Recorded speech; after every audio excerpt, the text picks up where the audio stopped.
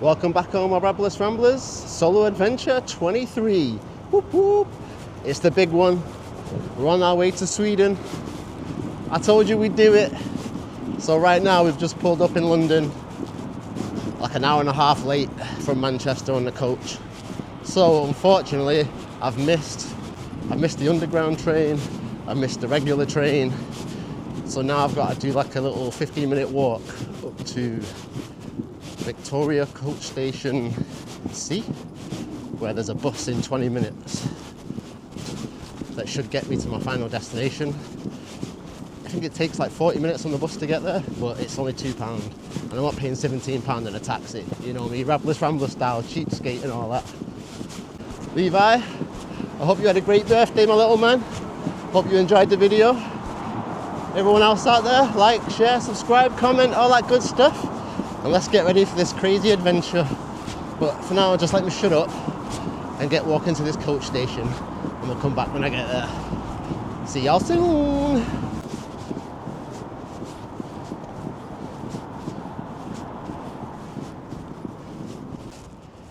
A, B, C. I found it. Going to coach section C. Hopefully not get murdered and stabbed and have our Rolexes robbed from us whilst we're out here. Hey, we've made it to coach station C. Oh, I mean bus stop C. It's one of these along here. Oh, 390, sorry. Yeah, so we're waiting on the bus number 390. Well, we're gonna sit up here because this is where we've got a seat. We've made it to the bus stop. Solo Adventure 23. Can't believe we're actually out doing it. I was so nervous before I set off. I've got to say a big thank you to my little brother as well, Fat Boy. If you're watching, I appreciate the lift to the coach station. Spend your fiver wisely. Auntie Barbara, I'm still alive so far, don't you worry. I need to say a big thank you as well for sending me the extra help that you sent me. I really do appreciate it and it's gone a long way. And I'll make sure that I make the most of every penny, don't you worry. Starting with being a cheapskate and waiting for this bus. Because like I said, 15, 16, 17 pounds on a taxi, there's no way I'm doing that. I'd rather walk or get a bus, so I'll get the bus. I think they said £1.75 it cost, so that'll do me. I think I've got like 20 minutes to wait. And that's about it, really. So once we get off this bus, we need to go to a hotel that I'm staying in. It's like a little hostel, 4-bed hostel that I've booked. It was only like £18 for the night or something. So I'll bring you back when I get there, because I've got to be careful on this trip that I don't make it like 12 hours long and just be talking. So I'll try and make sense of it all as we go. Oh well. It seems London buses don't wait around like they do in Manchester, so I missed the first one. I turned around to grab my bag, get on the bus and it drove off.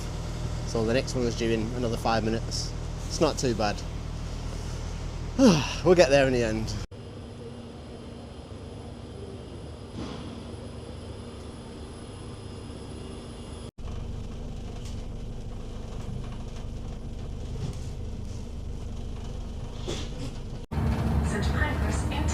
Station.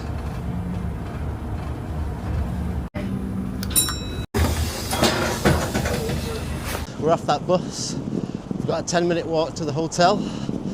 It's 20 to 2 in the morning. My train leaves at 6 AM and I've got to be at the station at 5 AM.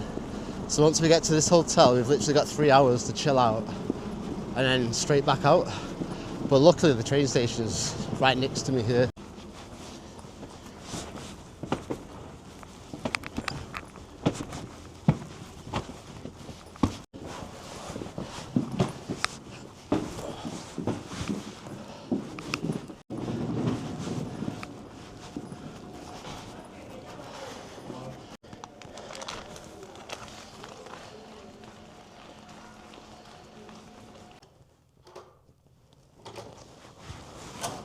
What's going on my Rabless Ramblers? I'm finally here, checked in. You won't believe what happened. So he gave me my key. I fumbled up to the room, like barged through the door dead loud. There's 2 people in bed fast asleep. Like I've woke them up like, oh my God, they've given me a bed on the top bunk. So I've just threw all my stuff in. The room's tiny compared to what I thought it was. And I put my phone on the door key on the top of the bed, put my bags down, and I grabbed the phone and like what I thought was the key for the door. And I've walked out the door and gone, oh, I only picked up the cardboard, I've left the key inside. No, I've got myself out. So then I've had to run down to reception and they're sweating like, oh look, I've just got in, put my bags in and I left the key. So he gave me a one-time key. And I tried to come out and get some fresh air and he was like, no, you have to go back in now and get your key, because it only works one time. So I was like, so I just had to run back up, wake him up again, grab the key, come back down, get rid of the one-time use key, and now I'm sat outside just trying to catch 5 minutes of fresh air because I'm sweating, from rushing back and forth and whatnot. I should be going to bed and getting some sleep, but I just need some fresh air. I'm too hot.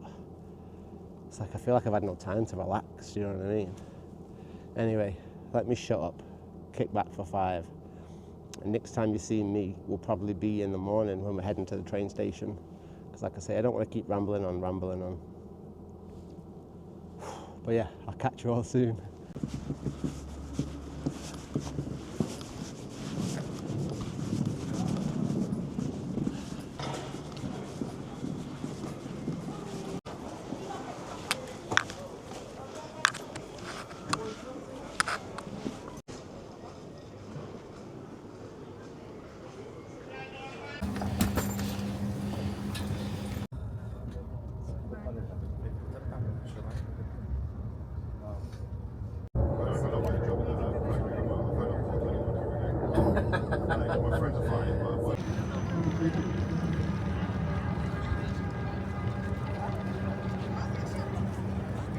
What's going on my Rabless Ramblers? We've made it to Amsterdam. Woo-hoo. I'm absolutely shattered. I'm so far behind on sleep, like you don't even know.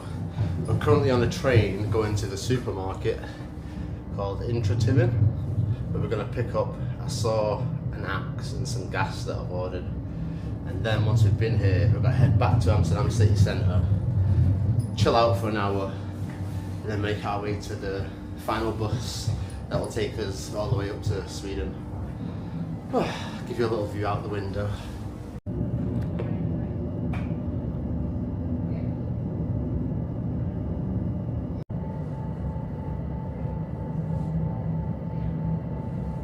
Oh, I tell you, this has been one long, hard journey so far. You don't even understand. This new bag that I got for this trip is absolutely awful. It just drags along the floor, it flips around the wrong way, like I just can't win, kind of. Yeah, I got no sleep in the hotel in the beginning. And then I managed to get, I think, an hour and a half while I was on the Eurostar. But it was just so awkward. And I was sat on one of those table seats, with 4 people, so it's like, can't really get comfy and get to sleep because it's just awkward. It's sort of snowing here, to be honest with you, hailstones and snow. Crazy. It's only going to get worse the further we go north, isn't it? Ah well. Just need to get off this train and get this bloody axe and stuff, and then we can get back and chill out, because I just need to sit down for 5 minutes. We're off that train. We're making our way down to the Eindhoven. Basically it's like the Amsterdam B&Q. So yeah, that's where we're off right now. I wish I didn't have to drag this bag everywhere though. So the main bag is 25 kilos, the bag on my back is 8 kilos, and the bag on my chest is 2 kilos. So you can imagine this is a bit of a ball ache. No, you can imagine this is a bit of a struggle. It doesn't have, inside the suitcase I've got, it doesn't have like a steel frame. So it's just like a floppy bag, because it's so long, it's just like, it sort of bends in the middle, if you know what I mean, when you're dragging it along on the wheels. So I'm taking like full weight on the back of my arm. My arms are killing me. It's like, God, I've still got a paddle yet. Complain. At least I've not said, or stopped against a tree and said, I am knackered. We have arrived at Eindhoven, the Amsterdam version of B&Q and Plants.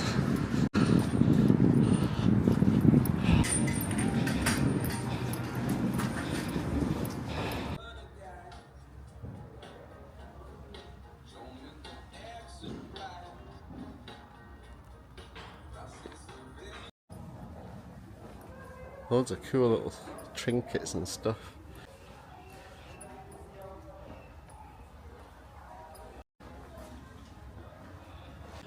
Right, we're on the hunt for some cooking gas. The lady said it would be over this way somewhere.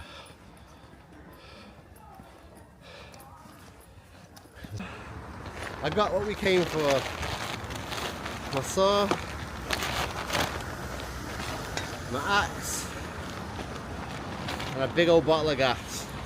So I just need to somehow stuff these into my rucksack and then head back to the train station so we can chill out for an hour in Amsterdam. Let me get to it. I'll tell you, it's been a crazy adventure already. Lack of sleep, and then hailstones and snow, and then extreme heat inside that store. I was sweating, and then the woman said to me, she was like, "Oh, would you like a bag? Because you might look like a bit of a crazy man with that saw." I was like, "I know." You didn't see how big the first saw was as well. It was some big orange thing. And then when I went around the store to look for the gaps, luckily I found a smaller one. It's more like a garden saw, like a pruning saw. But I just couldn't deal with that big orange thing. It's too much. My bag's already so overloaded.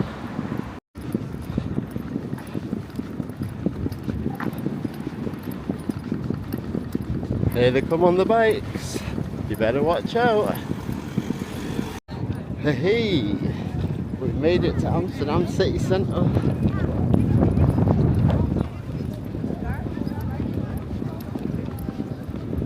All the mad sweet treats that you always see in Amsterdam, in like every shop window. Pastries galore, muffins, cakes, all kinds of special cakes up there. Look at these. Oh, look, see? They have some pancakes here. Now that is a huge pastry. Right, who the hell can eat that?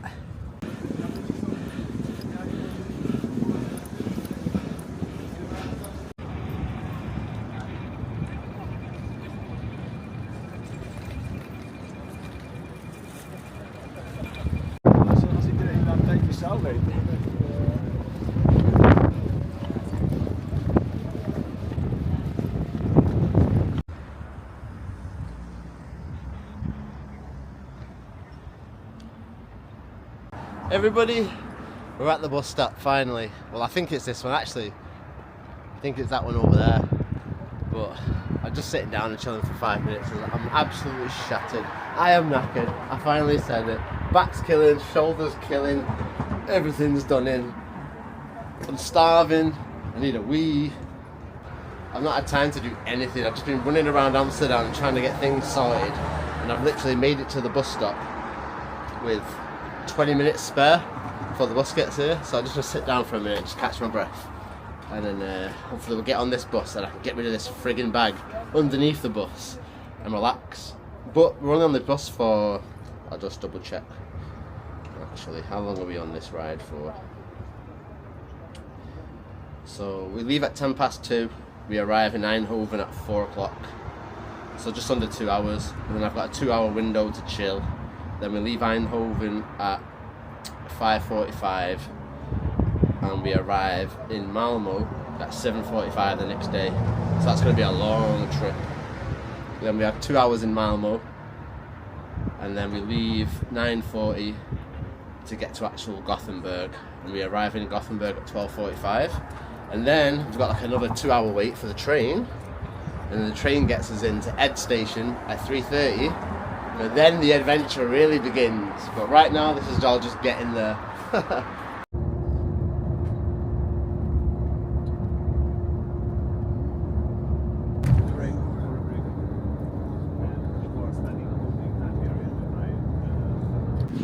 We are currently in Eindhoven. I've got like an hour to chill out now. But once we get back on the bus after this one, it's like 12 hours straight through into Malmo, and then about another 2 hours wait when we get there as well. But yeah, there's the I just needed to find a seat to sit down. My coach was delayed, So I've still got another 20 minutes. So I figured we'd do a little tour around this park, kill a bit of time, show you a little bit more of the view, the scenery.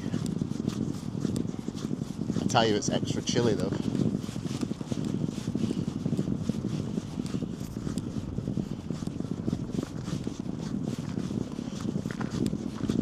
Cool little park. Cool little river. See if we can get a picture next to the river and the cool tree.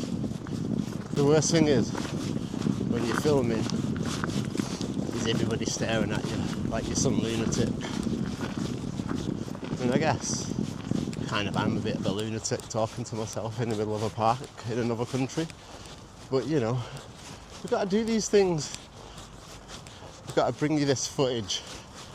You've got to see what I see on the journey. There we go, everybody. Here's those cool bowling pins I was telling you about. You can see them in the distance.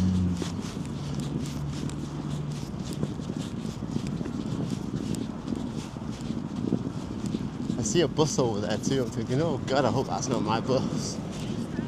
Just over there, the green. Ah! I really hope it's not my bus. Oh, my arms are tired. But yeah, how cool are those?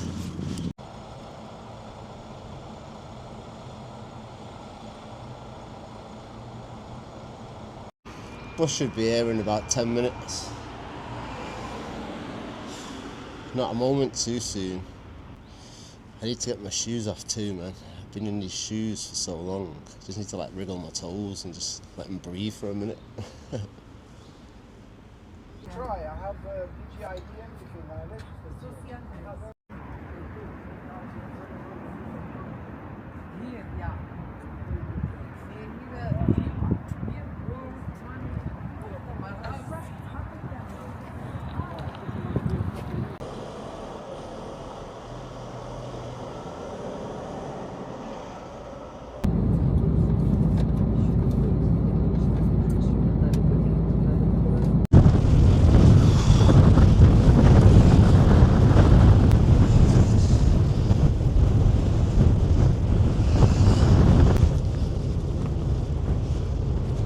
What's going on my Rabless Ramblers?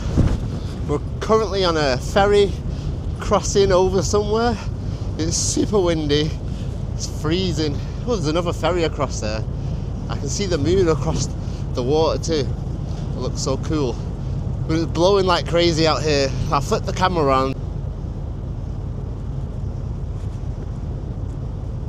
So yeah, we're just on a ferry at the minute, just crossing over into Sweden, I guess.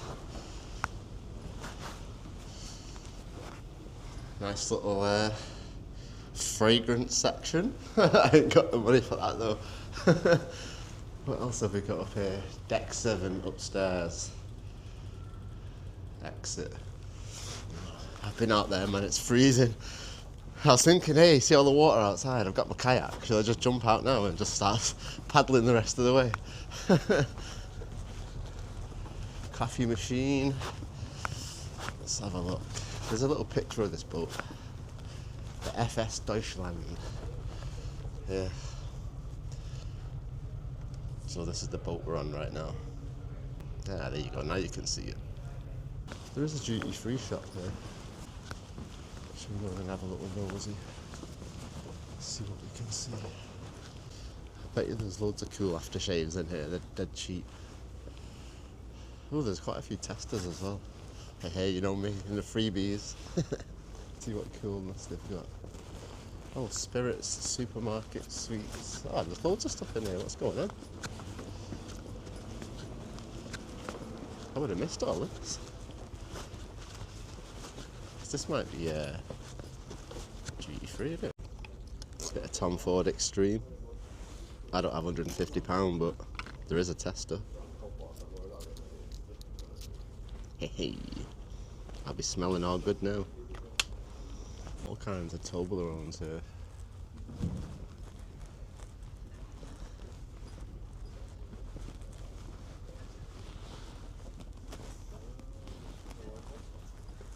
£9.39 for some M&Ms. Are you crazy?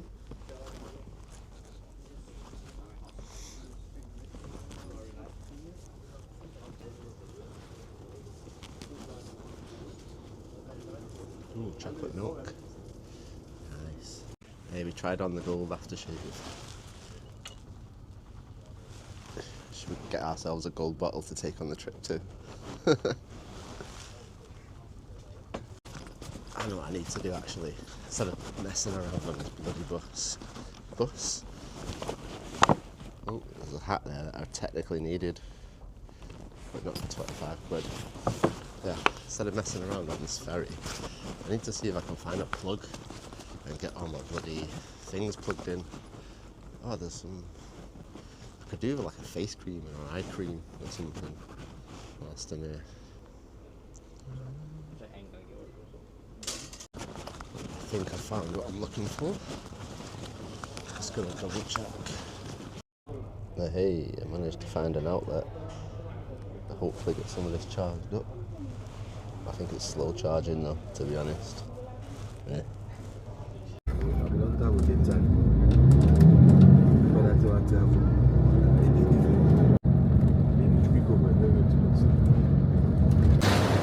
We're currently in Malmo, the last stop before our second last stop. Reminds me of Helensburgh, this train station that I'm in right now. It's like 4 platforms. Very similar vibe.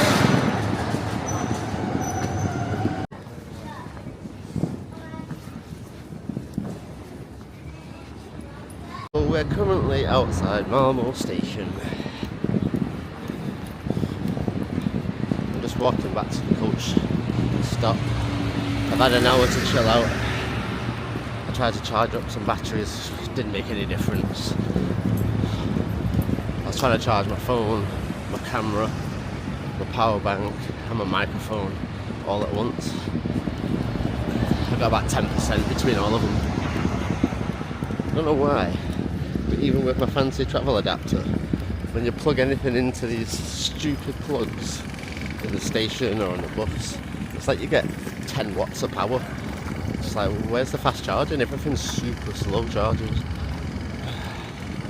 Anyway, it's quite a nice little city.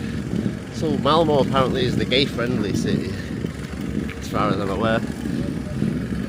LGBTQ friendly.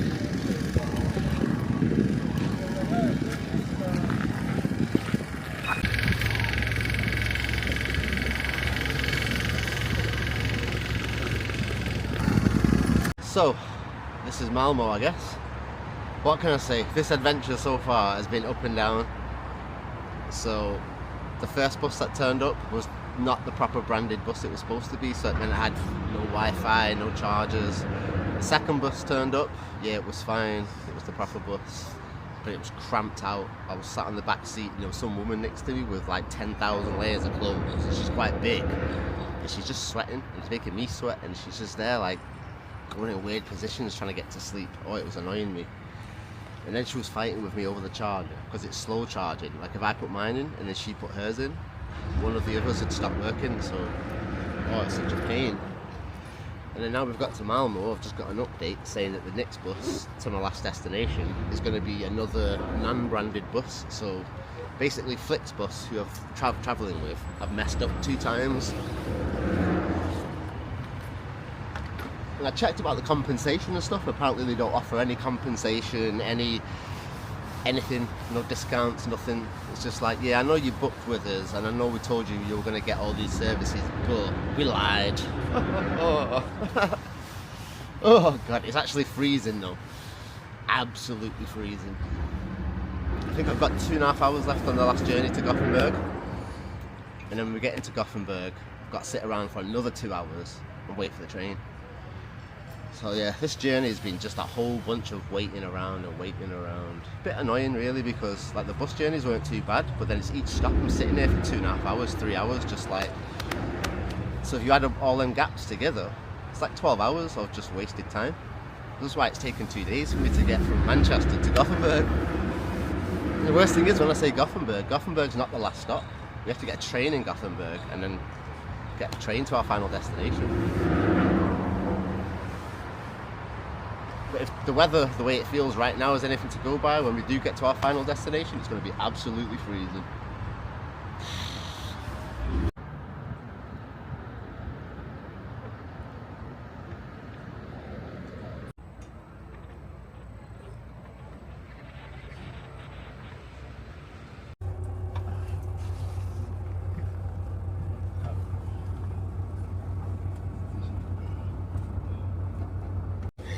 Finally on that last bus now. A couple of hours, we'll be in Gothenburg.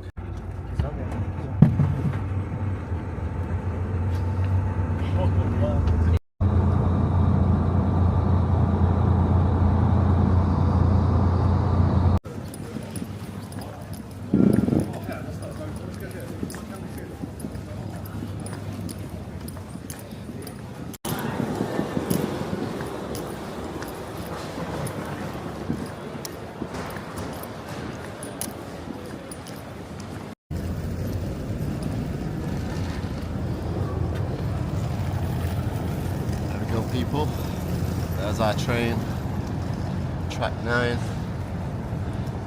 We've got just over an hour. Alright, I'm a Rabless Ramblers. We've made it to Gothenburg. 1 hour till we get on the train to our final destination. But for right now, I need to find somewhere to try and plug in my devices and chill out for 10 minutes.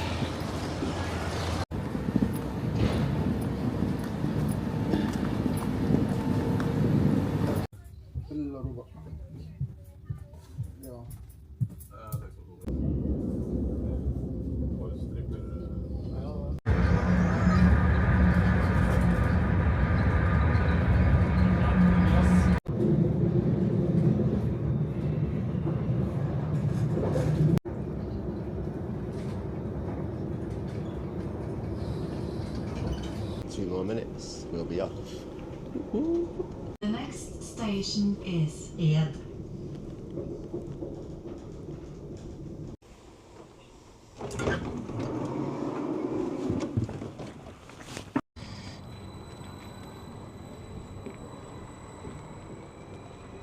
Alright, all my Rabless Ramblers, we have arrived.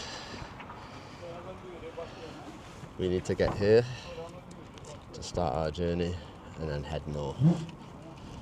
We're currently here, so we just got a quick walk around and that's where we're going. Alright everybody, welcome to Ed.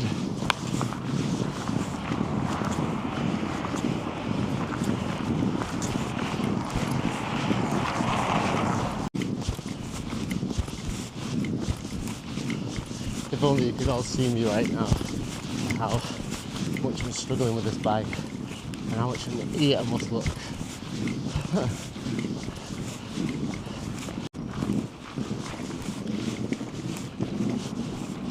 Oh no, I've just crossed the road. I thought Cork was on the other side.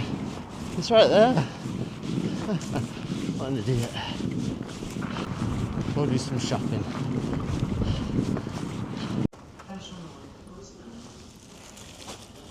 Hey, look what I've just found. The original polar bread.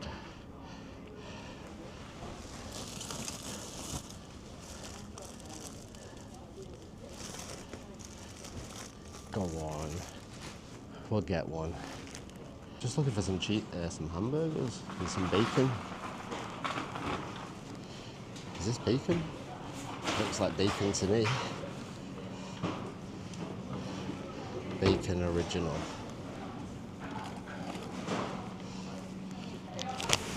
That'll do.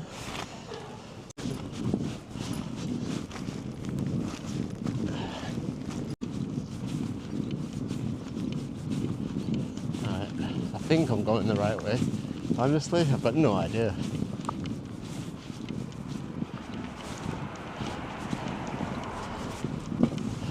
Okay, it would seem that we have a little bit further to walk than I realised initially, but that's good to know for the way home. Tuesday morning we need to be at that station dead on 12, no messing about, because otherwise I'm going to miss the coach home and then all the sort of extra coaches and everything else along the way. I'm absolutely shattered though. I've got no energy for paddling, none at all. I've been on the phone stressing to my mum all day about this bag and how I made the wrong choice. It's like, how are you supposed to know until you do it though? You can speak to whoever you want online and ask for their advice, and everything works for them, but it's what works for you isn't necessarily going to be the same as what works for them. So yeah, I bought a bag, it was like £150, absolute crap, and I'm definitely sending it back when I get home. I think if anything, it's probably going to do me an injury over this trip, having this bag, than anything else. Like, I'll show it on the camera and stuff, so anyone else out there can see it and avoid it and never buy it. I bought it specifically for one feature, which is that it folds up, so it meant I can get it in the kayak. Having that feature makes it the worst bag ever. I'm knackered. I think we're pretty much here, people. I can see the side of the water. I can see the sign for Canada. It just looks so dead and sparse, I guess. It's not the high season, is it, right now?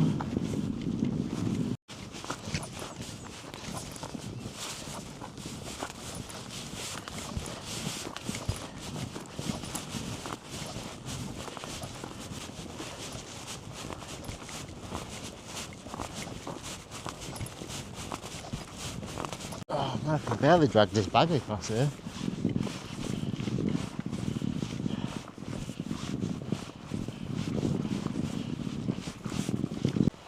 Let's have a quick wander around the sides and see what we can see.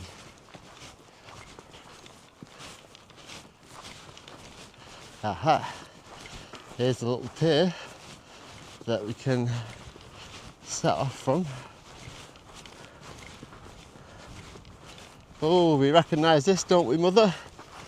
We've seen this 100 times on my Rabless Ramblers. This will be your first time, but I've been scouting this place out for a long time.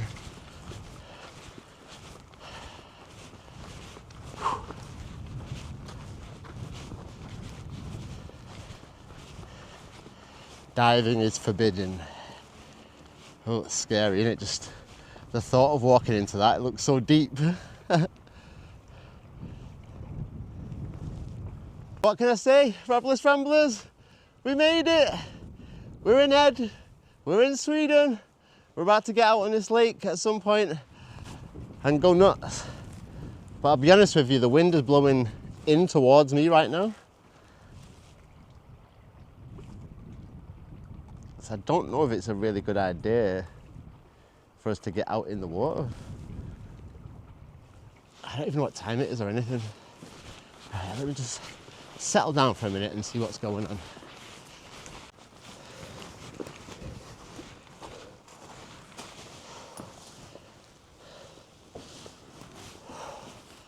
What's going down on my Rabless Ramblers? We've made it. We are here. The sun's just starting to set, so I'm staying by the camp near the water's edge for tonight. Look at this. Sun's starting to go down. It's so cool though, look at this. Woohoo! We made it!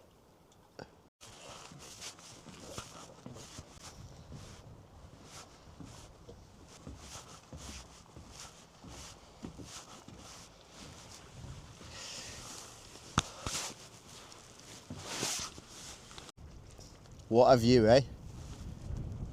Nice little spot to chill on, just out on the lake.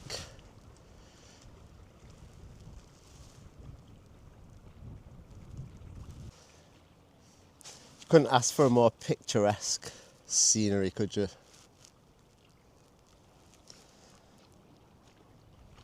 So Auntie Barbara, I remember you asking me, you know, what's so special about Sweden, and I did reply. The only other thing that I didn't tell you about the trip, like the reason why I wanted to come here, was I was actually inspired by somebody that I seen on YouTube called Simon, a bloke in the woods. So he did this trip, and I seen it on YouTube. He did it years ago, I think. And as soon as I seen it, I was like, I need to go there. That looks amazing. He did it with somebody else, a guy called Kent Survival, so need to give him a shout out too, I guess. But if you're out there watching, guys, how does it feel to be back again? I'm sure you've missed it just as much as I've been looking forward to coming out here. It's been a long, long journey though, I tell you. Basically 2 days to get here. I didn't do it by plane, I did it by train, as you all know. And my back, shoulders, neck, legs, everything absolutely shattered. So, Simon, a bloke in the woods, I'm taking a leaf out of your book and I'm camping out by the lodge tonight. Got myself some burgers, gonna eat good. Oh, and Kent Survival, I've remembered to bring some ketchup, 2 packs of ketchup, especially for these burgers. Levi, I hope you're proud of Daddy. I made it out here. I promised you I would. I remember there's a waterfall. I remember seeing a waterfall in the video that I seen. I'm just looking out into the distance and I can actually see the waterfall from here. I won't be able to show you on camera, it's too far away, but you'll all get to see it in the morning. First thing we need to do though is go gather some wood and get a fire going, because it's starting to get a bit chilly now that sun's going down. The clouds look super cool tonight though. There's like a weird swirliness to them that I've never seen before. Are these Swedish clouds? Who knows? Anyway, let's get moving.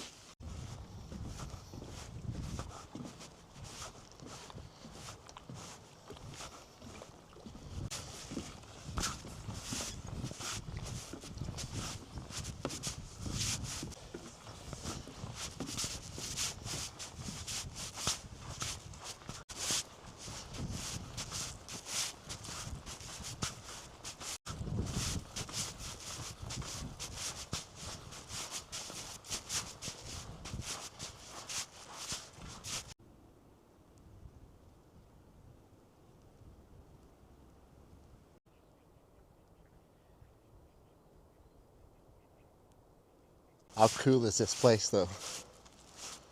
Little fire pit there, little barbecue pit there. There's quite a lot of facilities here. Toilets, drinking water, washing stations, charging stations for your phones and stuff. Sinks. This looks like a place that might even sell food in there. You know, when it's open season. Yeah, look, definitely like a bar or something in there.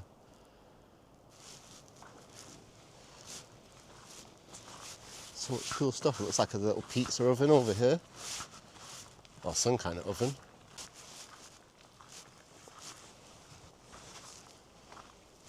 Yeah, definitely a little pizza oven.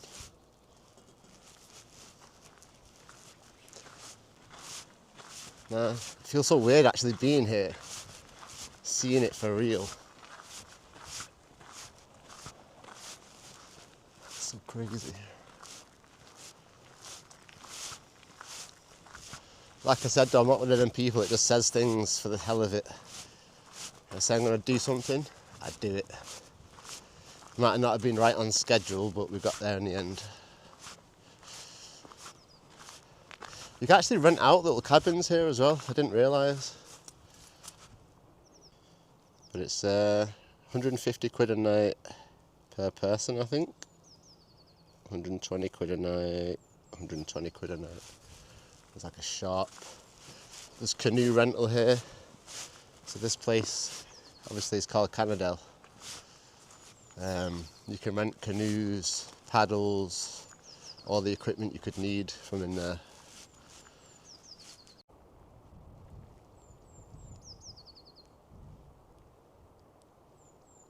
It's over here. Take you a little wander on this side. I think this is like a campsite over there across the water. You know, like for people with trailers and caravans and stuff like that. And obviously it's a jetty for boats and stuff. I actually emailed the people who run the Canadell shop and they told me that obviously it's off season when I'm coming, They actually told me to be prepared and be careful because it's still wintry. But they said I can use the jetty to set sail from. So that's why I'm camped over there tonight.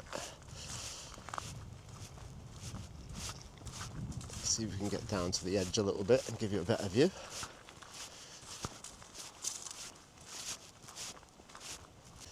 This looks alright.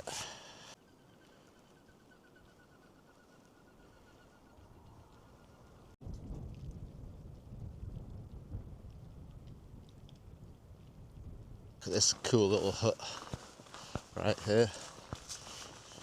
It's like a hot tent teepee thing, like a wooden one. And it's all locked up, this one though, so this must be part of the proper camp, you know, when it's like open season. There's a solar panel on the top and stuff though, it's really cool. Like if you're going to make your own little hut in the woods, like that would be like the perfect one to make, wouldn't it? And here's our home for the night.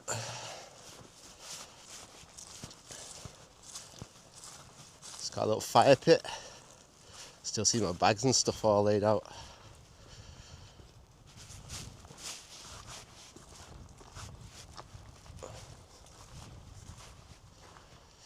And then when we get inside, well, I'll show you inside actually. There's the inside. It's quite spacious, to be honest. More than enough space for, well, if it was just me, I could probably fit 10 of me in there. And then if we turn around, this is the view from when we're sat here just chilling around the fire. Nice way to wake up in the morning. For now though, everyone, what we need to do is just chill out. I'm going to get my bed out and stuff. Just put it in here. No need to put my tent up or anything. I'll be alright in here tonight. Get this fire lit, get some food on the go, and relax. I don't need to worry about doing the boat or anything until first thing in the morning.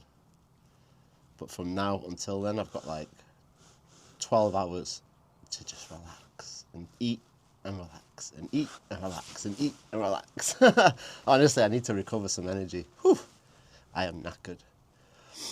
Right, got my gloves on. What we need to do is get some stuff out of this bag because it's getting mighty chilly now. In fact, I'm saying it's getting mighty chilly. Hey, hey, hey! I brought my thermometer. I say thermometer. My lips are getting cold, it's hard to say it. Where is it? Where's it hiding? Oh, in my bag it says 12 degrees, so we'll see what it goes down to. There's somewhere that I can hang it up, maybe. Oh, there is. There's a couple of nails. Put it just there. Got our thermometer up. Right. Like I say, we need to get a few bits out of this bag now. Oh. Unload some of the weight. Put that on there for now. You don't even want to know how much is in this bag. Right, got myself an axe. It's not the biggest axe in the world. It's a bit miserable. Talon tools, 600 gram. I had to get this from Amsterdam, but at least it's got that sound. So it's sharp. The worst thing is though, we have to leave this behind when we leave, whichever campsite we leave at. I'll probably leave it at the furthest one, or the first one, I don't know, I'll leave it somewhere though. There's the axe. The saw. This cost me like 20 quid, you know, can't believe it. And the axe was like 16, 17 quid. So it's like 40 quid just for them two tools there. And then I also had to pick up, if I can find it in here anywhere, a bottle of gas. 500 gram bottle, it's a big boy. This is going to last the whole trip easy. Because I was going to bring my lantern, you know, to try and keep it warm in case it got too cold. But I figured it's just another thing to bring. I'm not going to do it, so I didn't bring the lantern. But at least we've got plenty of gas for cooking, just in case we can't have a fire or whatever. Always good to have a backup. Right, hoodie. Hey, let's get it. Rabless Ramblers logo going.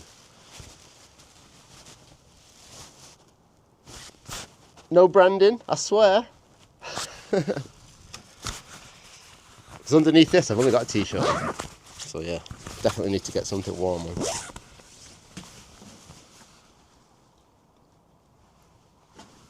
Oh God, taking my t-shirt off. Taking that jacket off just for 1 second. Whew, got goosebumps everywhere already. No way, it's 12 degrees out here. Oh, down to 8.5 degrees now. Oh, I'll feel the difference when this is on though.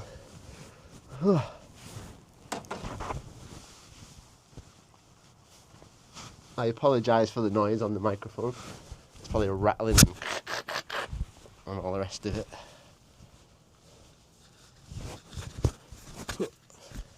I've got something else in here to keep you warm. Where is it hiding? I got my little snood as well. So with this on, and my hoodie on, and my jacket on, and my gloves on, there's no way I'm going to be cold. Tuck it in. Keep that breeze off our neck. My hat back on. Get my jacket back on. Keep that heat in.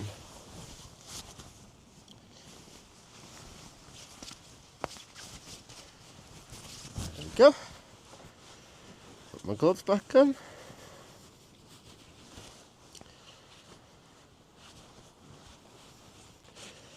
See, the thing is, like, as long as you're reasonably warm to start with, then you layer up, you can keep the heat in. But if your temperature drops down really low and then you start putting all these layers on, it doesn't really help much because it takes so long for your body heat to warm up through all those layers back out before it starts to bounce back onto you. That's what I figured. We'll just get it done now. Then we're all sealed up. Ready to go. I've got a fleece as well. Thank you, Mum. My mum did get me a fleece because I ordered 3 before the trip, and the first one that came had a hole in it, so I had to send it back. And then the second 2 that I ordered, one of them just got lost in transit, and then the second one that came with it was the wrong size, so I had to send them back. So that's 3 jackets I sent back. So on the day before I left, I was out shopping with my mum and we spotted this in one of the supermarkets. So she was like, go on, get it. So she got it for me. So thank you, Mum. Thank you very much. I've got a shower because I've travelled for 2 days already and I've not had a chance to have a shower. I was supposed to have a shower in the hotel. Didn't go to plan. So luckily I've got myself a shower, which we'll have at some point in the next couple of days. My slippers. Down slippers, be nice for tonight actually, so I can't wait to get these shoes off. Spare t-shirt, the t-shirt that I travelled in. I did manage to change my t-shirt in the train station before I got on the train, because it was like 2 days worth of body sweat in that. Right. I'm curious to see, because I've been complaining before to my mum that my bag was so heavy. But once I get all the stuff out that I need for the boat, let's see what's actually left. You know what I mean? Got my life jacket anyway. This is the new one that I bought. So that should hopefully keep us alive out in that water. My pillow. You've seen that before. In here we've got all my tenting stuff. So I've got my tent, my airbed. I need to get that out actually. I've got a tarp, I've got a floor sheet. Yeah, everything I need for. To be honest with you, this is one of those things I was saying about lightweight camping. So if I put this back in, for example, I want us to go on a trip and do it proper lightweight, like properly lightweight. So in here now, I've got a tent, a bed, a floor mat, everything you need to camp with. So really, I shouldn't need to take anything else. This should be it. And I'm not saying this is light, because it's not. It's quite heavy with it all in there together, but it's what it is. This one is all my boat stuff. Well, all my boating stuff. I've got my paddling shoes. Now I remember actually, so Simon, A Bloke in the Woods, and Kent Survival, when they did their video, and I only just noticed this recently, I remember Kent Survival complaining because his water shoes were quite low down, and he was complaining that they kept flicking off the back of the heel. Now, the pair that I had previously before this trip were the same ones, quite low down, and I had the same problem. But then I spotted these before I came out, and they're like high top ones with a zip on the side. So I thought, maybe these will stay on my feet more reliably than the other ones. So I've not tried them yet, but fingers crossed. And then we have my dry suit, because there's no way we're paddling out in this water without a dry suit. I know that you guys did it, but you had the big metal canoes.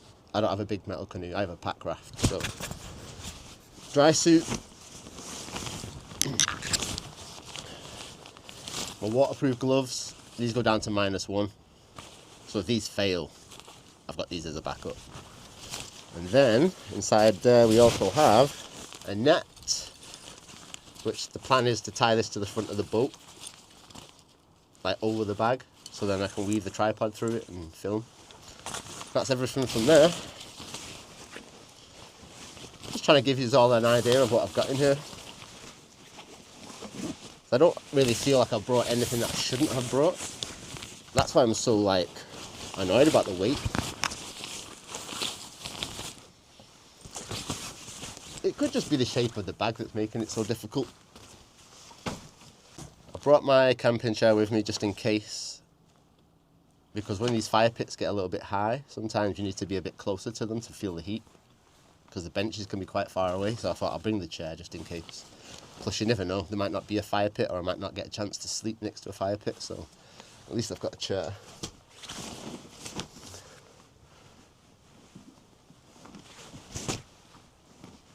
I've got 2 pairs of thermal pants. The ones that I've got on at the moment are the ones I travelled in, like some lightweight, thin things. So these are the ones I'm going to be wearing out when I'm out and about. Obviously my sleeping bag.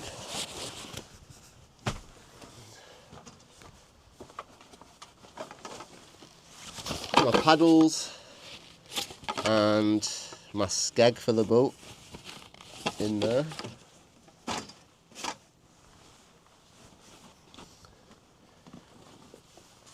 The actual boat itself.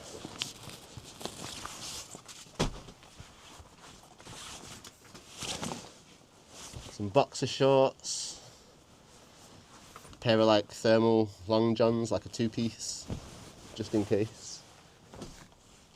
And that's it, there's no more gear in the bag. The only other thing that's in the bag is I've got my diving bag. So obviously the stuff that's not part of the boating stuff all needs to go in here so that it stays waterproof. But instead of using this, what I might actually do is just use the inner tubes on the boat to store the stuff. I've never used them before, so I was a bit wary, that's why I brought this as a backup. And then I've got, you know, my good old silver foil mats. That's it. The bag's empty. All that's left in here, oh sorry, I've got my rain gear with me. 2-piece pants and jacket, because I've got no other waterproof jacket. I don't own one, so I figured I'd bring this. Got my knee brace, thermal socks, some more socks. Then I've got 2 more bags in here, which is all my food. That's it. I've got no other gear, so I don't really feel like I've brought anything that I shouldn't have brought. You know what I mean? Just brought the bare minimum of essentials. And then obviously the stuff you haven't seen that didn't fit in that bag though is going to be the stuff that's in this bag. which I've got all my cooking equipment, so my pot, my pan, my kettle, fire lighting stuff, my power banks, a towel, just miscellaneous stuff in there basically. And then in this bag here, it's just all electronics, tripod, another tripod, a travel charger, some lights, some Kleenex wipes, some more lights, my waterproof case for my other camera, so we can do some like underwater shots. That's it. Oh, and my house key. Don't want to lose that. Oh, and my passport actually. Put my passport back in this bag so I don't lose it. Now this bag's not waterproof, but it's like fake leather. It's leather. So it's kind of splash proof, but the zips are not waterproof, but it'll do for now anyway. And I've got the actual passport inside like a Sealy bag, so it should be alright. That's literally everything I've got. Nothing fancy. I've not got like a crazy amount of lighting, I've just got my 2 normal tripod lights and that's it. That's all my gear. Now, you might be wondering to yourself, why the hell did you buy this bag if it's so rubbish, Charlie, but I'll show you why I bought it.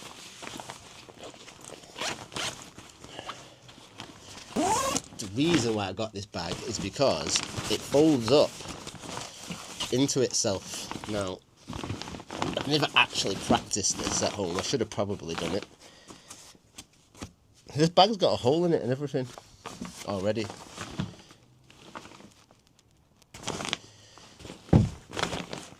So that should just roll up, and that should roll up like that. Oh, it actually is working. Believe it or not. Hey, I've done it.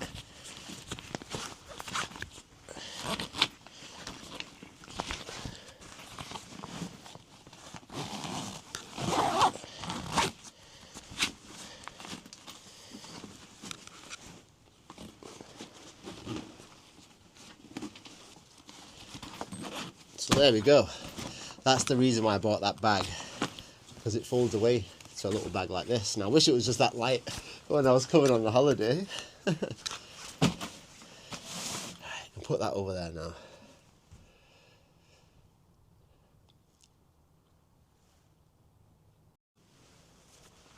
Alright, what I need to do now is sort my bed out for the night. And then once I've sorted my bed out, I can sort my clothes out and whatnot. Now it's not going to take long to sort this bed out. It's just going to be a matter of unfolding this, putting my sleeping bag out, then my bed, and we're done.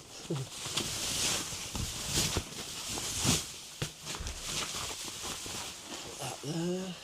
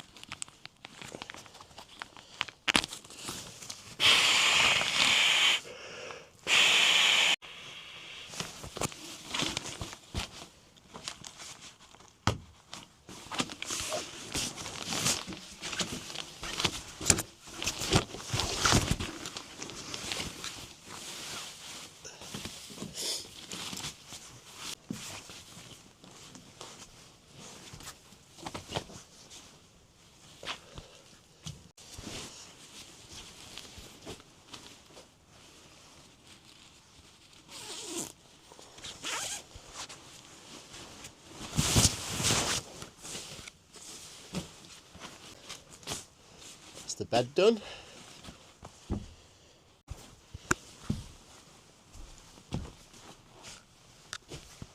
Pillow, bed, sleeping bag, floor mat, done. And my little pillow, my little slippers, I'll leave up there. All I need to do, put my bags in my bags so I don't lose anything. Pillow, bed, sleeping bag, keep them together. My chair, we don't actually need tonight. Everything else out of the tent bag, we don't need either. There is still a lot of gear though, to be honest. I don't know. Right, should we go and gather some firewood so that we've got some wood ready for tonight? Don't need it right now, it's still a bit light and stuff, but the sun's just hit the top of the tree line. So it's right on cue when I said it would. What time is it actually? Let's double check. Yep, 6 o'clock on the dot, and it's just hit the tree line. So what we're going to do, bright and early, first thing in the morning, get up and get out on that lake and get paddling as far up as we can. I have got a target. I'm not going to let you know what the target is right now, just in case we don't make it. No, I'll let you know on the way. But anyway, let's go get some wood.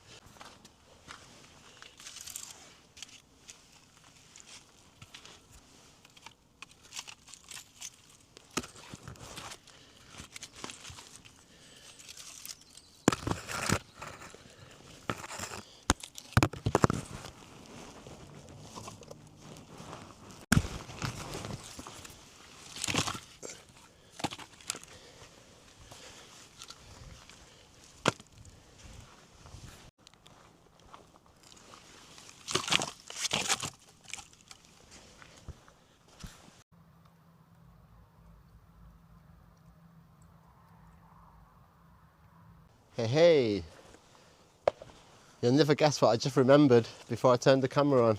Put it into low light mode. I stick it in low light mode. It's like, oh, it looks like it's daylight, like super daylight again. It is actually starting to get dark. Now, the reason why I turned the camera on is because I'm going around trying to gather up pieces of wood to start this fire. And you'll never believe what I found. My favourite kind of wood for the bird's nest to start the fire. There's loads of it everywhere, just scattered around the floor. So this tree here, I'm not really sure what kind of tree it is. If anyone knows, birch or something. But this one, for sure, is one of my favourite trees. Because when them branches come off, they just set on fire so easy. I think it's birch. I always say birch, but I have no idea. Is it birch? It is birch, because you have the birch bark, don't you? That people like to use to start the fires with, like the actual bark itself. I don't like using the bark. Not to say that it's not good. I just prefer the small twigs off the tree because I find they dry out so much quicker. As soon as you touch them, just snap. Like, great. So I'm going to go gather some more of them. And then once I've gathered them, pretty much need to just chop up a few pieces of wood. So we've got some small kindling to start the fire with on top of the bird's nest. I can't just throw those big logs on straight away because it will just die out. And I've only got a small pack of firelighters. I think there's 12 cubes for this whole trip. So I need the fire to light first time, every time. So fingers crossed, let's go get the rest of this wood. We need to give this little axe a whirl, don't we? See if it's any good. It's probably not going to be very good at all, but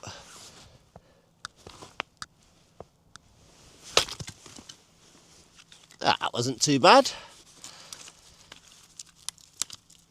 You definitely can't go thicker than that though. I think it'll really struggle to get through the wood.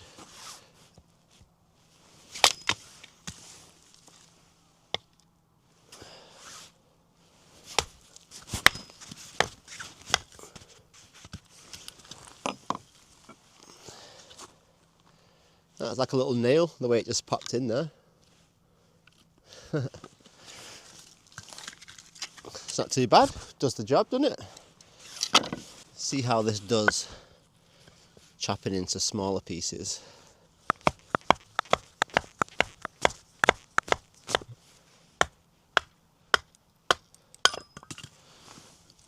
Not bad.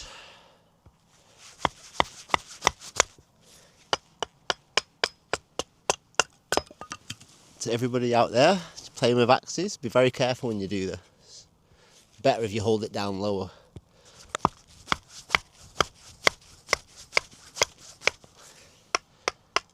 Just take your time and it will split eventually. No need to lose a finger out here over a piece of wood.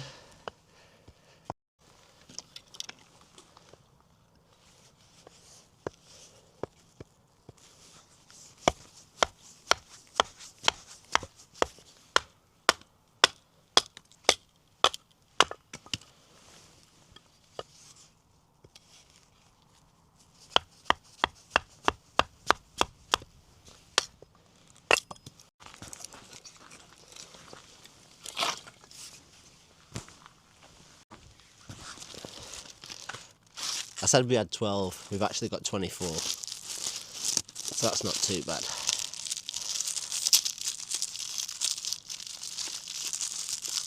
No flint and steel around here. Rabless Rambler style, we don't do that.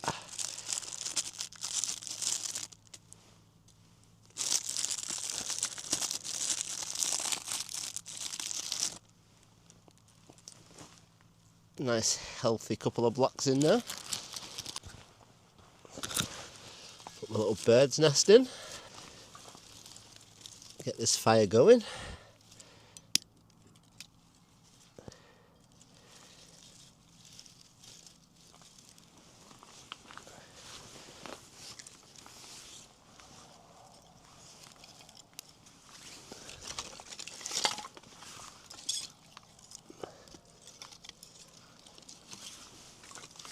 Do it a little teepee style like we used to do back in the day.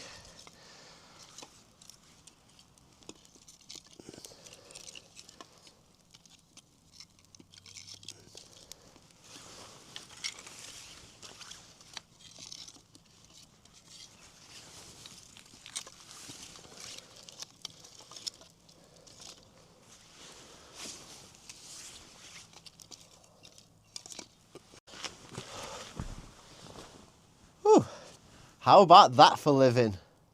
Oh yeah.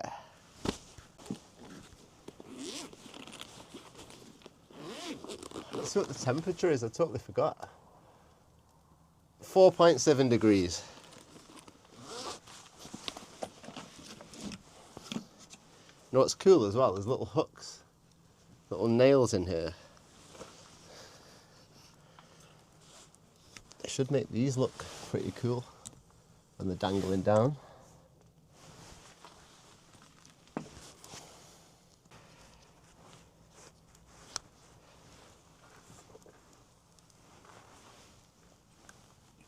Put that one there. Put my thermometer in the middle.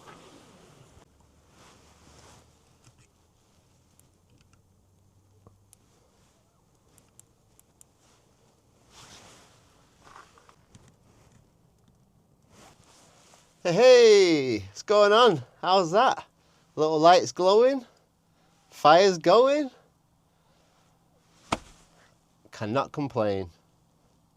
We've made it. I'm a happy chappy. And all before it went pitch black. Luckily for me though, I put it in night mode, so it looks a little bit lighter than it actually is. Just leave that fire to do what it's got to do. I'm going to turn these lights off for now though, because I don't want to be burning through my power banks in the first 5 minutes. Wait till it gets dark. Let this fire build up a little bit. You can get some cooking on the go and all that good stuff. But for now, I need to get you charged up. Right, so right now, I need to chill out. Let this fire build up. Let it go a little bit darker and just let me relax, because I've been doing non-stop filming and running around and God knows what for the last 2 days. I've not had 2 minutes to myself. I need to charge up the camera because it's absolutely dead. I need to charge up my phone, and then we need to sort out some food in a little while. Burgers, cheese slices, ketchup and some polar bread. Cha-ching! So I'll bring you back in a little while. Just let me relax. I deserve it. Peace. What's going on, all my Rabless Ramblers? We are back, and look at this. How cozy is this? Oh my days. I'm so glad we came. I know we're not out in the water tonight, but that doesn't matter. We'll make up for that tomorrow. Tonight I need to relax, and that's what I've been doing. Had a nice little chat with my mum and stuff. The water is like glass right now, so still. And you know me, I'm crazy enough that I would paddle in the dark, but just because I don't know the location, I'm not willing to do it. So I don't know where the rocks are and where the shoreline is and where it gets shallow and deep and stuff. So with my little pack craft out here in pitch black, if I go paddling and hear psss, like no, last thing you want in the dark. What temperature is it? Right now next to the fire, it's 15 degrees. Like, what's going on? This is nuts. It is meant to rain around 9 o'clock, so I think we've got about an hour left. and it's meant to rain from 9 o'clock, 9, 10 o'clock, straight through till about 4 a.m. And then from 4 a.m., fingers crossed and touch wood, it's meant to be dry for 2 days then. But, you know, this is Sweden, so anything goes, really. All my Rabless Ramblers, I hope you're all having a great time. Levi, mwah, Daddy loves you. I wish you were here with me. I've heard a crazy amount of birds, but no other animals right now. But we are just at the start of the shoreline, so things could change. Things could change. Maybe I'll get to see the moose that Kent Survival never got to see. What I would love to see, I'm not going to lie, is a lynx. Lynx and wolverines. Apparently they're in Sweden, so I would love to see them. Maybe not in this area, but if you go further north. So the plan for the morning is to get up bright and early, he says, sunrise, hopefully. Get the boat all loaded up, all my gear inside the storage tubes and stuff, and then try and paddle as far as we can tomorrow. I don't want to be taking little breaks. We're not just going to go to the first campsite. I want to get as far as I possibly can. Whew, it's a bit smoky there. So that's the goal for tomorrow. I've got about 10 hours before I have to be up. So I thought, nice 8 hours sleep in a nice warm, snuggly bed. Not cramped up in a snidey hotel bunk bed, or like cramped up on a coach like this in all awkward positions with other people squished up next to you. And oh, there was this woman on the bus and she was breathing through her nose like the whole way. It was just so loud and she was right next to me. I just wanted to say, excuse me, can you just breathe through your mouth, please? It's been a really cool trip though. So many little funny things on the way. It's part of the experience, I guess, coming on the coach versus coming on the plane. Because obviously, the first one, the coach was, I think it was delayed, wasn't it? A little bit. And then obviously, it wasn't the actual coach it was meant to be. It was like a replacement coach. So it didn't have all my plugs and stuff that I needed. But luckily, it was only like a 2-hour ride, that first ride.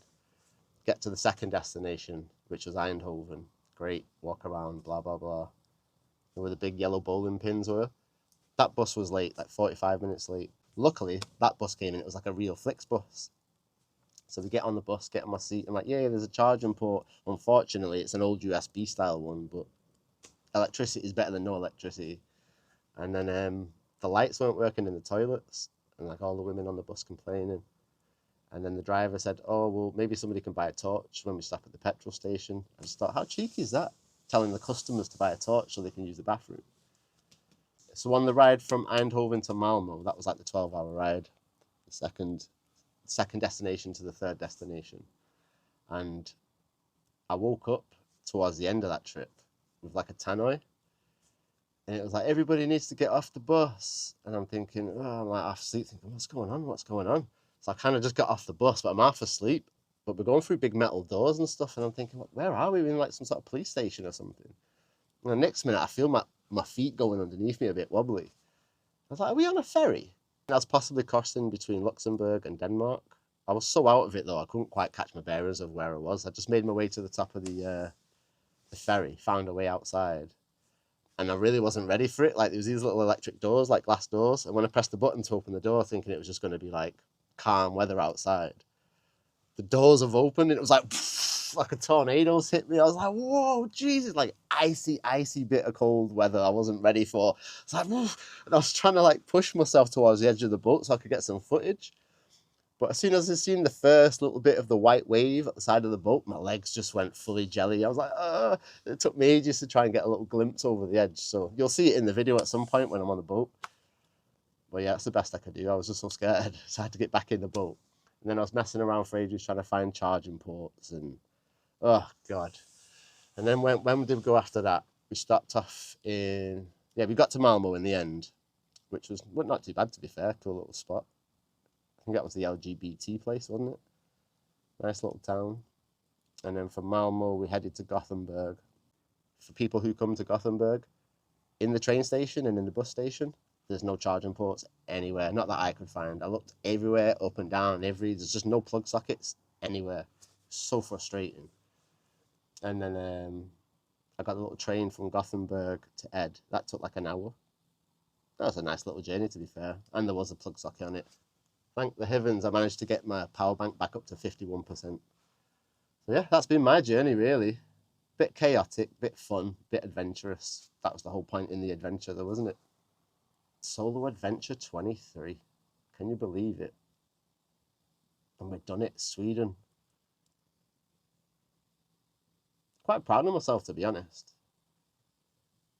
I know I'm going to be scared when I get out on the water because it is deep. Like, you've seen the jetty that goes out with the little seat on the end. I was looking over, just like, even walking across the jetty when it wobbles, it just makes me feel, I wouldn't say seasick, but it's, you know, that scared of heights thing.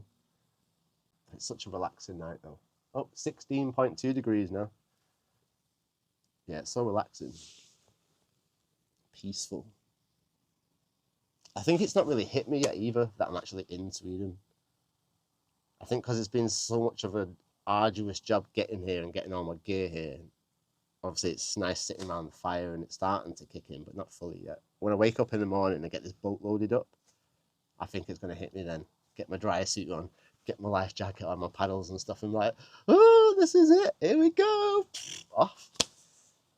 We won't see this spot again until the last day on the way home.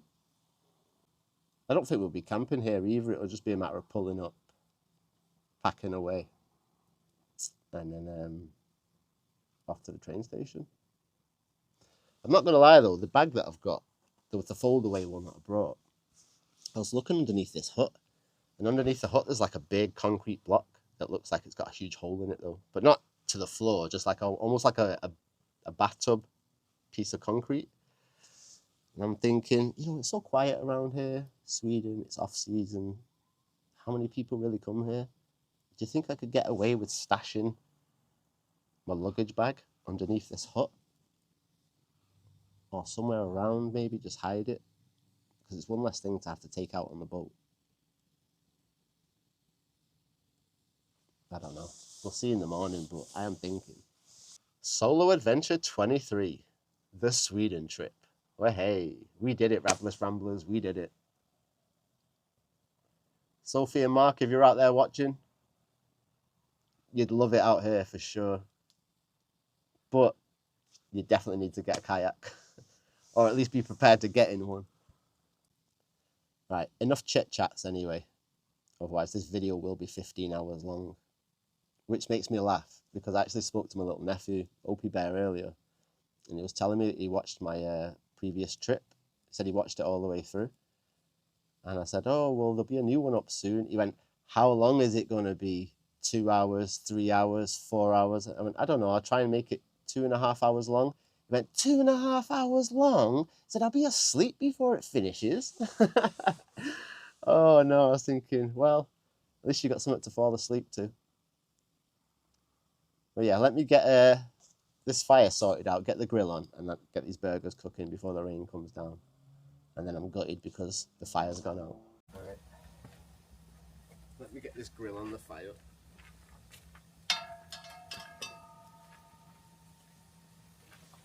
Flames are still a bit too big now, but the weight of the grill should slowly compress it down. And then when we get them hot coals, I can throw them burgers on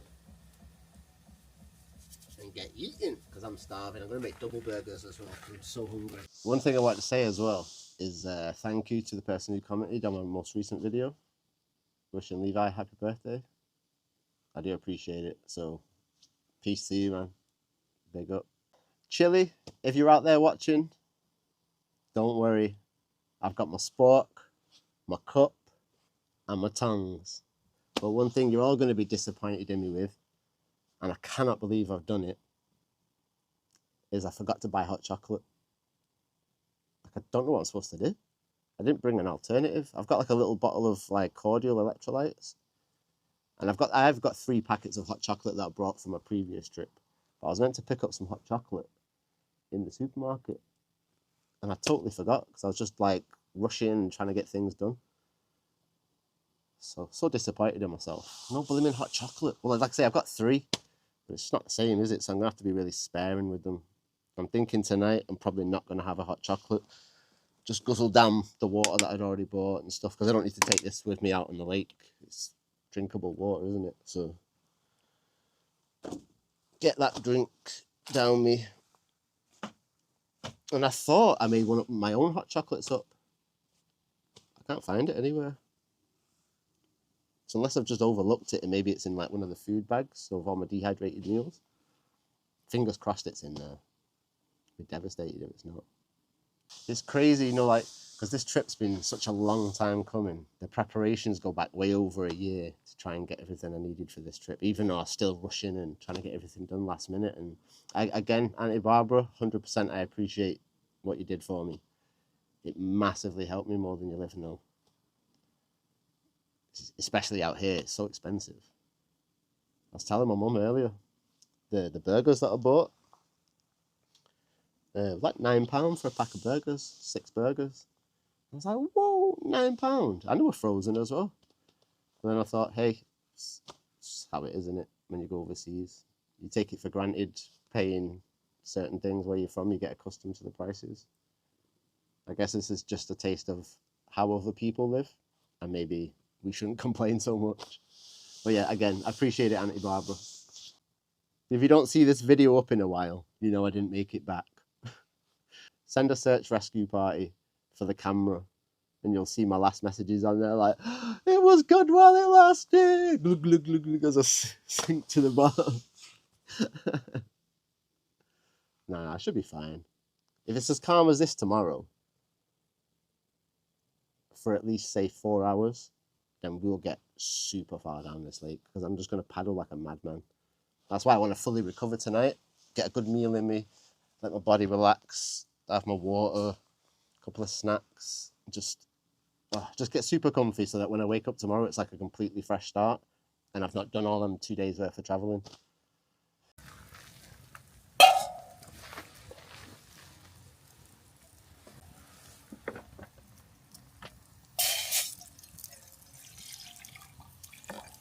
I said I wasn't going to, but you know, it's my first night here. I think I deserve a hot chocolate.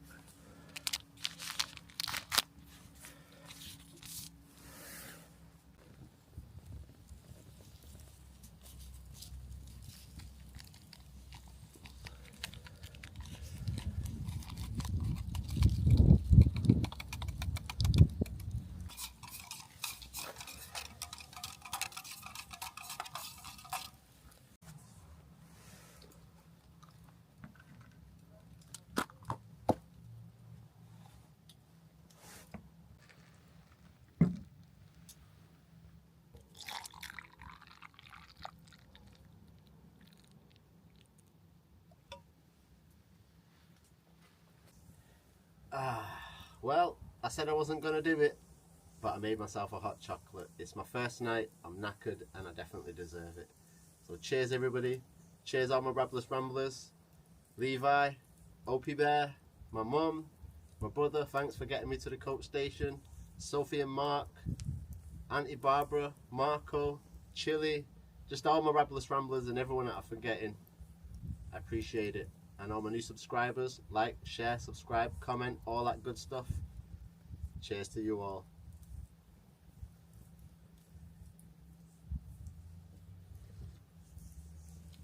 Ooh wee! That tastes good. But it's hot.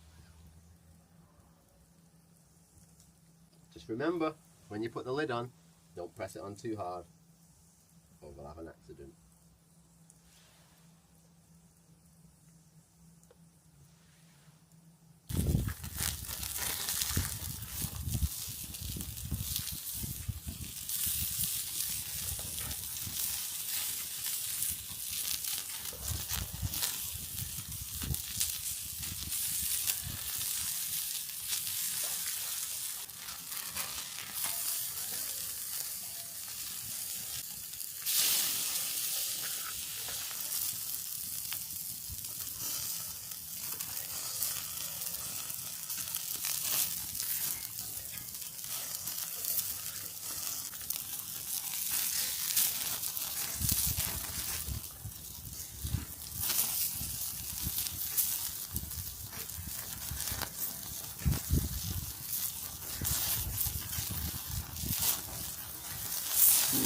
burgers are looking good.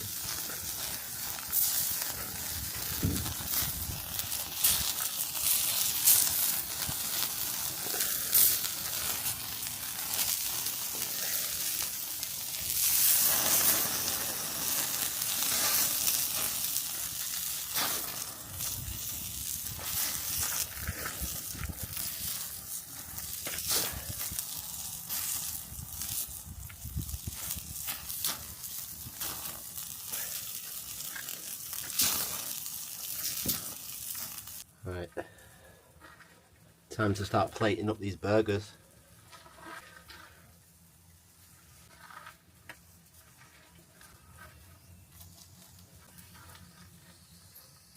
Oh yeah, how good do they look?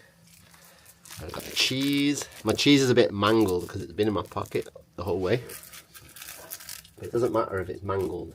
All that matters is we've got cheese. I just need to figure out how we open it. There we go.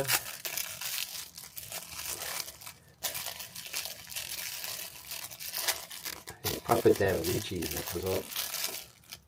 So even though it looks funky, don't judge it by its look.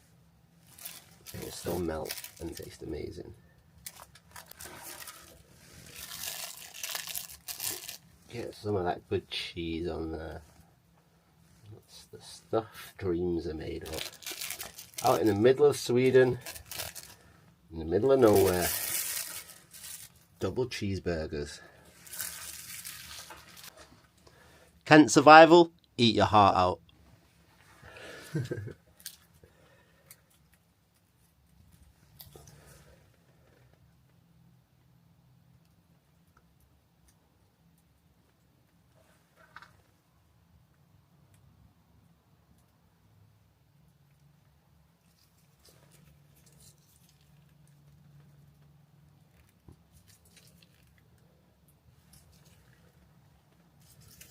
Get every drop out. Waste not, want not, that's what they say. There we go. Hot chocolate's done. I've got my hot chocolate. I've got my 2 double cheeseburgers with ketchup. All we need to do now is stoke up this fire. Keep us warm for the rest of the night.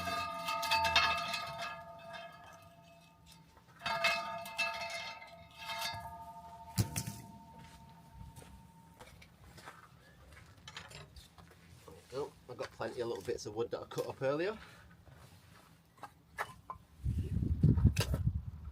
Throw these in the fire. It should go back up in no time.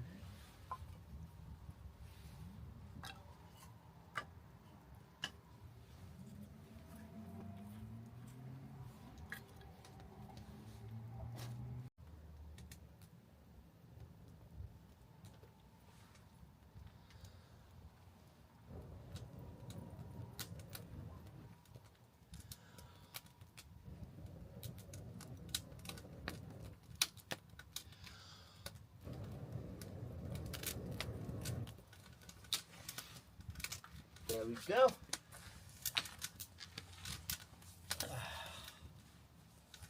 Let that fire pick back up. Let's have a bite of this burger. Chris and I were double cheeseburgers with dairy cheese all the way from home.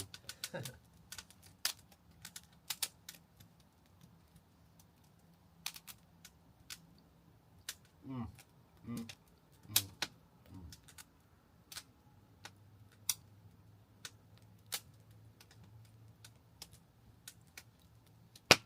Anyone who knows me knows I love my burgers. These are so good.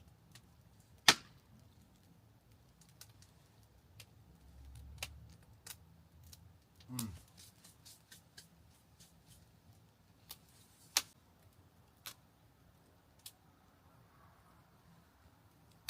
I need another bite before I turn the camera. I can't wait.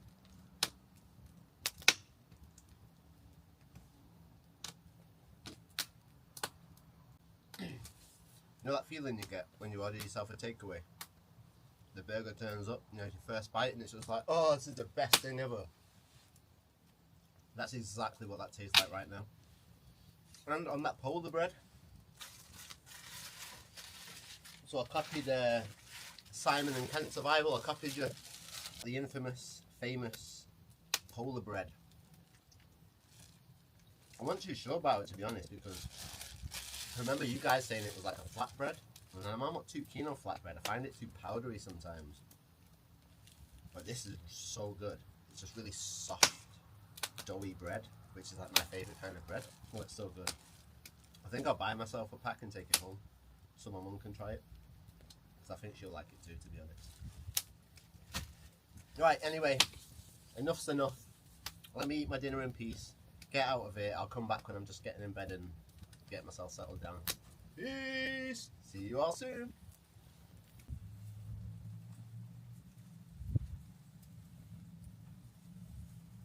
Alright, all my Rabless Ramblers, how are we doing? I'm tucked up in bed, got my thermals on, got my slippers on. I'm toasty warm, to be honest. The temperature in here is down to 7 degrees. The fire's still burning away, but it's almost done now. I'm super toasty though, comfy, and just ready to hit the sack, to be honest, and get some sleep. I know I'm going to crash out, lights out instantly as soon as I turn this camera off and put my head down. It's so peaceful out there though.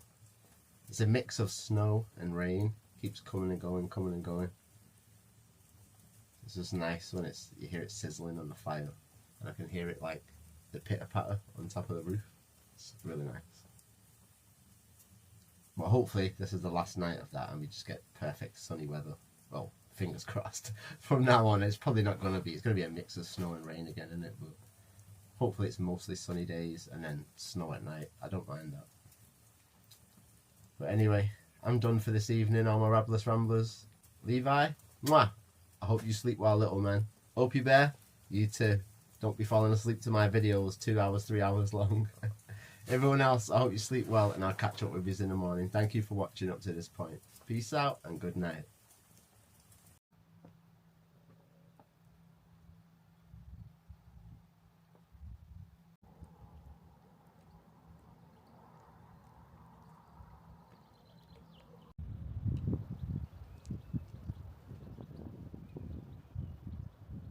Good morning, good morning, good morning, all my Rabless Ramblers. I hope we all slept well. Oh, I slept like an absolute log. Toasty warm all night. It's 5.7 degrees this morning, so it's chilly on the thermometer, but inside the sleeping bag it's super toasty warm. It's early right now, so it's just hit 9 o'clock in the morning, so bear in mind we're an hour ahead, so back home it's like 8 o'clock in the morning.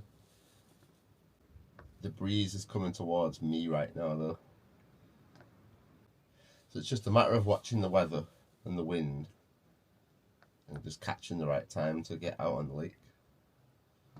I'm just going to chill out for half an hour, enjoy the morning, then we'll get up and we'll get this boat pumped up and get the dry suit on, and then we'll get out on this adventure, because adventure awaits. Good morning, good morning, good morning. The sun's just coming out. Ah, I'm blinded. Right, I need to get packed up and get out of here. Let's get going. One thing nobody tells you about with these Dano huts, so a little piece of advice for everyone out there, is watch your head when you're getting in and out. Oh, I bashed it so many times. Right, I started packing up. Sleeping bags away, mats away, pillows away, slippers away. Just packing up the last few little bits around, and then we'll get this boat packed up, sorry, blown up, and start getting everything stowed away inside.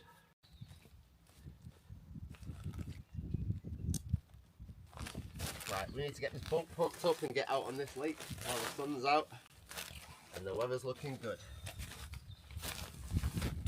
No time like the present, that's what you say.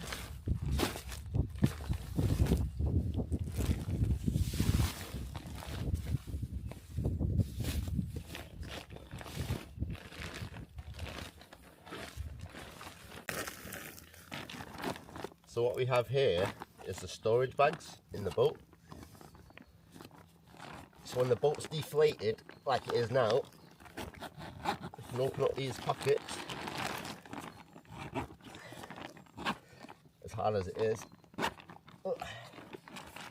you've got 70 litres of storage inside each pocket of the bag. I'm hoping I can get most of the camping gear in here. Power banks, etc.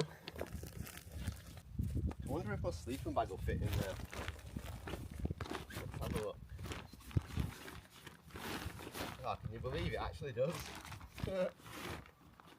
No way. The sleeping bag in there. We'll try and even it out.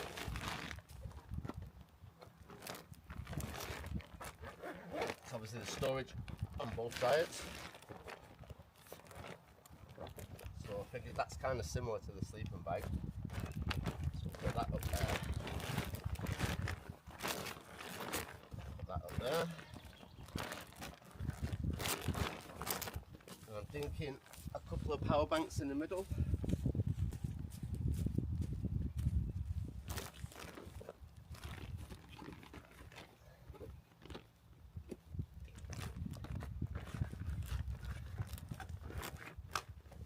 Got all my tent and equipment. I wonder if my tent and everything will fit in there.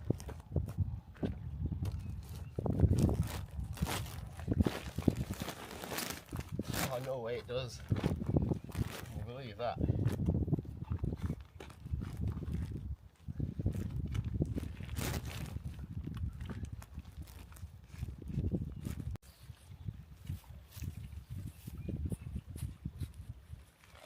Just need to get this thing pumped up now.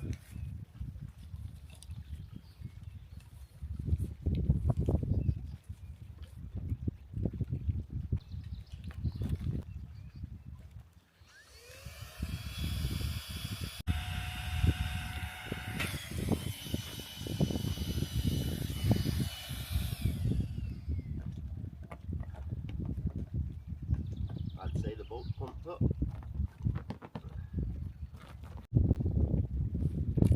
When it's fully pumped up is when you zip up the rest of the zips on the pocket.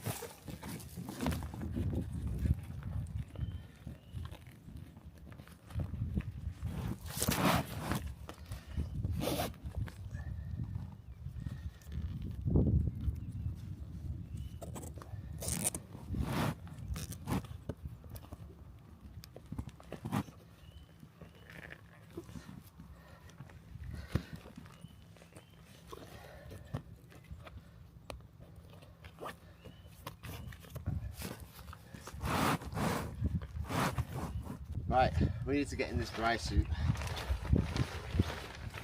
before it gets too late because time's ticking. It's taking me ages to get everything set up.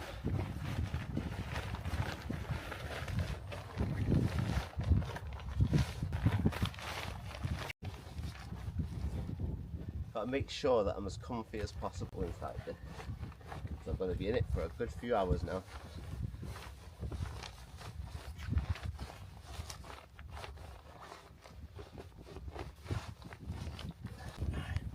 These shoes on my feet so I don't destroy the bottom of the dry suit.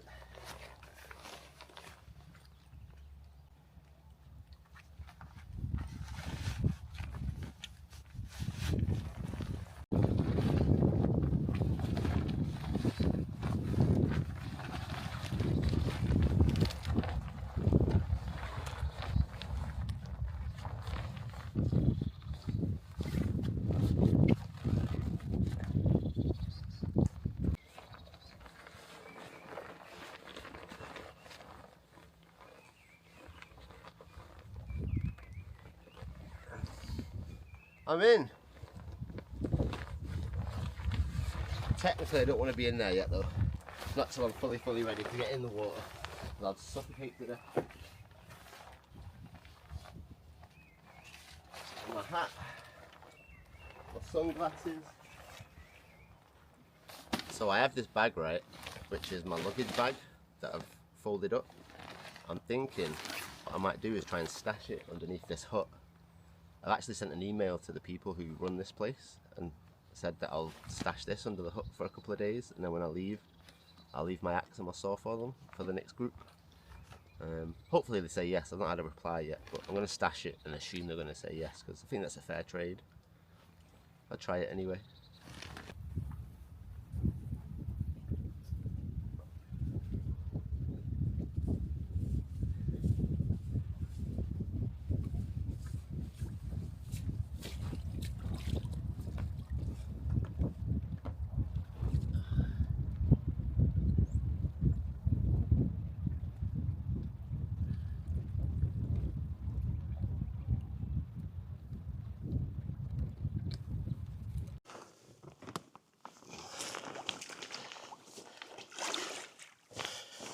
Okay people, here we go.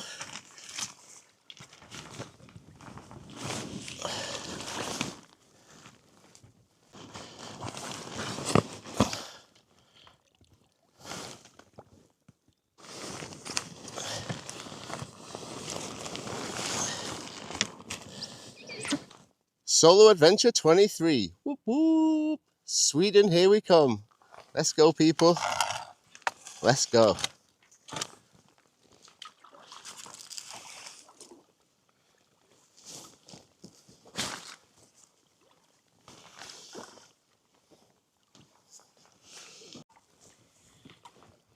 Here we go on my Rabless Ramblers.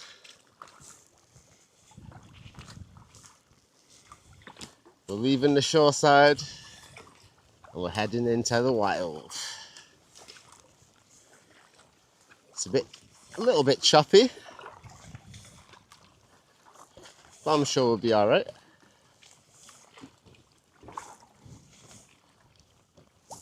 A couple of little duckies out here showing me the way.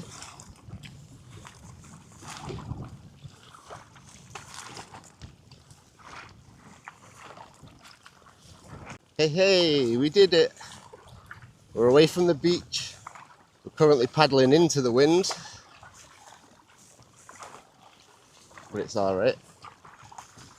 It's quite choppy out here, but I'm feeling confident right now. I'm feeling confident. So what I'm doing now is just trying to work my way over to the other side, and then we can start working our way up. We've definitely got a long way to go though, that's for sure. Can't believe we actually made it. Lake Storely, out in Sweden. How crazy is this? I remembered to put the skeg on, everybody. So the skeg's under the boat. Hopefully it stays on and I don't get to the other side and be like, where's my skeg gone?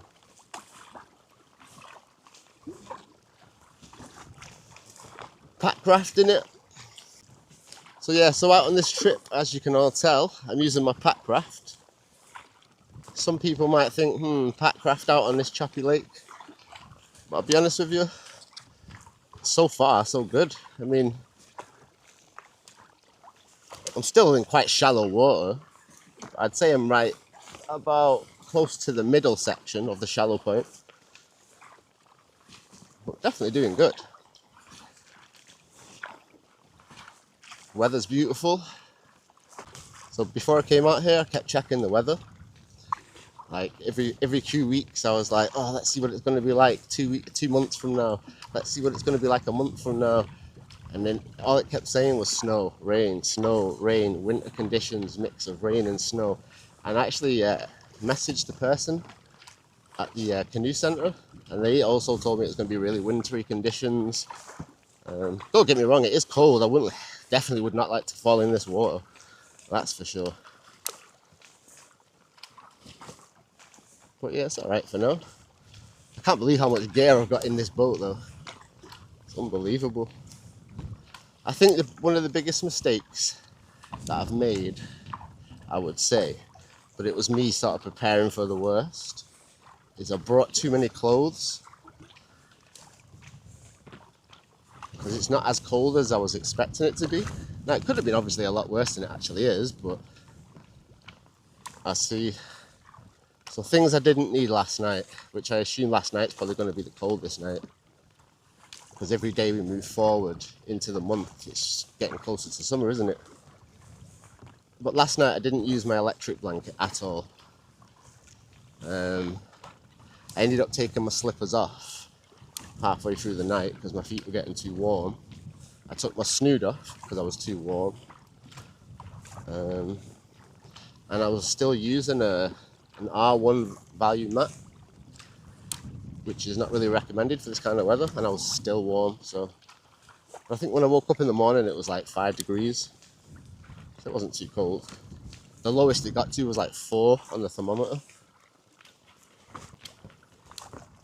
Yeah, so I did stash the bag, the luggage bag. I stashed it underneath the hut that I was staying at. I did send them a message to tell them, but they've not replied. So I'm hoping that when we get back there, that my luggage bag is still there. Otherwise, I have no idea how we're going to get home with all this stuff. I tell you.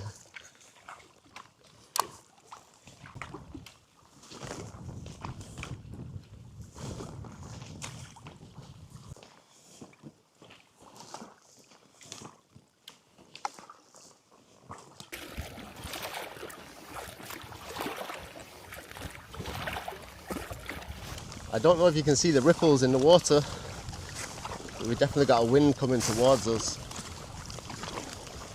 that wasn't there before. We're doing good though. Definitely doing good. Give you a view up the lake. I don't know if you'll be able to see that waterfall yet, but we're definitely getting closer to it. I'd say we're about halfway closer to it than we were when I first mentioned it earlier. Oh, I do love kayaking. You know, I definitely have to give a big shout out to Simon, a bloke in the woods, because if it wasn't for your video, the very first video that I watched of yours, which was here, I probably wouldn't even be into kayaking. But when I seen you do it, I just thought, you know what, that's something I need to do for sure. So that's actually my inspiration for even getting in the kayak for the very first time. So it's mad to think that the thing that inspired me, or the person that inspired me to start kayaking, I'm out here where you were. It's amazing. Oh, that wind's getting strong though. It's blowing right towards me. Why can't you blow behind me? Oh. Well, what can I say so far, people?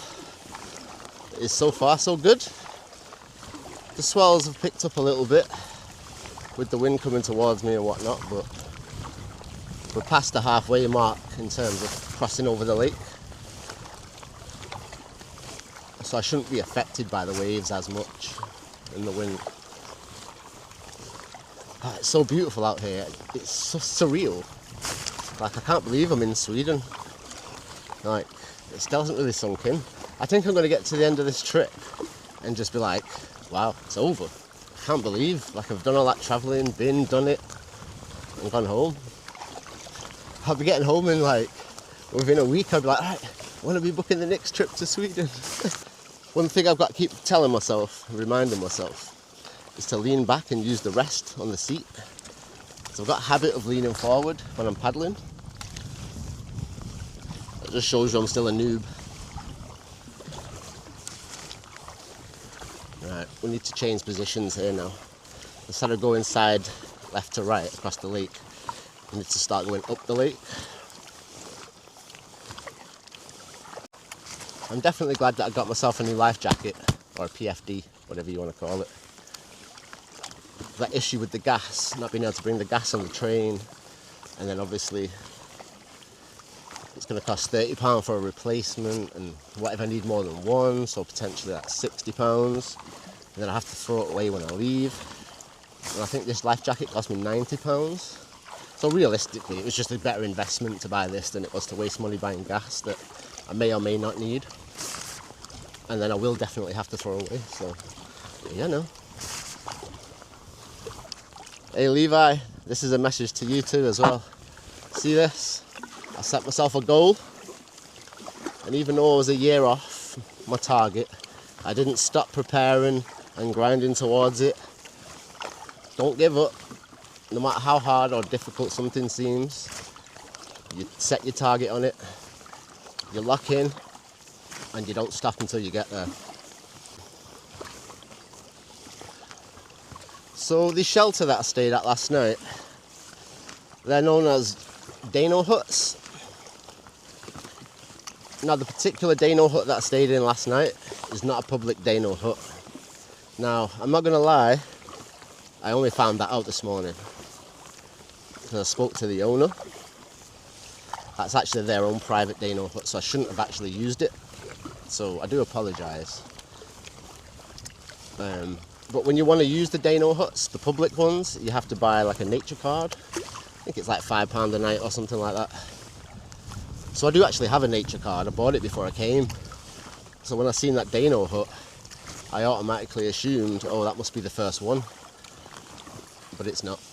So yeah, anybody that comes here, if you're not speaking to the people directly and renting canoes from that centre, you can't use that Dano hut to just camp in. So yeah, that's my bad.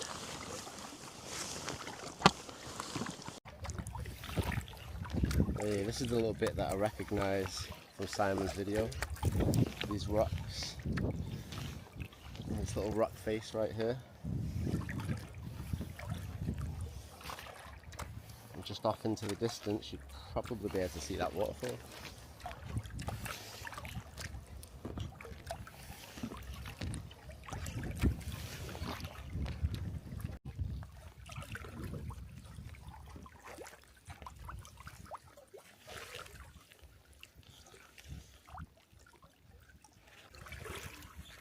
So cool.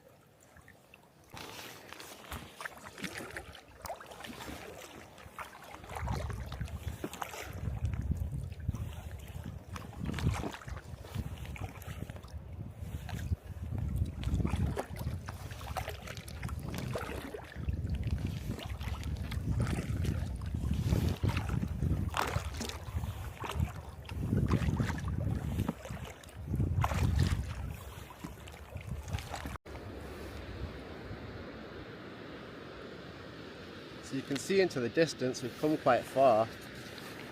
We've come from like all the way over there, right on the far other side.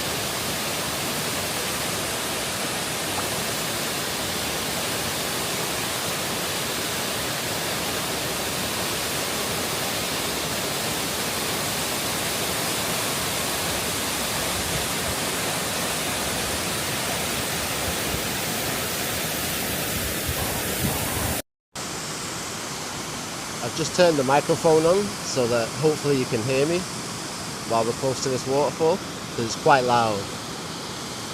Well, we did it. Look at this, Mum. Auntie Barbara, was it worth it?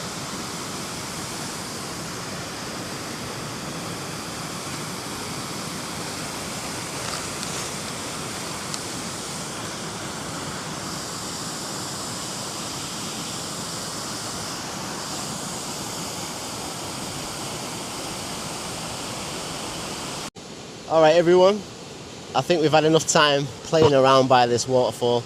It's time to get going, because we've still got a long paddle to go.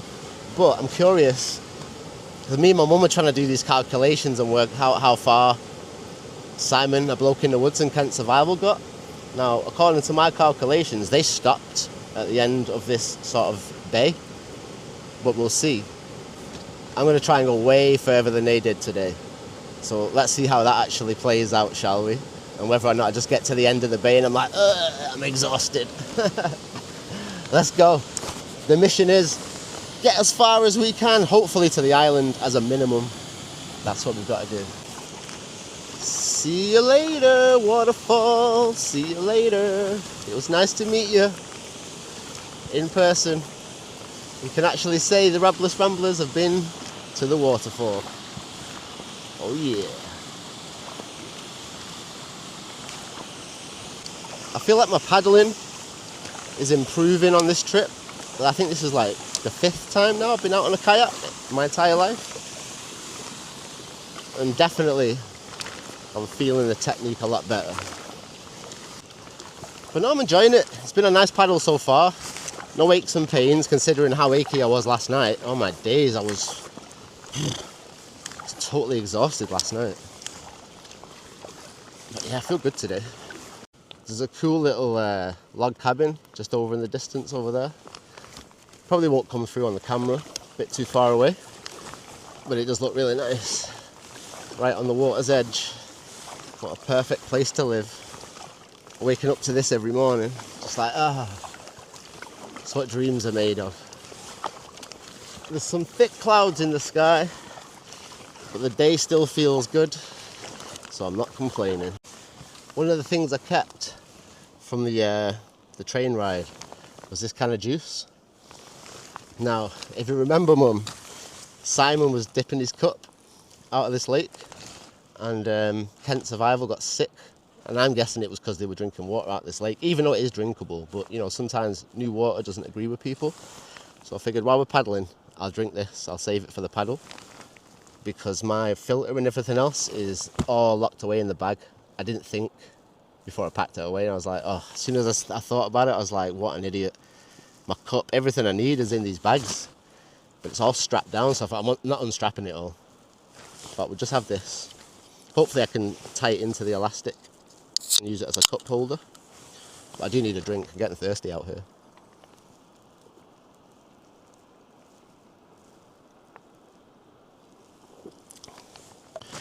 Technically, it is an energy drink. It says essential energy, 7 vitamins, natural sugars. So hopefully that'll give me the boost we need to keep on trucking. I just want to see if I can weave it into this net that I've put on the boat. Oh yes, it fits. That's great.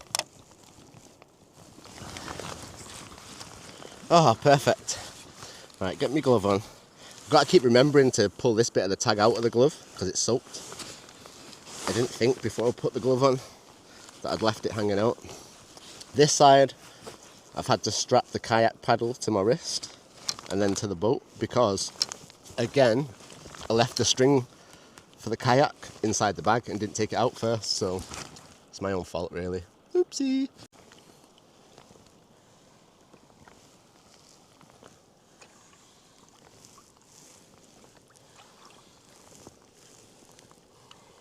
Alright everyone, see this edge right in front of us?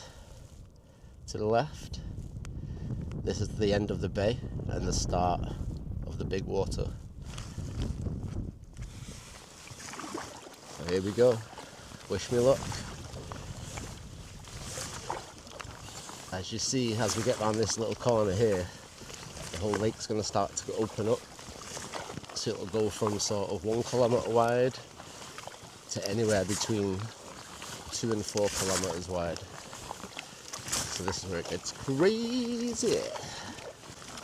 So from here on out, the water just gets a bit crazy, a bit deep, and a bit unpredictable.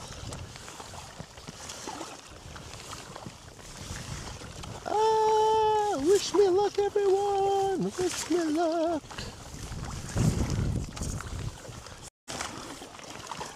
No, this is still so crazy and surreal.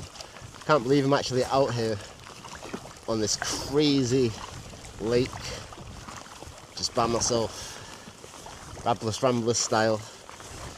All you people out there watching this video, I tell you, you're missing out. You're missing out. Oh my Rabless Ramblers, oh my Rabless Ramblers, look at what you're missing, look at what you're missing. Hey, we can't have music on YouTube, so we have to sing to ourselves on this journey. I'll take the high road and you can take the low road, then I'll be in Sweden before you. See them swells in the water, getting a little bit choppier now. I'm alright though. Don't faze me. Oh, I've got the wind behind me a little bit. That's really weird. It's blowing forward and back at the same time. I don't know. I don't know what's going on.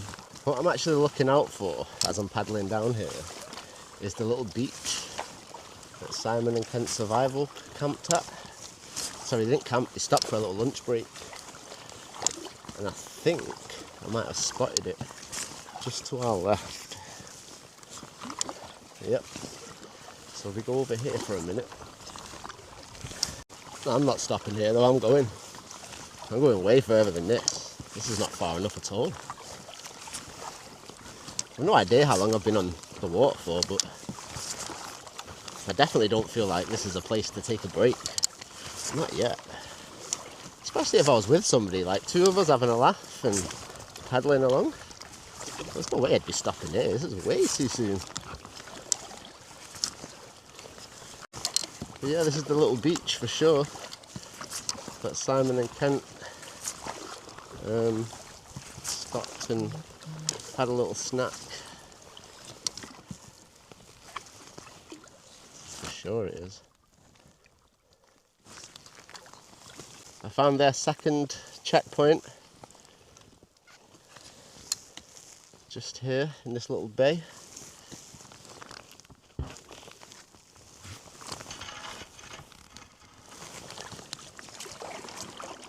Just trying to watch that tree in front of us, make sure I don't hit it. We don't want to puncture the boat. It's a nice little spot though to stop, but we're not stopping there. We found it! Yeah, it's a cool little spot if you want to stop and have a little snack and something like that, but I'm not stopping there. It's too soon in the trip. Way too soon. In fact, talking about soon, let's see how long we've actually been paddling for and see if we deserve a break. It's 1 o'clock.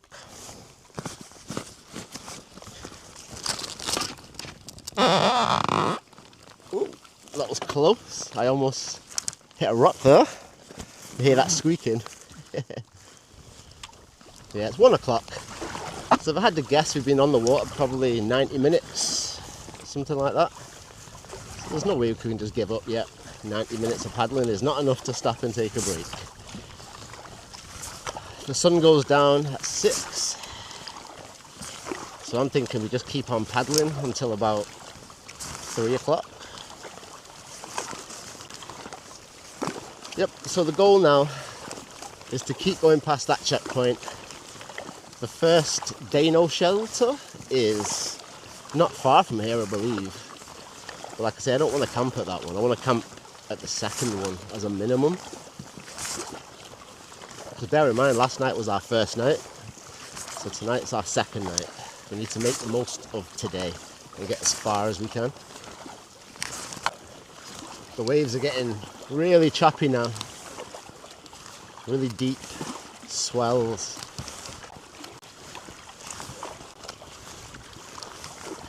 like I said to you earlier, as we leave the bay and it gets wider, obviously it's going to get rougher. That piece of land you can see on the very edge on the left, I think that might be the island, which is the second checkpoint. Oh, that's like a private shelter. I'm guessing somebody owns that one. And there's one here just in front of us. I think that's also a private one.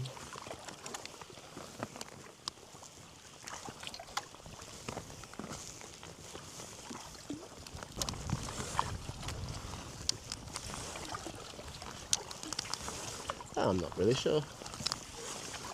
They look good though, don't they?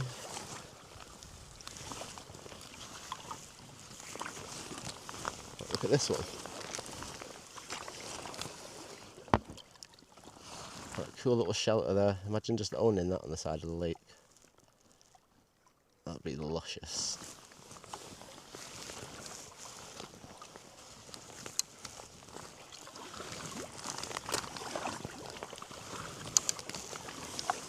I think what I'll do in a second, just out of curiosity, is check on the map and see how far we've actually come up the lake. Because I feel like we've come quite far, but it's hard to really tell when you're paddling across the lake, because especially for me, because I've got no sort of landmark checkpoints other than the ones that I've got in my head from the video. But I didn't see any of this on the video, on Kent Survival and Simon's video.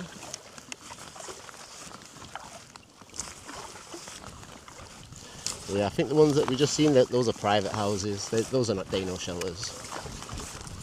Okay, I just checked it on the map to see where we are. We're actually only halfway towards the first Dano hut, the shelter for the night. I'm still doing good for time, so that's not too bad.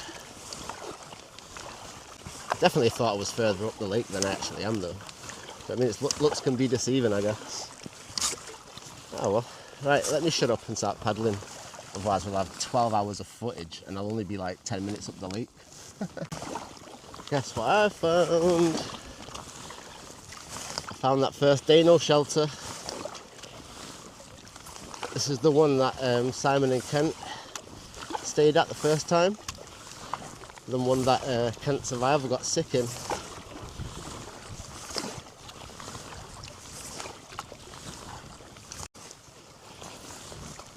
Well, to be fair, actually, I'm not going to get out the kayak. Because if I get out the kayak, it's going to be hard for me to get back in it. I want to just stay there for the night. We need to keep pushing on. Keep on keeping on.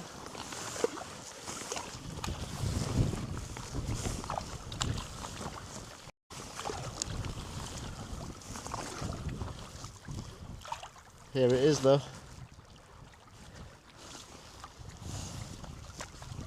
That's the first shelter just in front of us.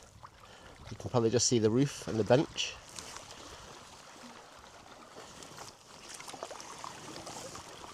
Right.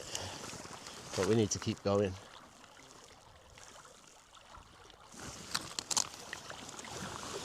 We've definitely come a long way, that's for sure. Ain't no stopping us now. We on the move. We just need to make it to this island, and then I'll decide whether or not we're going to keep pushing to the third checkpoint. Just depends on the weather and the time, really, because I've not checked the time since last. First time I checked the time, I think it was 1:10. Been a little while since I've been on the camera. I called my mum, had a little chat with her, showed her the waves. She's like, "Oh, don't show me the waves." I seen a little rainbow. I had to paddle through a little bit of a rainstorm. It wasn't that heavy, but it was pretty interesting. I couldn't film it though because this camera's not waterproof, unfortunately. I had to stash the phone and the camera in here. I'm currently trying to charge them both up. So I got my phone on charge in there, and then I've just charged the main battery up to 100%. but the backup battery's not charged up yet. But the reason why I've come back on the camera now is guess where we've got to. I'm going to flip the camera around. I can see the island in the distance. This is my second checkpoint. So Simon, Kent Survival, I don't know how you guys didn't make it to this island as your first night. I thought I heard voices on the river then. Maybe it was a mermaid. Right, let me put my glasses on, so I'm starting to squint with the light. Ugh.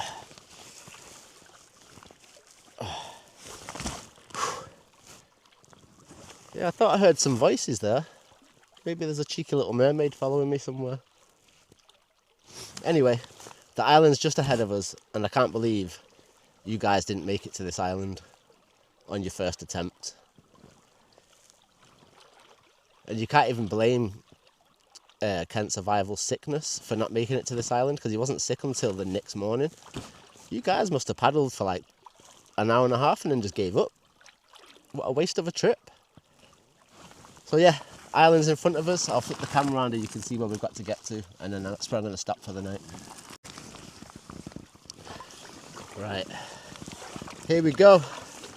This is our last big paddle to get across to this island. The water's going to get choppy, it's going to get rough, but we can do this. Wish me luck, everyone. Dun, dun, dun, dun. Cue the music. Dun, dun, dun, dun, dun, dun, dun, dun, dun. Oh, this is going to be scary coming across here now. I think this is the bit I was probably most concerned about, or most worried about. Just getting across here. It's no joke, this. This is like deep, deep out into the middle. Straight ahead, people.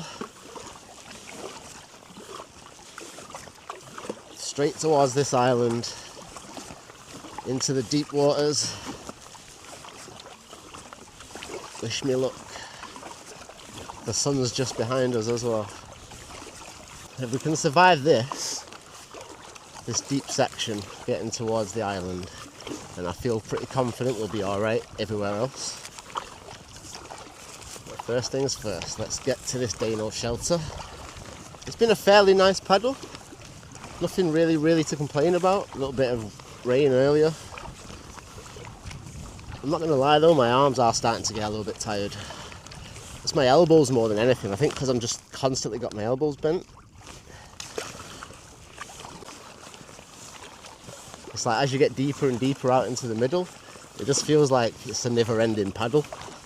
It's like I'm not getting any closer to where I'm going, but I do feel like I'm getting further away from where I came from. How does that work? The wind's sort of pulling me slightly to the left of the island, so I probably will have to go a little bit wider around than I really want to. But I'm trying to stay slightly diagonal to the waves, because you don't want to be paddling sideways to the waves, if you get what I mean. So I'm trying to zigzag my way across, just to play it safe. Even if we have to go further than we mean to, and then just paddle back to the island, like following the waves. It's alright.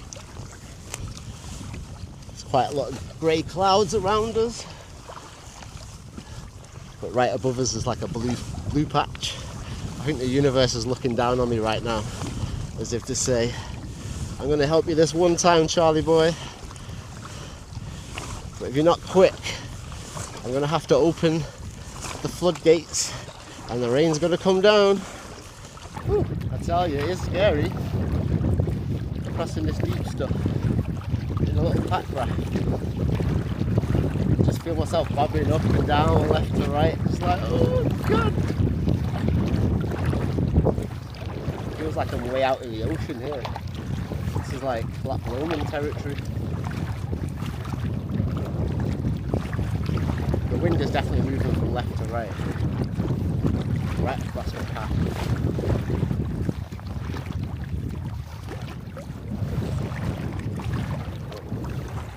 We're getting there though.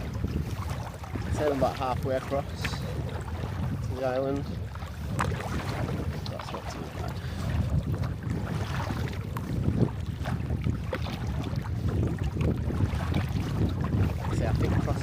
island is probably like the scariest part on this lake. Once you get off this island, you're sort of paddling towards the shoreline again. This island's the only part of the trip that's sort of out in the middle of the lake. So I feel like this is why I wanted to do this first. It's get the hardest, scariest bit out of the way, and then the rest of the trip is just like relaxing then, isn't it?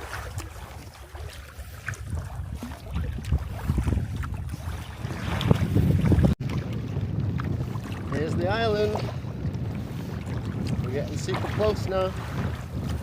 These waves are crazy. Crazy scary, but I'm doing alright. Just got to keep telling myself I'm in a boat. The boat floats. Don't panic, don't rock left and right. And you'll be alright. I'm not going to lie though, it does feel so good to be getting closer to this island. It looks a lot further away on the camera than it actually is. So, I'll bring you back when we get a little bit closer though. There's home for the evening.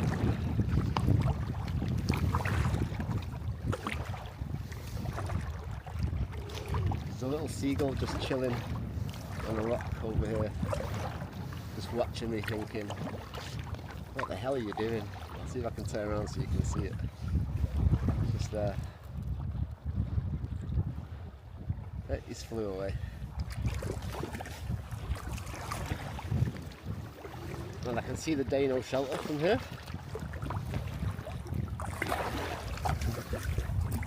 Oh, it's getting choppy again.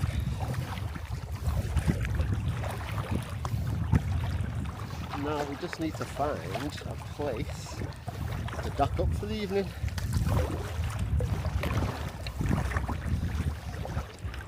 We've done really well though. The sun's still way above the tree line.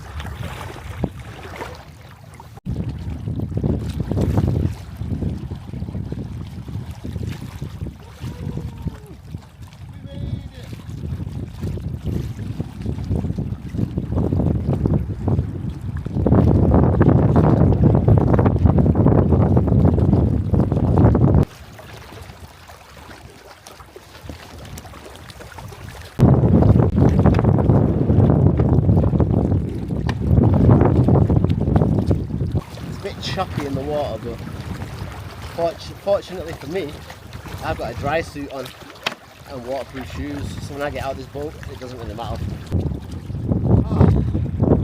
Oh, sweet.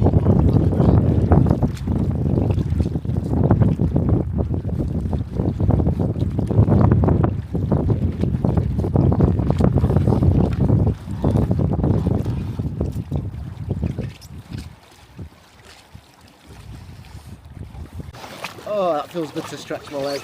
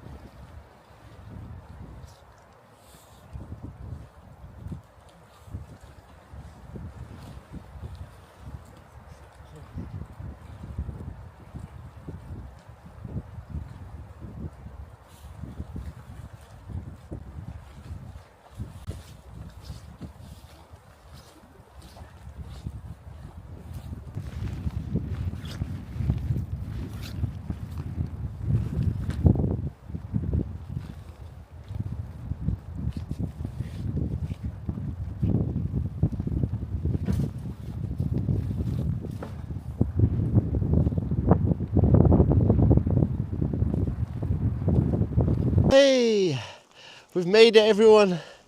We've made it to the island on day 2.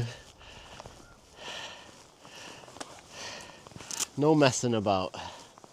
That's what I'm talking about. This is Dano Shelter 4, for those who are curious. Let me just try and loosen up some of these straps.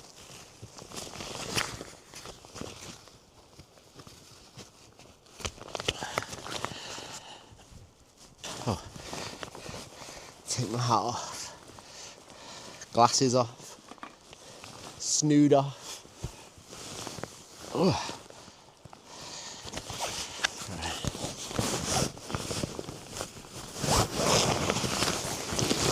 Oh, that feels good. Oh, that feels so good. So good. Right. First things first, let's unzip this dry suit. It's never easy, this part. Oh, I can breathe. It's so hot and sweaty over there.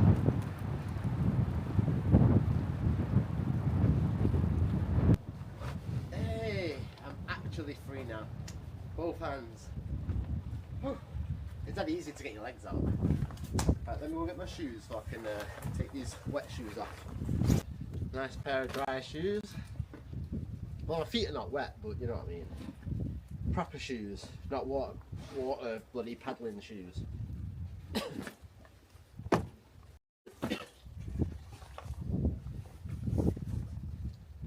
I've got nothing bad to say about these shoes as well that I bought, the hiking shoes for this trip. They've been great so far.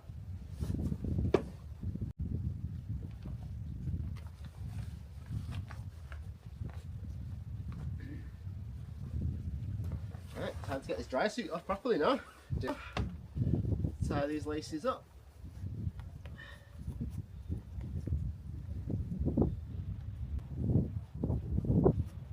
I know I've said it before, but I'll say it again. Thank you, Mum.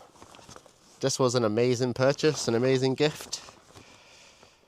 And we're definitely getting the most out of it. We'll not waste it. Look how far it's got us. All the way to Sweden. Look at this place. Get on the top of this little rock. Give you a view behind me. Look at this. Our own little private island for the evening.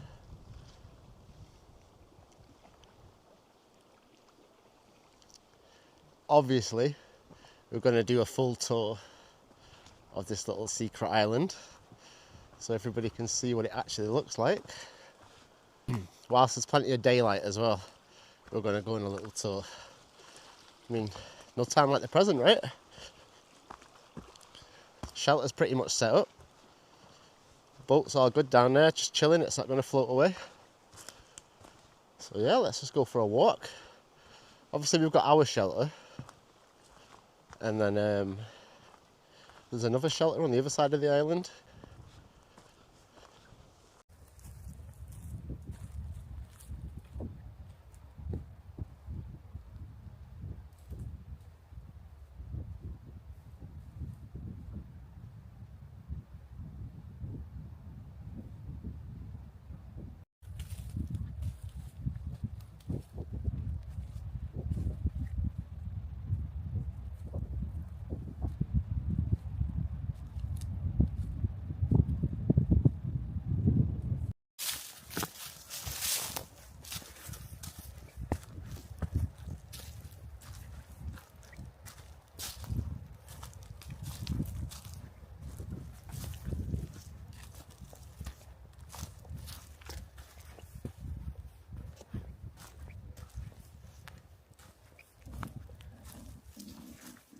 I think this might be one of the toilets, the compost toilets.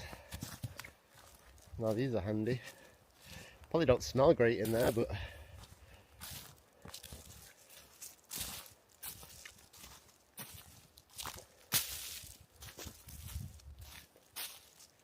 don't need to see inside there, do you?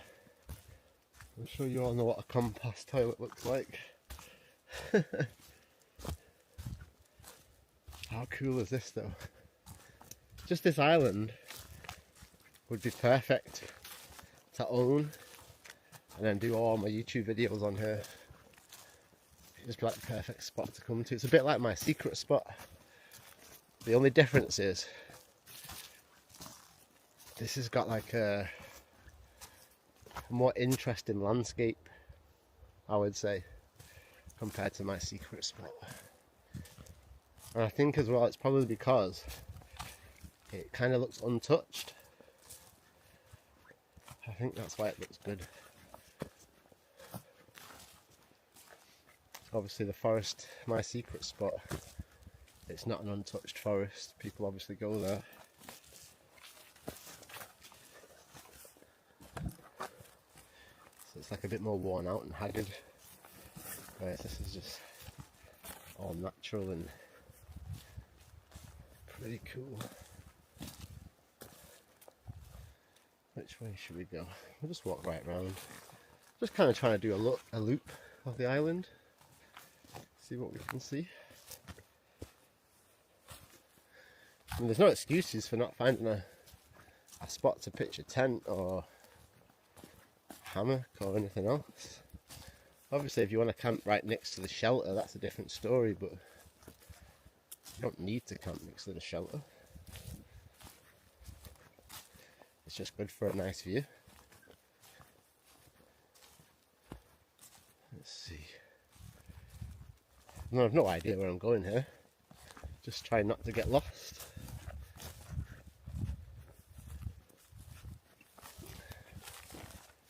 Oh, I've got into a bit of a buggy bit. Probably shouldn't have came this way. Okay, let's turn back around, shall we? So this is the part of the Sweden trip that nobody got to see on Simon or Kent Survival's trip. Is the actual forest and the lay of the land. But this is the kind of trip that I like to do. I like to go and explore and adventure and bring you along with me. Because you don't just want to see me sat next to a fire eating food and then going to bed. That's not a camping trip, is it? Told you, I do proper camping trip videos. Out exploring in the wild, seeing what nature has to offer. Plus I'm also using this as an opportunity to show my little boy places that maybe he'll never get an opportunity to explore when he's older. Given the state of the economy and the way things are these days, nothing's guaranteed, is it? So I figured the least I can do is bring everybody along on these crazy adventures with me. And hopefully you enjoy it as much as I do. I love seeing what's out here. It's just...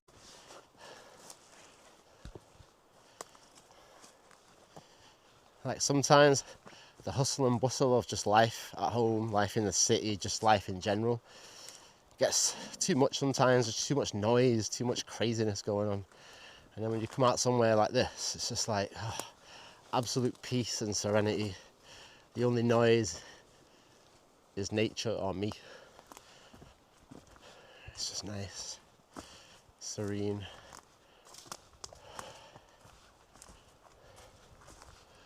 I hope you all appreciate this. Like I say, no one else has done it. All the videos I've seen on YouTube, people coming to Sweden, people even on this lake. There's been a few videos of people on this lake. Nobody's brought you out and shown you what it actually looks like on the islands and around the sides. Everyone's just like on a rush to get to one of those Dano shelters and like, look, I'm staying at a hut. Who cares about the hut? It's everything else around the hut that I'm bothered about.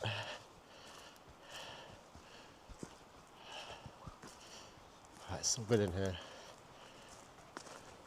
If it wasn't for the fact that this is an island, you could easily get lost. I've already had to turn around and go back and forward a few times just to sort of find a path.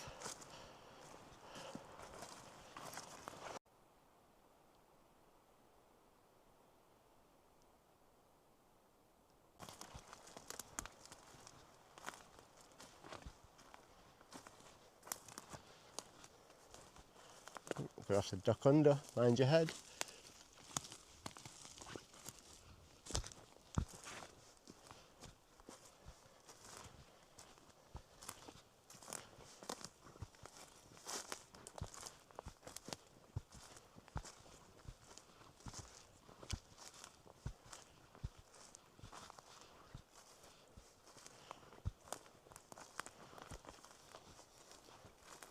I'm not gonna lie, it feels like I've been walking forever.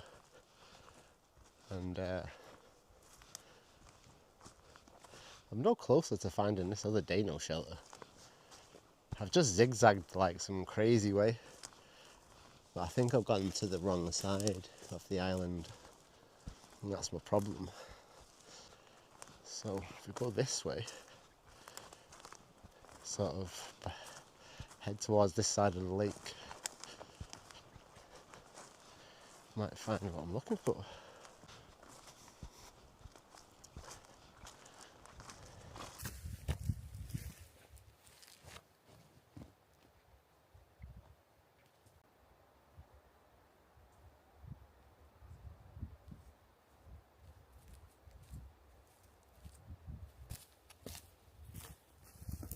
I've still not found that other shelter, but I see a clearing down at the bottom, down towards where I'm walking to, and I'm thinking if it's going to be anywhere, it's probably going to be down here.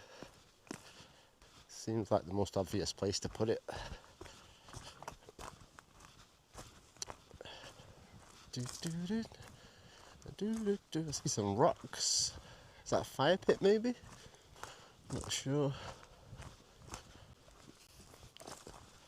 Definitely some people have been here before. Like I say, there's a fire pit. There's a few chopping logs.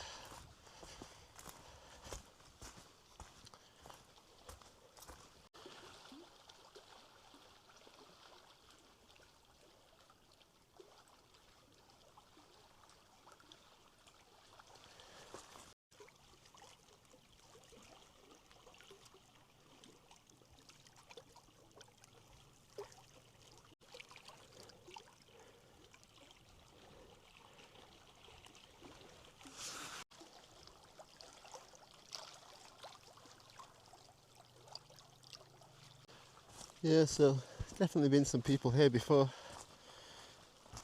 Chopping blocks, some seats and a fire pit.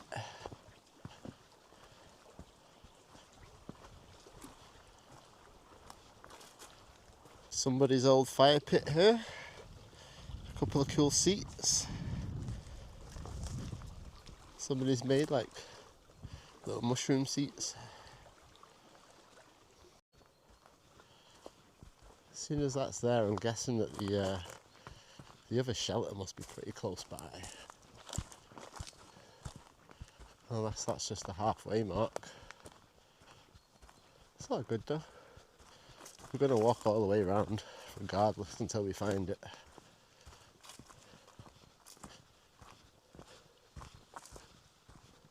Another fire pit just beside me.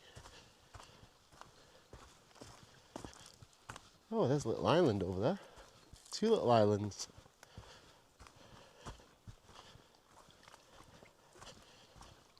Just tiny little ones. Just one there, and there's one there just behind that tree.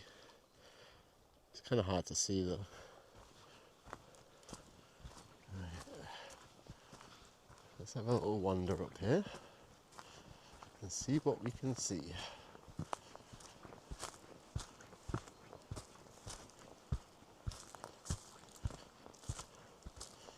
I'm so glad the weather's been nice. We actually got to come here and see everything in full daylight, in all its glory.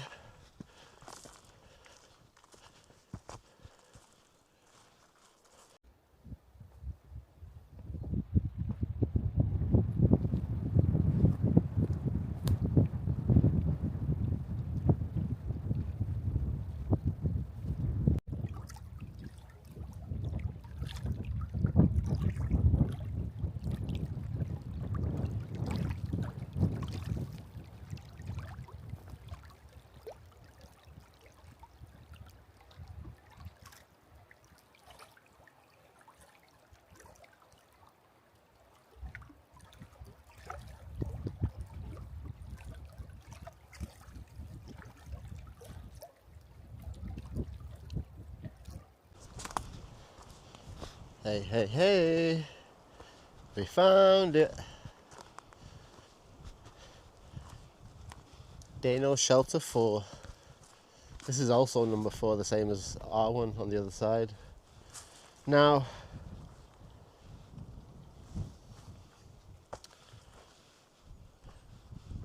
you know what I think I might do tomorrow is bring all the stuff to this side of the lake and then paddle on from here up, because that's the direction that we have to go over there. So why get back in the water on the other side of the island just to paddle round anyway?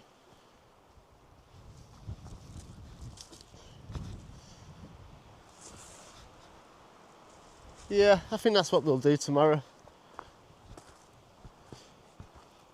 We'll just bring all the gear down here because it won't take too long to carry it one at a time. It's not that heavy.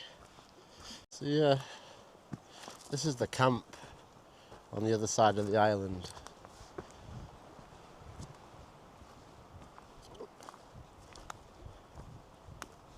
Number 4. I mean, it's number 4, the same as mine is, but so if you think, imagine we're staying in there right now, and then I'll turn us around to see the view in front. See how close we are to the water's edge and how flat it is? And fire pit just here. 100% this side is way better.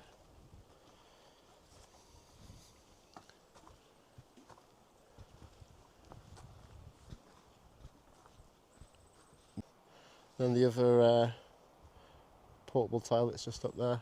Portable? Compost, I mean. Portable bloody toilet. I'll go for a little walk over here to the edge and I'll show you where we've got to go in the morning. Because like I say, we've come a long way. We've come way further than anyone else has on that first trip. No, not saying no names.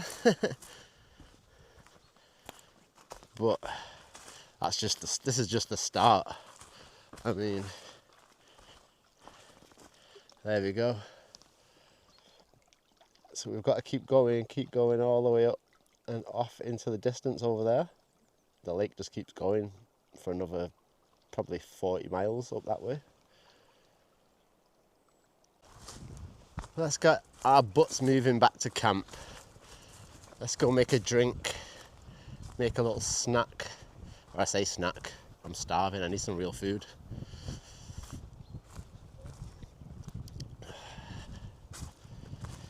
Saw up some wood, get things prepared for the fire tonight. But yeah, it's definitely a cool little shelter.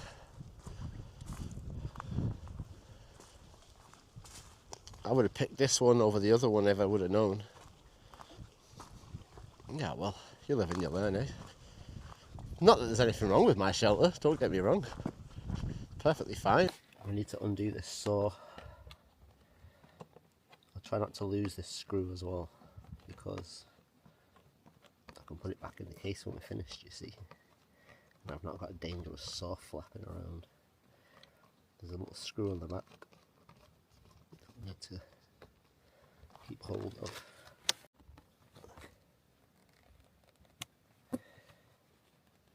There we go. Use the back of my sport.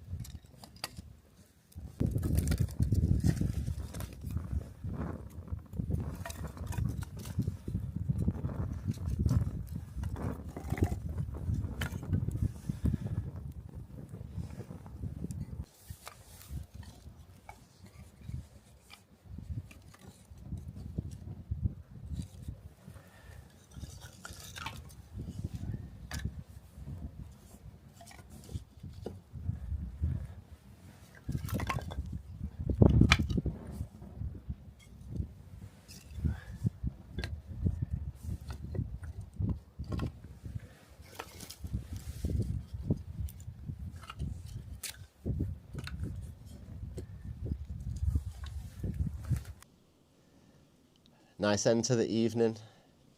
Fire's lit. I've had something to eat earlier. Had a nice long chat with my mum. I was on the phone to my mum for like 2 hours. Like, time just flying. I was just rabbiting on, you know what I'm like. And I was just laughing and I was saying to my mum, like, I've got 6 hours worth of footage up to this point. It's going to take me ages to like troll through it all and like pick out what's good and what's not. And then when I got here and I phoned my mum, I spoke for another 2 hours. I was like, how do I have so much to say? And then I was thinking all the things that I said to my mum about the paddle and getting over here. I've kind of forgot everything I said now. You know, it's crazy. It's been such a good day though. Bit achy in my shoulders, my elbow joints a little bit. But other than that, it's been all right. The only thing I felt when I got here was a little bit dehydrated. But I've had a drink since then. And I've still got some left. I've got a little bit left as well. Put my electrolytes in there. While I was talking to my mum, I had a Mexican chili, like a dehydrated meal. It's quite nice, to be honest. Hit the spot, used my polar bread, bent it up like a little taco shell. Kent survival, eat your heart out. Had a nice little wander around, checked everything out. I've just been relaxing, to be honest, enjoying the evening. I figured there's no point me filming the whole process again, you know, getting here, setting up the bed, blah, blah, blah, blah, blah. Because it'd just be 4 nights of the same thing. So I thought I'd just chill out. You see me all out on the lake paddling and whatnot today. I had a nice little walk around the island. Thought, let me just enjoy this trip off of the camera. Like, just, you know, before the trip's over and I get home and I'm just like, oh my God, it's over. I can't believe it, it's gone so fast. And I'm kind of, the worst thing is because when you YouTube and time flies, you kind of don't realise how much time's flying. So then before you know it, like my 4 days will be over and it'll be like I've not really experienced it through my own eyes. I've just been experiencing it through the camera lens. And that's not just what I'm here for. I'm here to enjoy it through my own eyes as well. And just bring you along with me. So I've got to try and remember not to focus so much on just filming every little thing and actually just enjoying it. So that's what I'm doing. It's quite windy tonight, as you can see with that fire. The wind's blowing this way. All the way across the lake though. From when I left the sort of the end of the bay part, when you come out into the open lake, heading onto the island, the wind was blowing in that exact direction the whole way. So the way I was paddling, it was blowing from left to right, all the way across the lake. So I was really fighting with the waves. I sort of had to paddle into the waves, going the wrong way around the island, and then sort of turn back and come with the waves to get to the landing spot that I was looking for. But I'm thinking tomorrow morning, it might be better, like I say, head round the other side of the island, get in the water on that side, and then paddle on. But I've been looking at the map, and it's going to take me probably another 3.5 hours of paddling to make it to the next Dano hut. But then I've got to bear in mind on that last day paddling back, it's going to be a 7-hour paddle, a straight full day of paddling all the way back to the very first Dano hut that we didn't camp in. Spend the night there, and then there's like an 1.5 hour paddle back to the start. So yeah, that's the plan anyway. Let me throw another couple of pieces of wood on the fire. With the wind blowing so strong, it'll soon burn through it.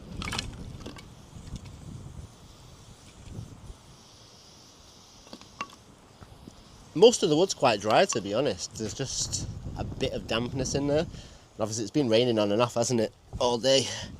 Well, for a few hours today. I think it's meant to be dry all night now. No more rain tonight. And then tomorrow night it's meant to snow.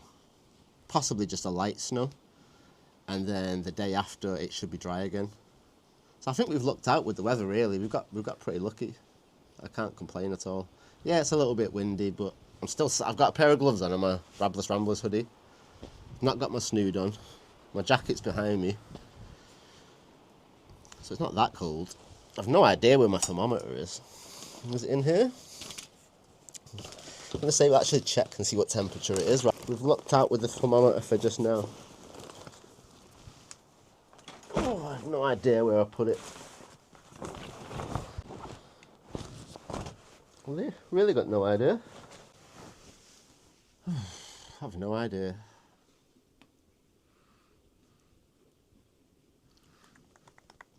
Thermometer. Where could I have put the thermometer? Ah well, it's not that important, is it? Bloody Nora. There's loads and loads of carvings in here though. There's one here from 2006.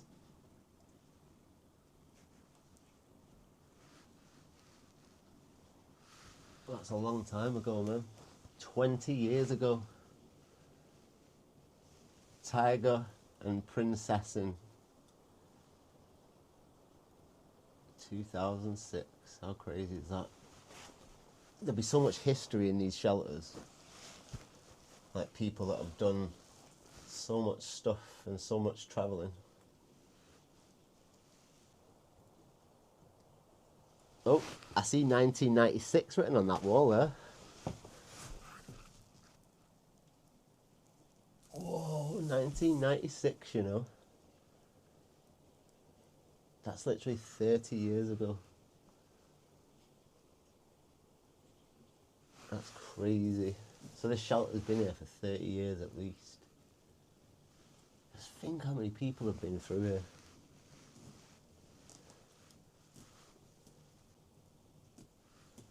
Well, I've stuck one of my Rabless Ramblers stickers up on the wall.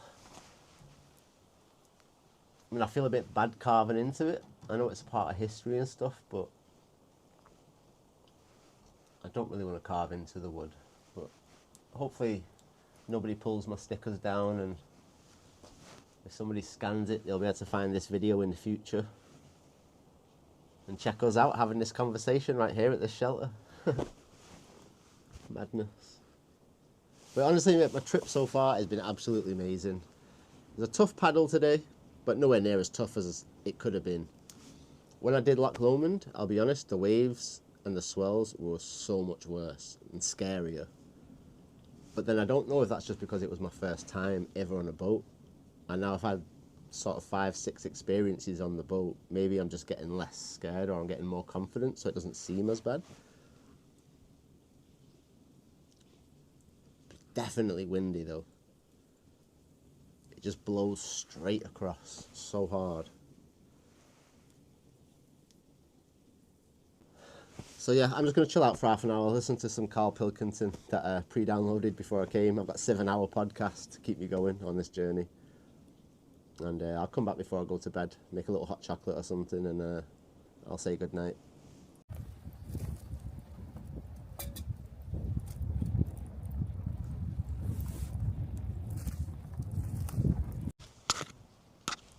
Alright, we need to grab something to eat. What are we going to have? Some mac and cheese? Sounds good to me.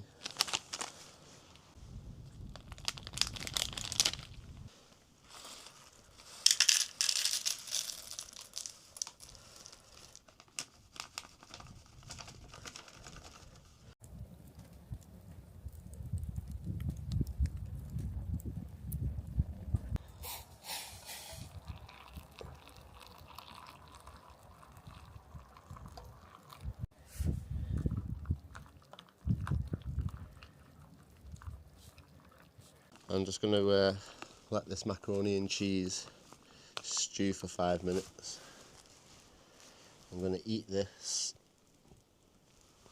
and then I'm going to head to bed because I'm shattered and I need to get a good night's sleep tonight because we've got a long paddle in the morning. And I'm still a bit achy, my back's a bit achy, my shoulder and stuff. My elbows have kind of eased off now, but I'm still a bit achy. So I'm going to get a nice early night. I've done all the chit chats I need to do with my mum. She did, the last thing she said to me is, make sure you eat. And it's like, don't worry, I'm eating. I've not actually replied to her last message yet because I thought I won't reply until I've actually eaten, because then I can say I've eaten. But I hope you feel better too, Mum. I know you've got a bruised up elbow and stuff after your little fall. So I hope you're alright and you feel better in the morning. The fire's been nice tonight. I didn't cut up as much wood as I did the previous night. I didn't feel like there was any need. It's not that cold today. I have lost my thermometer though. I've looked everywhere for it and I cannot remember where I put it. I do remember picking it up, but then in the melee, it's kind of just lost. So, well, what can you do, eh? Hopefully I come across it, and if not, someone else will at some point, I'm sure. But yeah, I think I'm done for tonight though. Enough chit chats. I'm actually really tired. My eyeballs are burning and stinging.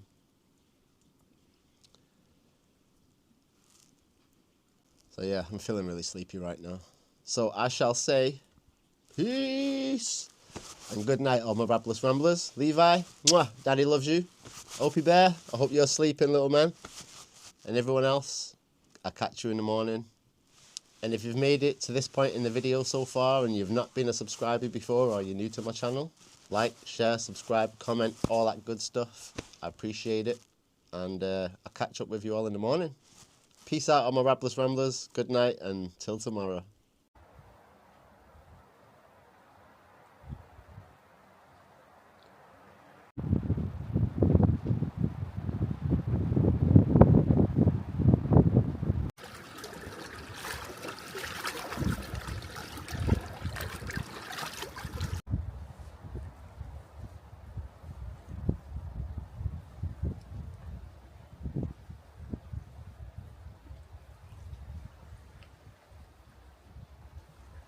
Good morning, all my Rabless Ramblers. I hope you slept well. I slept like a baby. I had such a good sleep. But unfortunately, I woke up this morning and I'm still full of aches and pains. My shoulders not as bad as yesterday. It's my arms, my forearms, my elbows. Absolute murder today. The wind is so strong out there. On the weather forecast it says 15 to 30 mile an hour gusts. So it's just like, ugh. I've been up, been to the toilet, brushed my teeth, done everything I need to do. I'm just sitting here, like I'm looking at all my gear that I need to pack away, and I'm just like, I don't know what to do right now. I'm stuck in two minds, because it's going to snow tonight. So it's like, do I just spend another night here? And then spend the day gathering wood, chopping wood, making sure I've got a nice healthy fire for tonight? Or do I just say, oh, stop being a wimp and just crack on to the next spot? Ooh, a bit of rain coming through there. It's just really windy and miserable today. It's not a nice sunny day. The next nice sunny day is the day we go home, unfortunately.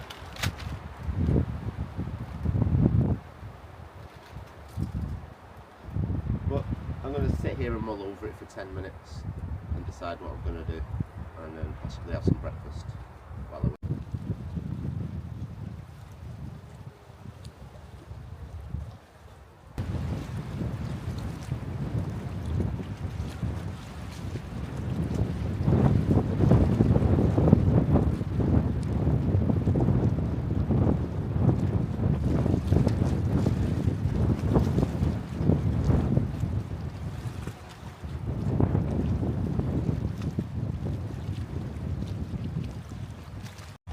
Alright, my Rabless Ramblers.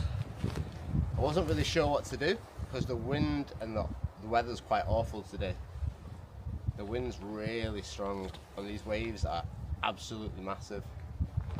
But I figured we're on this island, we got onto this island and we need to get off the island one way or the other.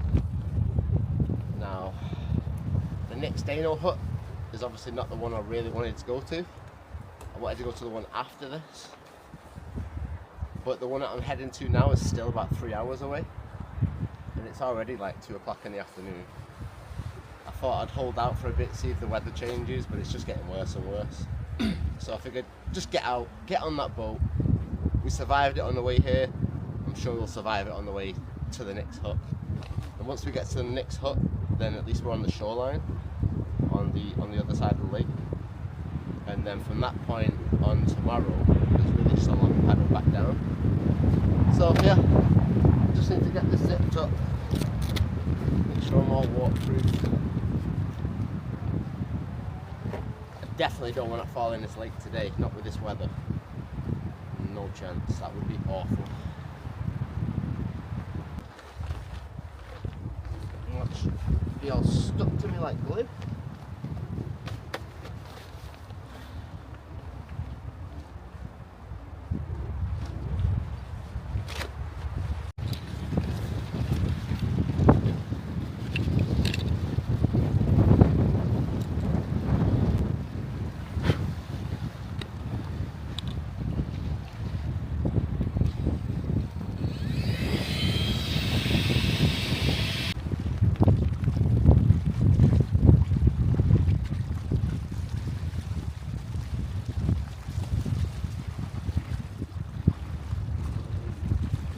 I must be crazy. Look at this. Absolute nightmare out there. It's definitely going to rain soon as well, so ooh, wish me luck. Peace out, all my Rabless Ramblers. I'll see you on the water. Woo! We're wobbling all over the show right now. Alright, let's go, people. Let's get the hell off this island. And let's go find our next camping spot for the evening. I think I've got everything. I'm gonna have to take these off for now though, because I can't see properly. Alright, let's go. Woohoo! It was fun while it lasted. I don't want to leave.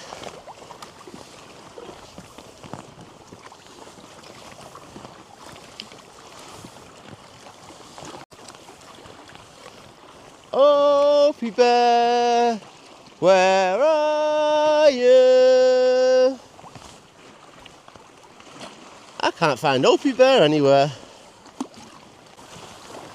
Well, that's us, people. We're back out on Lake Storley, doing what we do best, taking risks and having a good time. We've got a long paddle ahead of us, but it's all good.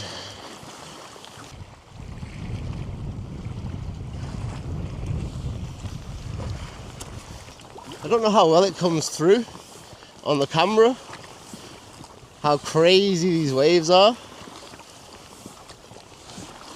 but they're definitely crazy, that's for sure.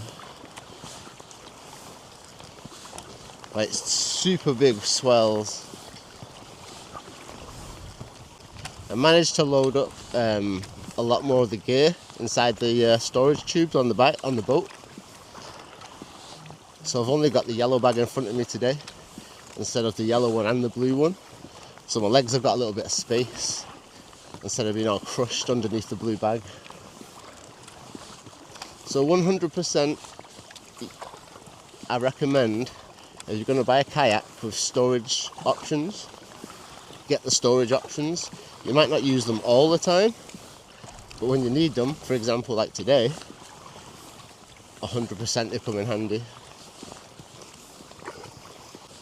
It's sort of raining a little bit, it's just spitting. So I'm hoping I can make it to at least to the other side before it starts to rain. Because this camera's not waterproof, you see. And again, I've left the other camera in my other bag. It's actually in the storage tube, which you can't open up when you're paddling. There's another piece of advice, especially on this boat here that I've got, if anyone recognises it. Once you've stored your gear inside, you can't access it whilst you're paddling. You have to wait till you've deflated the boat first, otherwise it'll all just explode out, which is not what you want. You know, considering how much pain I was in this morning, and last night to be fair, now that I'm back out paddling, it's not so bad.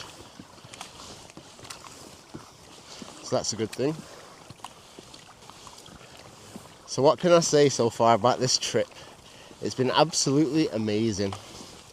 That's all I've got to say so far.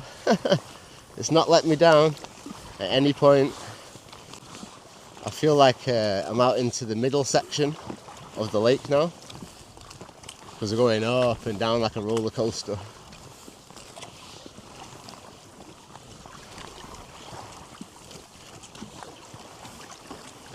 It's quite scary actually. This is the choppiest it's been so far. It's kind of hard to time the waves.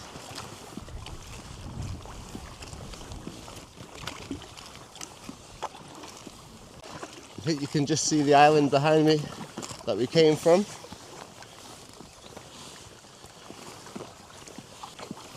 Man, it's going to be mad to look back on this video, you know, when I finish the trip and I'm doing the editing and stuff, to just be like, wow, Can't believe I was actually there, and that's me out on that lake.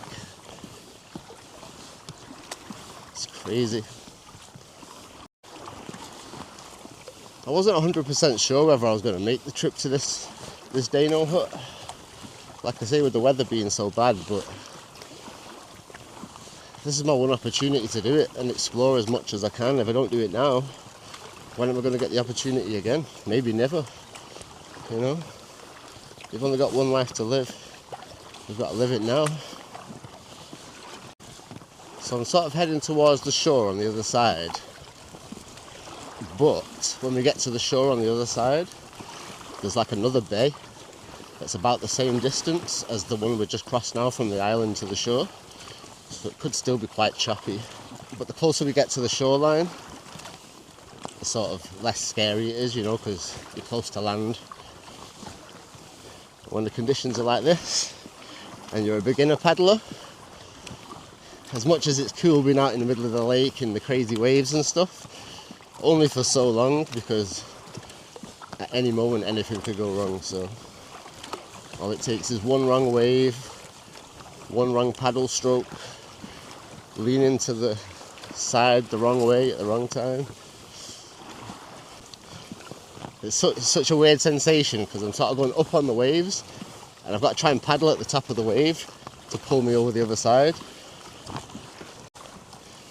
I think you can see for yourself on the camera now how big these waves are. I tried to tilt it down a little bit so you get a better view.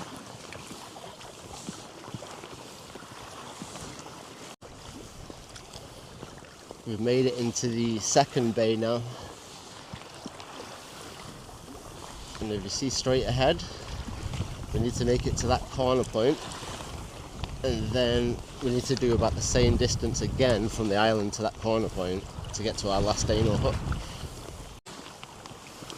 We're doing good though, we're doing alright. Wind's in our favour right now.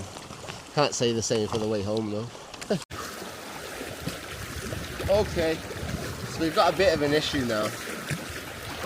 I've come quite far from the island, trying to get to that other shelter that I was trying to get to. But the waves are so bad, and they're pushing me into land here. And the problem is, the only way I can go further north is up the shoreline. But because the wind's blowing so hard against me, it's like tipping the boat like this. As you can see, I'm leaning over this way. Now, the wind is so strong that if I'm not careful, I'm going to flip. And I don't want to flip next to these rocks because there's nowhere to get onto the land. It's just a big rock face at the side. So, I'm thinking, what do I do? Do I just paddle back and go to the first Dano shelter? That's a long way back. I could go back to the island and maybe camp at the other Dano shelter that we didn't stay at. But again, I have to paddle into the waves if I want to go back the way I came. It's not risky. It's not really safe at all. You can probably see behind me, or just see in general how much I'm wobbling around. It's just gone so choppy. Ugh. I don't really know what my option is other than to try and paddle back and just keep paddling back to try and get out of this wind. I need to find somewhere to stay for the night, and it is getting late already. It's like 4:45. I think sunset's at 6:30, so you know, cutting it fine for time here. Alright, anyway, I'm going to turn this camera off so I'm actually focusing on what I'm doing. And I'll bring you back when I've figured out where we're camping for the night.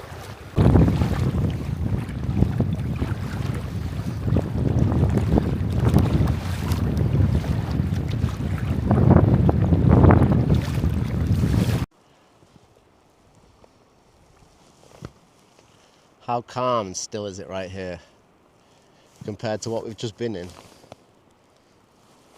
Yeah, the only reason why it's nice and calm is because I've got this little tiny island here blocking the wind. So, I'll show you where we just came from.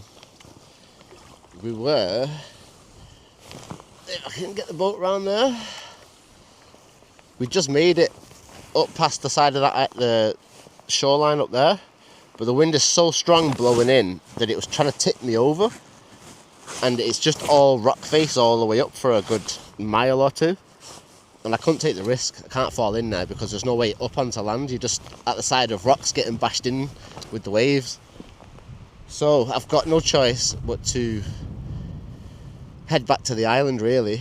I either go back to the island and we camp at the other spot that we didn't stay in last night, or we go all the way back to the beginning and stay at the first shelter, which we've not stayed in yet. I was planning on doing that for the last night. Tonight I wanted to get way up there to my third shelter, my third checkpoint. The one that Simon and Kent did when they gave up, it's just right here in front of me. That's not a Dano shelter. So what they thought was the Dano shelter, they were mistaken, and it's actually not. It's just the end of a logging road where someone's had a fire. The actual Dano shelter is where we were just headed to there, but the wind's too strong. On the weather app it says 15 to 40 kilometers an hour winds from left to right. It definitely is, 100%. It's just nice to relax for a minute, because I was just like under stress a minute ago, like, Mayday, Mayday. I was on the phone to my mum for a minute, because while I was panicking I figured let me phone my mum and see what advice she's got for me. And she's just like, oh, well, do whatever you feel comfortable, just don't take any risks. And it's like, right, I really want to get up there, but I'm on the wrong side of the lake. And it's, time are we on now? It's 4:10, so we've got 2 hours of sunlight, and it's going to take me more than 2 hours to get to the top. And I have to paddle to the other side first, and then paddle up. Talking a good 5 hours from now, so it'd be pitch black. Oh, I really don't know what to do. I think we go back to the island and we just stay at the shelter that we didn't stay at, because at least I've done both of those shelters then. Oh, such a shame. We'll go for a little nosy over here though, actually. I'll show you this is the shelter that Simon and Kent Survival thought was the Dano hut when they were like, oh no, this is crap, let's go back. So you just see it here, there's a little red hut and the fire pit that they showed you at the end of the logging road. So if you guys see this, I know you probably won't, especially not this part of the video, but yeah, you made a mistake. This is not the Dano shelter. This is just somebody's little fire pit, I guess, at the end of their own private road. That's why there's 2 boats up there. Fair play.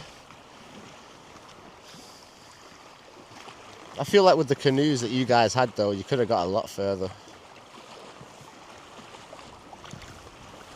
I've only got a little blow-up pack raft.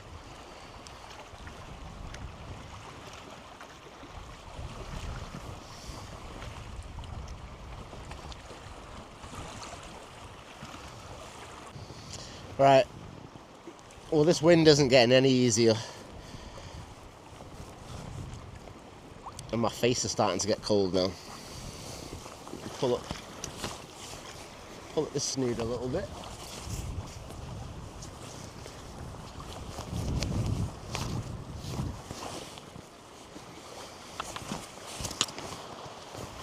Everything's so much harder when you got gloves on. Oh, cover my ears up. Hopefully you can still hear me. Maybe a little muffled.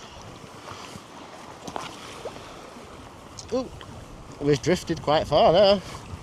Right, let's make our way back to this island, and then we'll figure out what we're going to do tomorrow. We've got 1 full day left tomorrow to do whatever we want to do, and then we camp out tomorrow night, and then the next day that's home time. That's it, over. Can you believe it's gone so quick? Did not get anywhere near what I'd planned in my head. I was doing so well on that first day. I got overconfident, made it to the island. Then today, the wind has just knocked me for 6. If anything, I would have been better just staying on the island and not even trying to paddle today. But at least we got out on the water though. It's been nice. Super choppy, crazy waves. Good experience for me.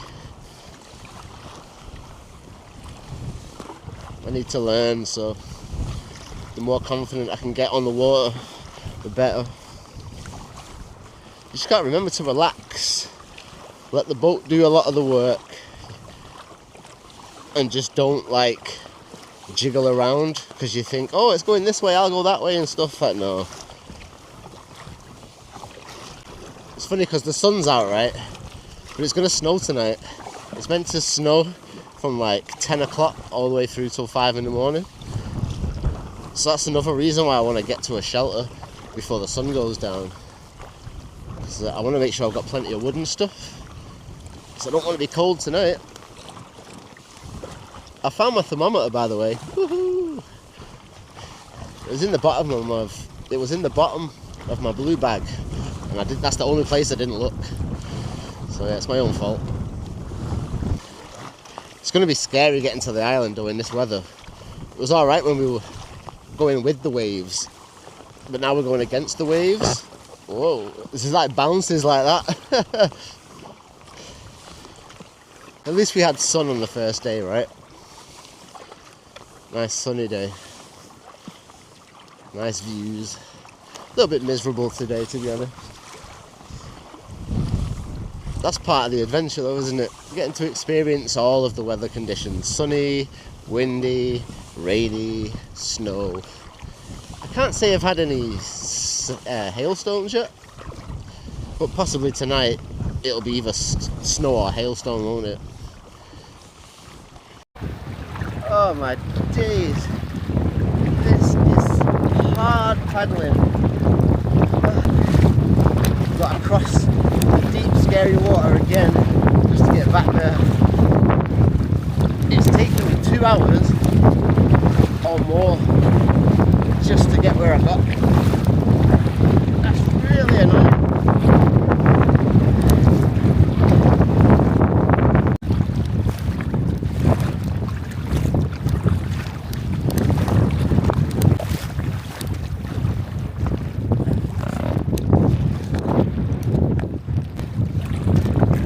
Oh man, I'm absolutely shattered, and this time I really mean it.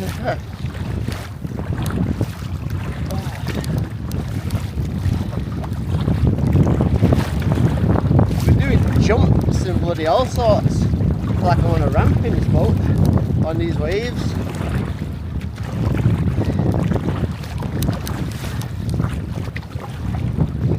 I'm so glad the tripod's tied down because it's jumping up and down. One of the straps is loosened up on the yellow backpack, so I've got 3 holding it down. One's loose a little. I'm sure it'll be alright. No one can say I didn't try though. Just the wind is way too strong today, especially for a pack craft. You see, I just get blown all over the show. It would have been worse if I wouldn't have packed everything in the storage tubes, because it's keeping my centre of gravity quite low. It's just crazy when you see like a wave go up in front of you in the distance and it's just swelling up really big. It's like, oh, here we go! Oh. So every time you go forward like 4 steps, you move back in about 3 steps. Cheeky little splashes in the face there. I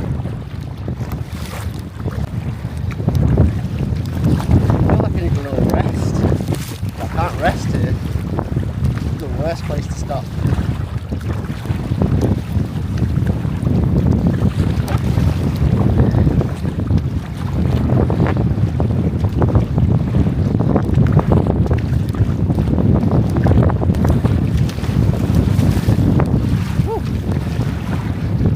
Boat jumped out of the water then.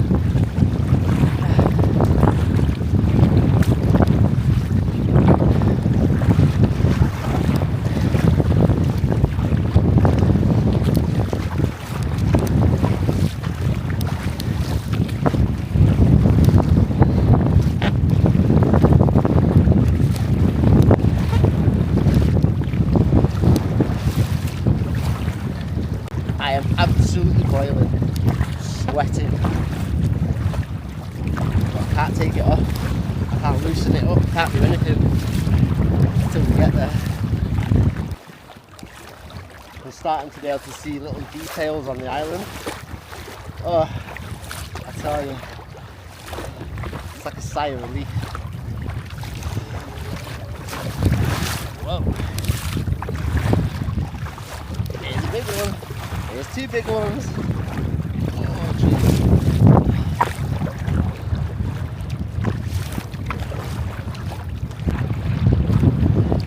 Everything's starting to go wrong now. All the straps are starting to come loose that I tied everything down with. It's because we've been bouncing and bouncing around so much.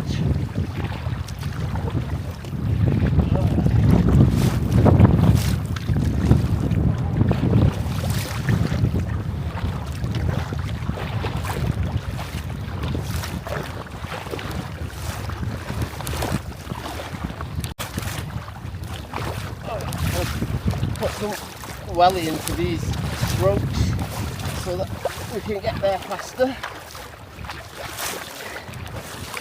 I'm sort of aiming right for the centre of the island right now. It's not where I want to be, but it gets us out the wind, doesn't it? And then we can paddle around the outside, knowing that we're not in as much danger. If anything happens, we can just swim to shore.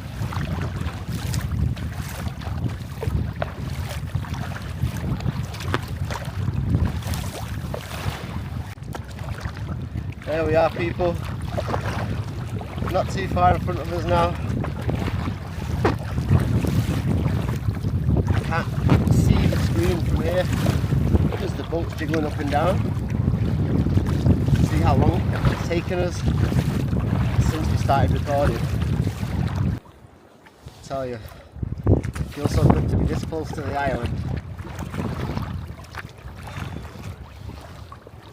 I couldn't wait to see the back of it when I left today.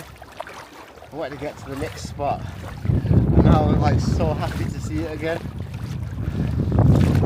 Oh, come on. Last slug.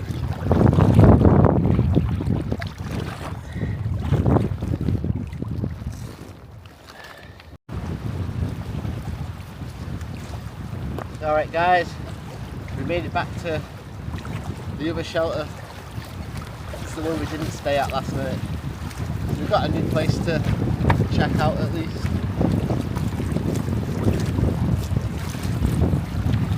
Alright, let's go park up.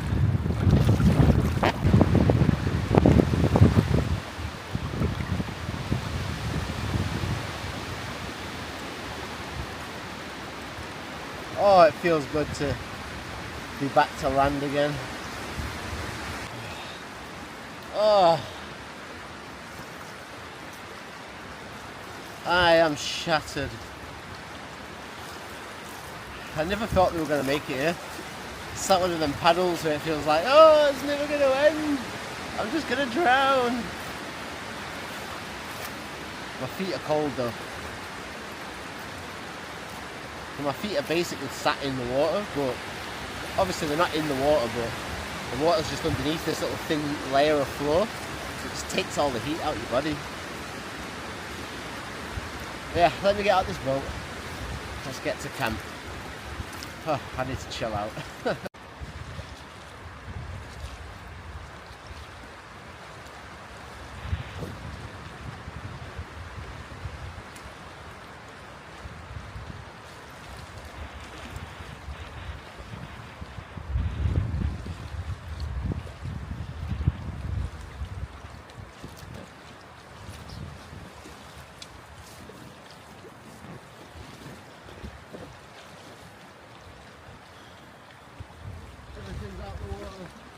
Let's see. My gloves got soaked though, they got water on the inside, so I have to turn them inside out and try and dry them tonight near the fire.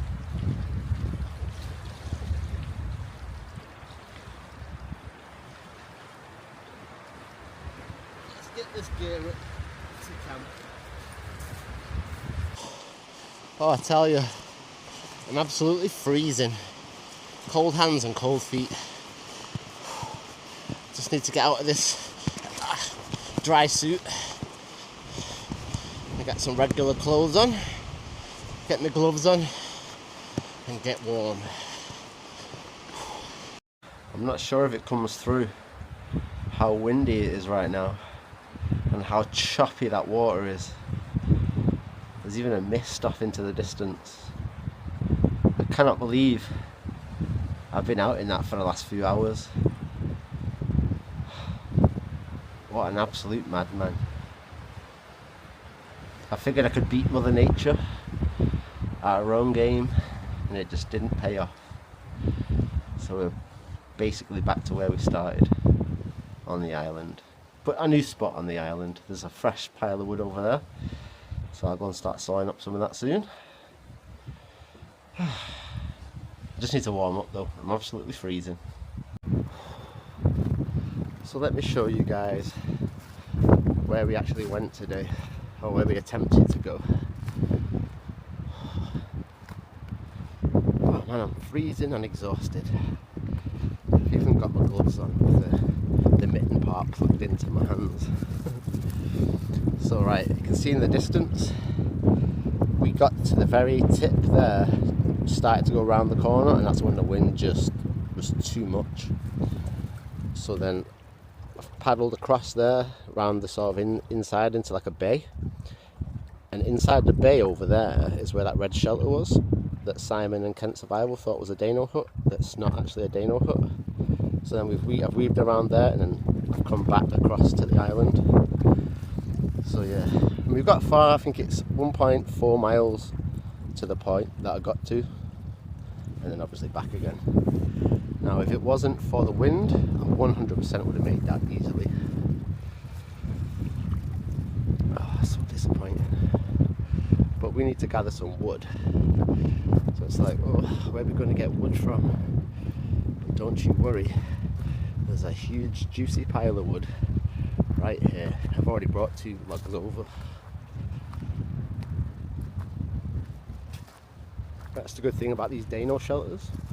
Obviously you have to pay for the nature card, but one of the things they provide is shelter and wood and a fire pit. So as you can see here, I've got my 2 little bits that I've picked up already. And then just over here, we've got a big pile of logs, more than I'll need. I don't need even a third of that probably. But yeah, a log pile for me to use. That's the view out. I don't know if you're able to see from here. Just over there, there's actually another waterfall. We won't be able to get there though, because that's heading into the wind. What I really should have done, I think, is I should have paddled over there this morning, and I should have gone up the edge on that side of the lake and made my way up, all the way up to the top. You live and you learn though, right? At least you've got a cool little shelter for tonight. Plenty of wood. I'm going to start gathering it up now and do some chopping.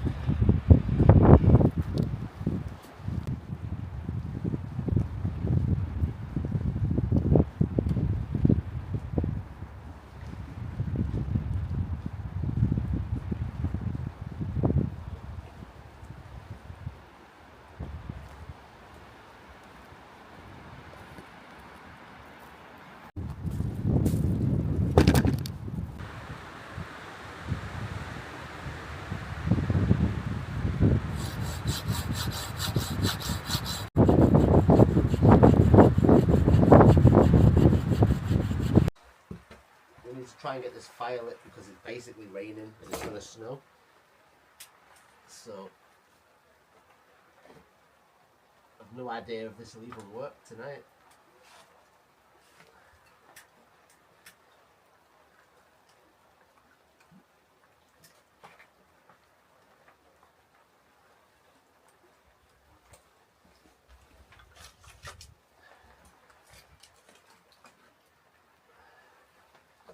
Fingers crossed, eh? Fingers crossed.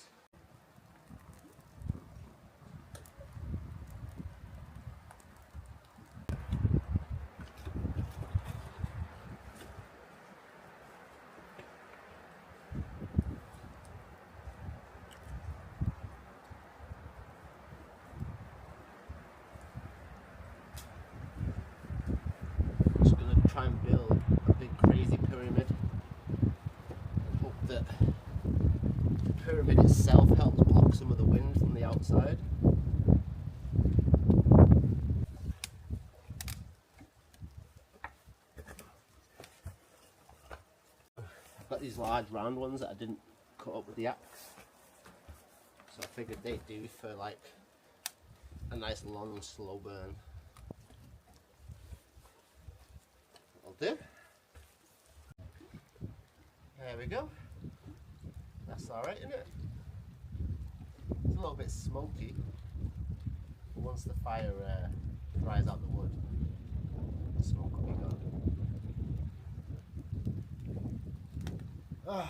Well, what can I say? Third night in Sweden on my Rabless Ramblers.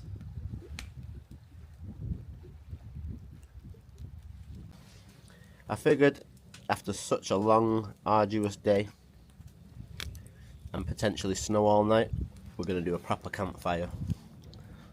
So there you go, I've proper stocked it up there. Got my gloves on the little rack just here. Hopefully they'll dry out. They're all wet on the inside.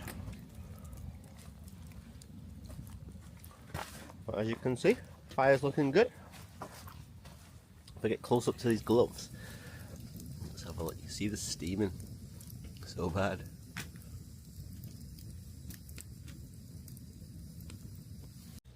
Well, as you can see, it's a little bit smoky in here right now. But the inside of the shelter is just like full of smoke. But as that obviously dries out the fire, it'll just air out itself naturally. I think it looks worse on camera than it actually is. The fire's raging though, so that's nice. Plenty of heat coming off it. Nice and chilled. Gonna get something to eat on the go soon. Hot chocolate, all that good stuff. Right now I'm just chilling out. Got everything on charge at the minute. I need to charge up this camera. It's pretty much fully dead. Phone was down to 30%. So yeah, probably another 30 minutes, 40 minutes. Everything will be fully charged and then we'll come back around for some more chit chats around the fire. Yeah, right, my Rabless Ramblers. I'm just going to make myself a hot chocolate if I can find everything I need. Right, need that, and we also need some hot chocolate. That'd be a good, wouldn't it? Hey, there we go. Oh, it's a galaxy hot chocolate as well. Nice.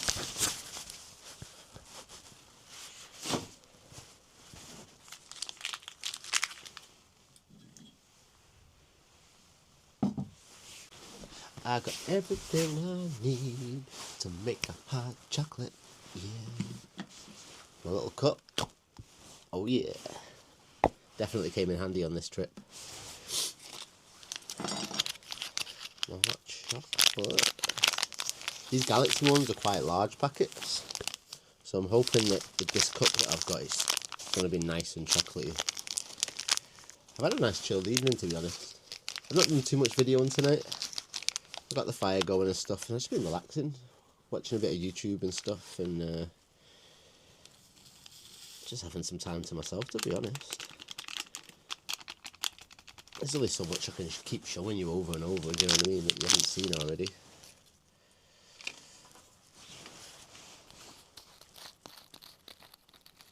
Oh, one of the logs has just snapped.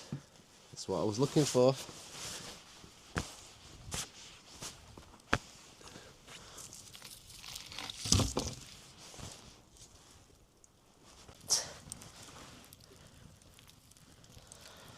Oh well, wasn't paying attention. Look what I've done. I've melted my gloves. What an idiot.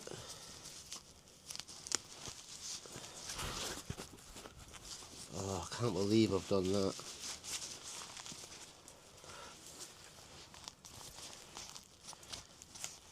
Steaming still as well. Man, these are really good gloves, these. Left me a bum. My own fault. If Sophie and Mark see this bit of my video, you'll probably laugh, won't you, Mark? It's like the same thing that happened to my my towel. We spent so long trying to dry it out. Got right to like the very last second and I bloody set the towel on fire on a previous trip. Oh, I can't believe I've done that. I'm gonna have to buy another pair of these. These are really good gloves. Ugh. What an idiot. Messing around with this fire. Sod's law, innit? That's karma. That's karma for you.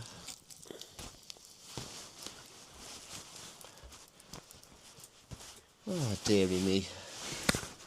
All that chaos in the space of 5 minutes. I was trying to make a hot chocolate, burnt my gloves, fire's falling all over the place. God knows what's next. God knows what's next. Right, let me focus. I'm trying to make a hot chocolate here. Bloody no. You know what's funny? Everything's been actually perfect, smooth sailing. As soon as I come on the camera and try and do some filming, everything's just gone to pot. I think it's a sign I shouldn't have came on camera. I should have just chilled out and enjoyed the evening. I would have been paying attention to the gloves. Got distracted. Ah well. I'm sure I'll survive. I'm sure I'll survive. Oh yeah, just the perfect amount. Give this a little stir. You know, I only brought, how many did I bring? Was it 4 or 5 hot chocolates on this trip? I didn't have one last night, but I did have one the first night. So I think I've got 2 or 3 left. I've also got a pack of bacon left, and I've got some pancakes to make as well. And I've still got quite a few of those dehydrated meals. So I've still got plenty to eat. I need to get eating. Even my mum said to me, she's like, make sure you eat your food, because otherwise you're going to have to carry it all back home. It's like, I suppose you've got a good point, Mum. I've only been moaning about the weight. Oh, it's so heavy, why did I bring all this food back? Because I actually said to my mum today, I was like, oh, I jumped to filter out a bottle of lake water for you and bring it back so you can try some fresh, like, Swedish water. She's like, oh, that'd be nice, but you know you're going to moan about the weight. And I was like, oh, God, yeah, I didn't think about that. My mum knows me better than me. Hot chocolate's done. Cheers, everybody. Cheers, Levi. All my Rabless Ramblers. Opie Bear, Mum, Auntie Barbara, Marco, Sophie, Mark, everyone I'm forgetting, Chili, Tommy J, just everybody. We made it. We did it. And all we have to do now is figure out what we're going to do next. But I think after this trip, we need to do something, or a few trips, a little bit more low-key and less expensive. Whew, getting smoky again. I'm not even going to take a sip of that hot chocolate yet, because it's steaming like crazy, and I know it's just going to burn my lips off. Right, what I need to do is finish getting this camera charged, because it wasn't even fully charged when I came back on. That was the whole point of me coming off camera. My phone's up to 100%. I need to do the mic again and just get the camera back to 100%, and then we're good to go. So, but as far as the power banks go, I'm down to, I've got 1 full power bank left, and I've got 1 that's 50% left, and that's it. I'm totally out of power now.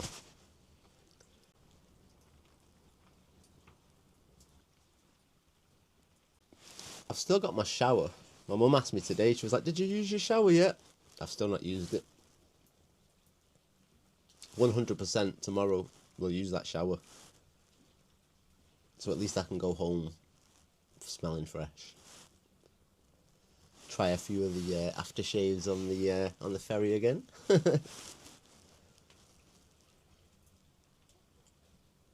I've really loved this trip though. It's been amazing. I was looking forward to it for over a year, and now that I finally got here, it's lived up to its expectations 100%. Obviously I can't control the weather, and as much as I tried to predict the weather when I got here, it's unpredictable, isn't it? It's the weather. So we had one perfect day. Today was a bit miserable in terms of wind. But we've not really had any heavy rain. We've not had any. It was meant to be snowing all night tonight. We've not had any snow. It's just windy. Today is just one hell of a windy day. But tomorrow's meant to be less windy. So, like I said to my mum, I'm really tempted. Even though tomorrow's the last full day we've got, still have another shot at trying to make it to that next Dano hut. But it's whether or not I can make it up there and then paddle 10 miles back, 12 miles back or whatever it is, to the Dano hut number 3 by the end of the night. I don't know if I could do that. 'Cause I am aching from today. There was points at which I was paddling. Oh my god. I was just going as hard as I could, like giving it everything I've got, and I was just looking at the rocks next to me and they just weren't moving. And if anything, I was just going back slightly, and it was just like, oh. But I was so deep out in the middle, it's like, there's nothing I can do. Like, I can't just go back. There's no back to go to. I need to go forward, do you know what I mean? I had to just keep powering through. And I tell you, when I got round the side of this island, and then I seen the Dano hut just appearing on the side, it was just like, oh, the sense of relief. I can't explain it. Because it's scary for me being out on that water, you know, in them conditions. At some points, it felt like the actual boat was flying over the waves, like bouncing and jumping. And like I say, I can't swim, so the fact I'm out here doing all this craziness just shows you, though. Can't let your fears stop you. Here's some interesting information for anyone who's interested. So that's about the nature conservation card that you can buy so that you can use these shelters in the wood. Some information about the fire ban from June the 1st to August the 31st that applies in these areas. And then over here it just tells you about the Dano huts themselves.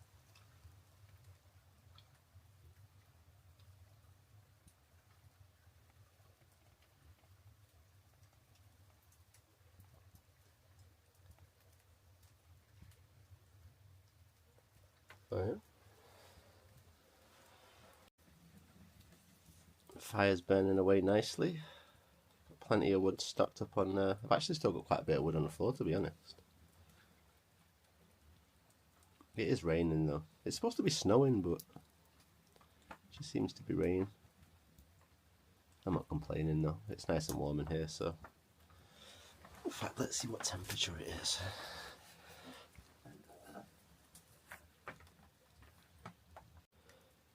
I can't complain about the temperature, even though it's 6 degrees. I've got my shoes off. I'm sat here with my socks on.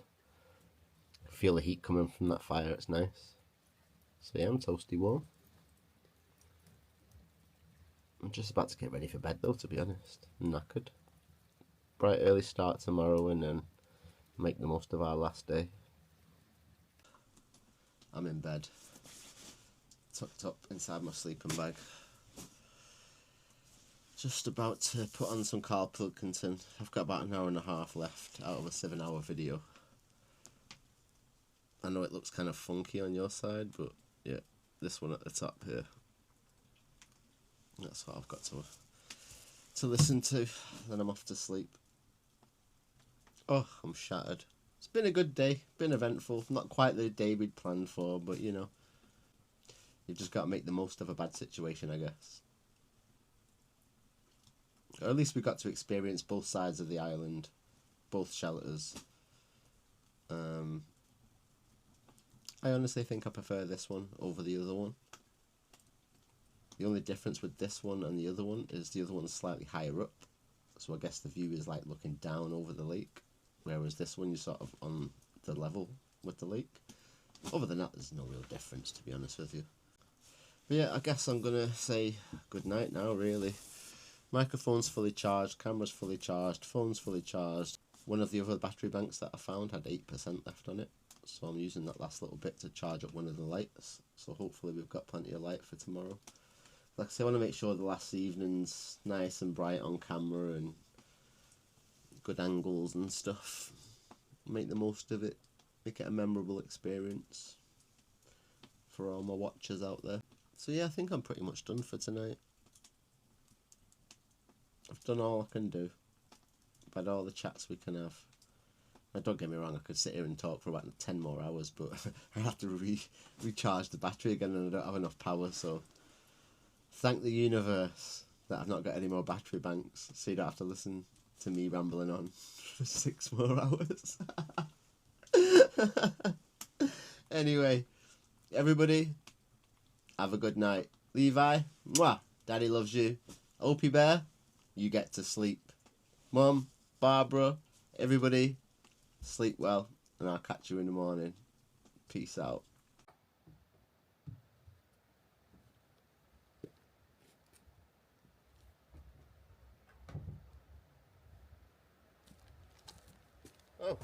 Good morning there. Imagine seeing you here.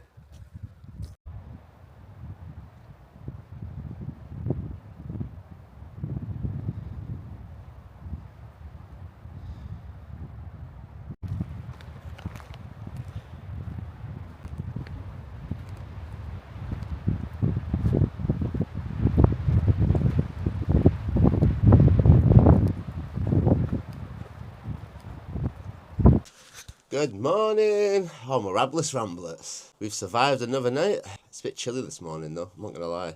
It's still a bit cloudy and still windy. The wind is nowhere near as bad as it was yesterday though. It's toned down a lot. I'm gonna give it about an hour though, half an hour, to see how the weather plays out. And then we're gonna get packed up, get in the boat and get back down to the first Dano shelter.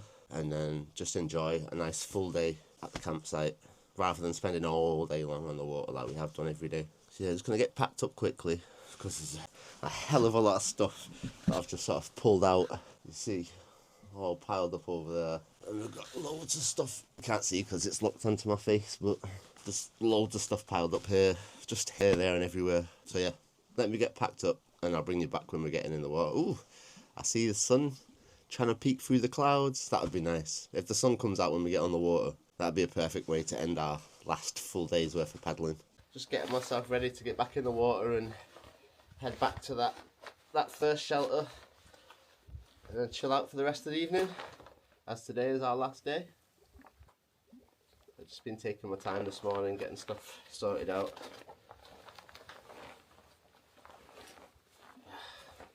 I've just got to go through the rigmarole of trying to get this on now.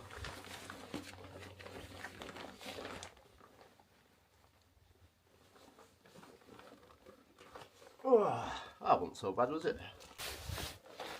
Right.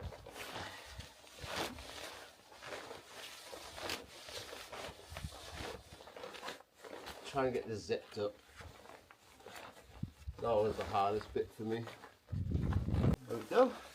Stuck to me like glue. Oh, get my snood on.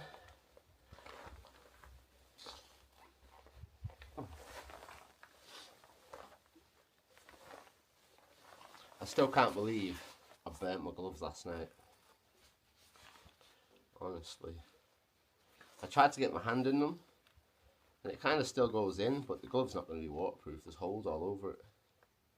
I can see straight through to the camera. I'm devastated, I'll be honest with you.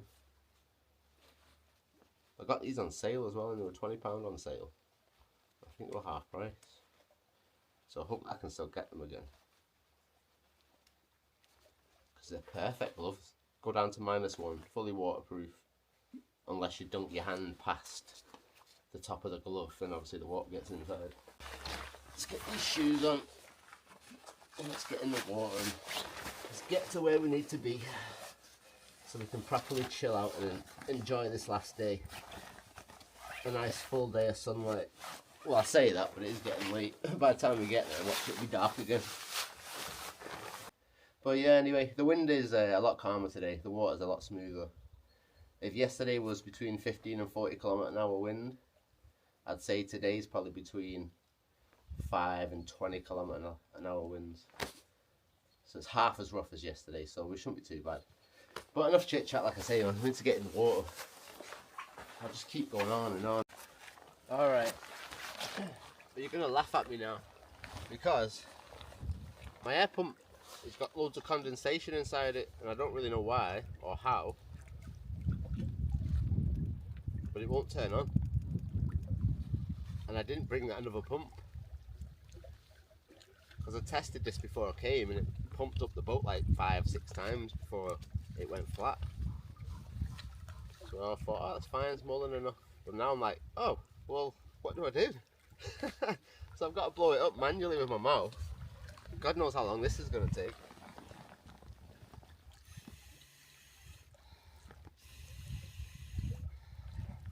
Alright everyone, you know what, it didn't actually take that long. Less than 50 breaths.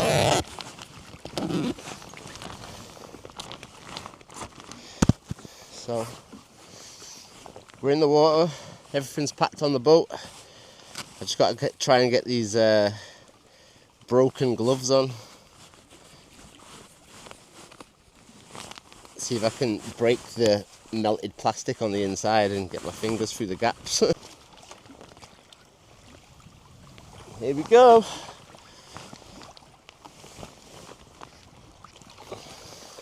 Heading back to Dano shelter number 3, which is the one that we skipped on the first day.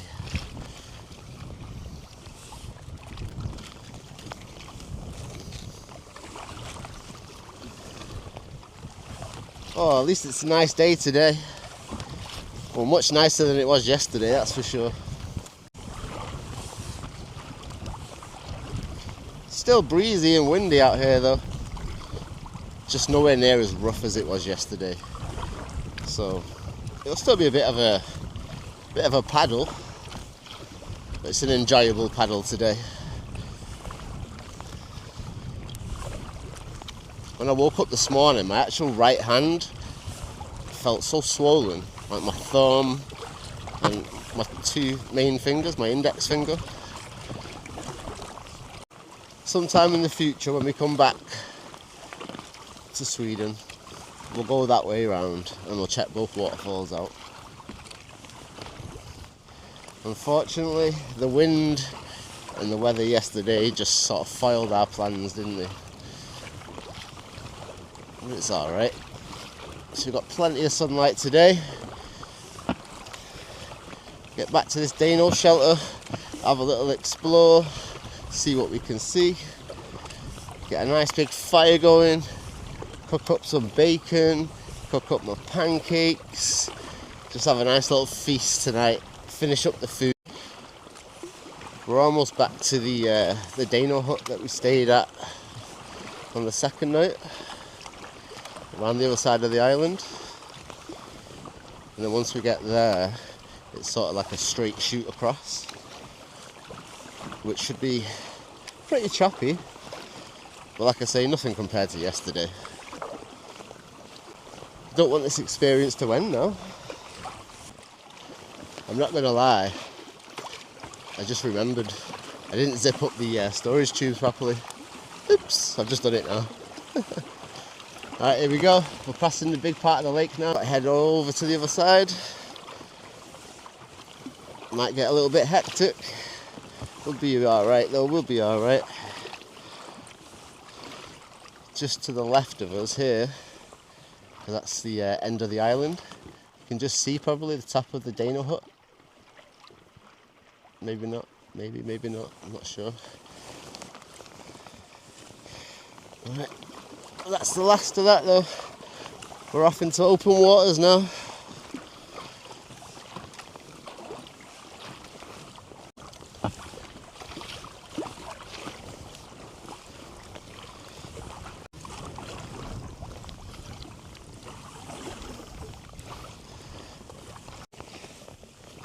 Just can't get over these views. I mean, obviously Scotland is very similar. The only difference between here and Scotland is when you look up onto the hills, you see all the little red houses with the white paint around the edges, like the traditional Swedish style houses and cabins. And another thing that I like about being here in comparison to Scotland, I've not seen another person the whole time I've been here. Not another boat, not another camper, not another fire, nothing. So this is one benefit, I guess, of coming all the way to Sweden, is you get peace and quiet. But then again, I think that's partly due to the time of the year that I've come, because it's not really open season yet. You can't even rent canoes or anything, not until the 16th of April. But luckily for me, that's why I specifically bought this pack raft, was for this trip, because I didn't want to be hauling around a big metal canoe or having to rent a canoe, which would cost me God knows how much. Then you think, well, I may as well just invest in one. So I did. Got this one. And It was finally christened in the place that it was bought for, which was Sweden. So I can actually say to myself, the purchase was justified. It did what it was supposed to do. What I really need to do though is go through the gear that I've not used on this trip, and there is quite a lot of it, because it's stuff that I just wouldn't need to bring next time, especially the camera equipment. I brought so many different like holders and stands and tripods and things, and it's just unnecessary. So that black bag that I've been wearing across my chest is basically full of camera gear that I don't need. I could have probably put an extra power bank in or something for the extra space that it's taken up. But oh well, you live and you learn, and it's best to be safe than sorry. Which is funny, because one thing I looked at 100 times and thought, should I take my manual pump for the boat just in case? Or at least take the airbag? And I was like, nah, I don't need either. I bought this electric pump, it'll be fine. I never ever once thought, what happens if the electric pump doesn't work? All I thought was, what if it runs out of power? Oh well, I can charge it up. But no, it's just got wet and condensated inside, and it's either broken because it's got wet inside, or it just needs to dry out before it'll work again. But if it has got condensation in it and it's broken because of that, that's not my problem, because the plastic casing's screwed on, so you can't take it off to clean it out or dry it out. So that's a flaw in the design. But I guess you live and you learn again. I don't know if I told you all as well, I found the black string for my kayak, so I could tie the paddle onto the boat instead of that stupid orange thing that I was using.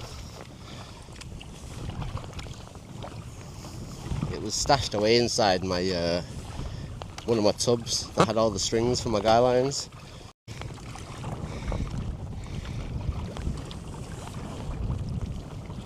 Everybody, there's the island in the distance. Say goodbye. It was nice knowing you.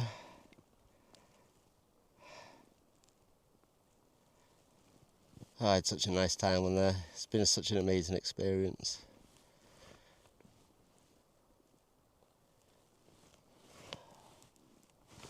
Right, onward bound, eh? We're not too far from land now, really, as you can see in front of us. Obviously everything looks a lot further away on the camera, but if I had to guess, I would say we're about 400 metres, 500 metres away from the shore. A lot closer to land now. No wind anymore, just the current that I'm fighting, really. Even that's not too bad.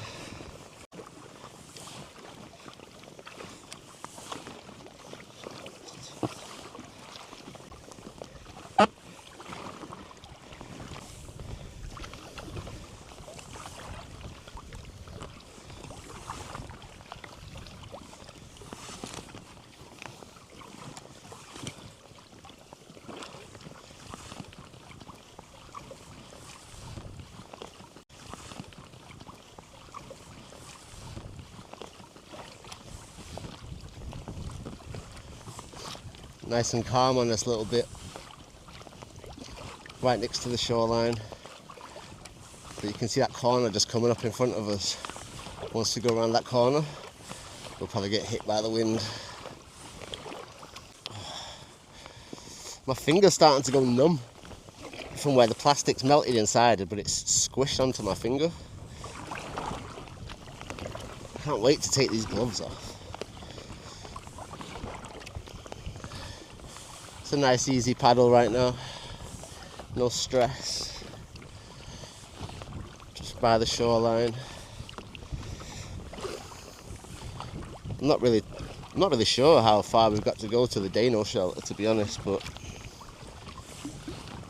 we've got to be at least halfway, I would guess.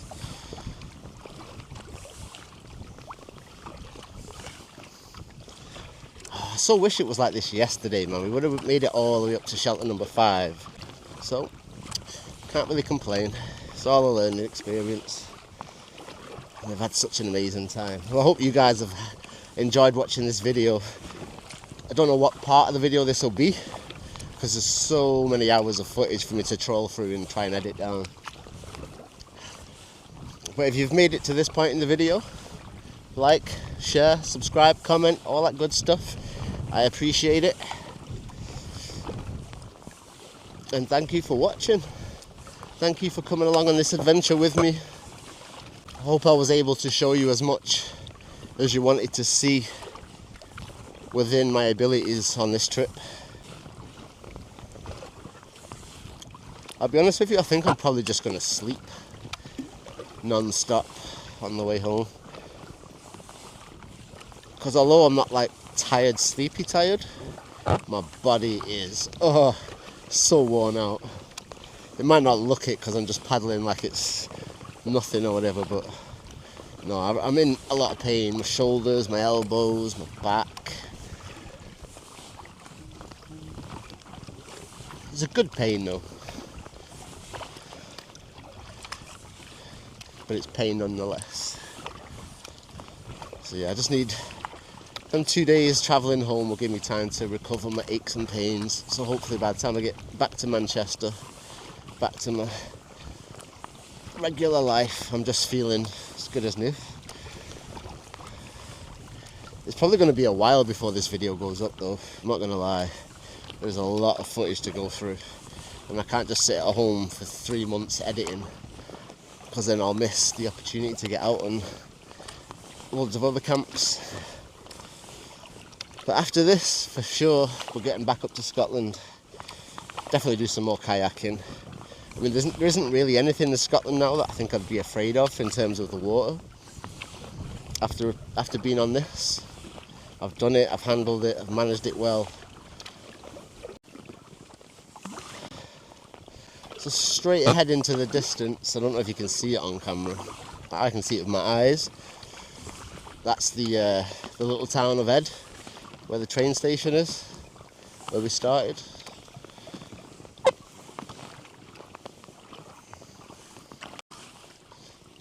Cool little knobbly tree there.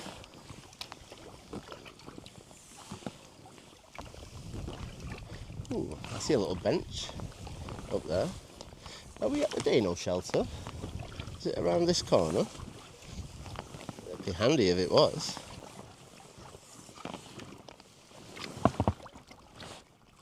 No, that's not the shelter. There's another little cove bit here though, so maybe it could be this one.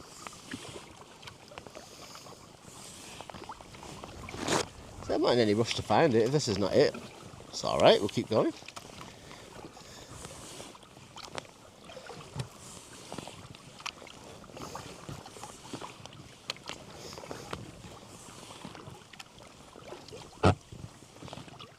That can't be it. Alright, well, we'll keep going.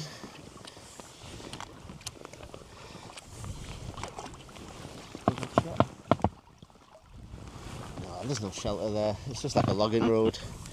Must lead down to that private little piece of land where that house is. You know, honestly, it couldn't be any more calm right now than it is. Just lean back and enjoy it for a minute. Sweden. We made it. We did it. And we survived without getting wet. Apart from these gloves.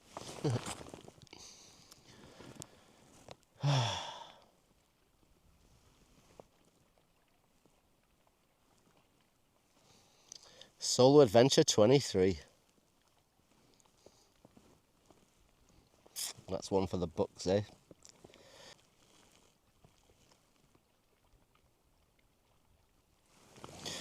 Right, come on. Otherwise I'll just sit here dilly-dallying all day.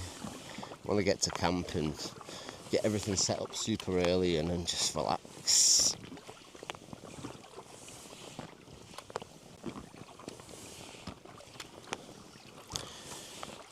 because it's so calm as well, I'm quite comfortable. I can look over the edge. No big deal. When the waves start picking up a little bit, there's no way I'm looking over the edge. You know, one thing I keep forgetting to do on this trip is apply my lip balm. Because obviously when you're paddling out for a long time, and yeah, I forgot to fill my water bottle up again, and you don't drink, you get dry lips. Ooh. There's worse problems in the world to be worrying about than my bloody dry lips.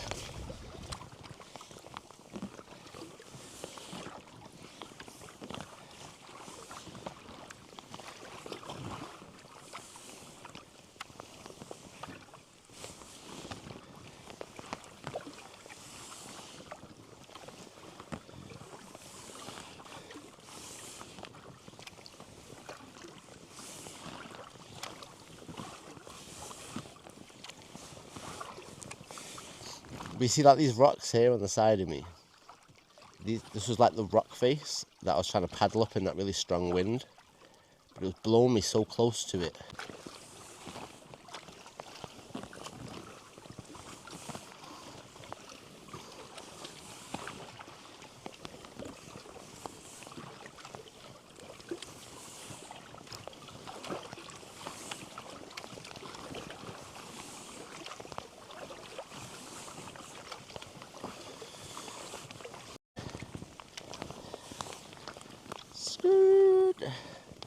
Try and skip the tree.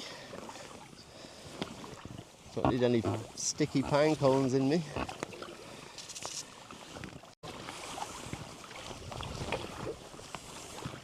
It's quite choppy here, but I guess like if I turn left, you see it's just all open water now.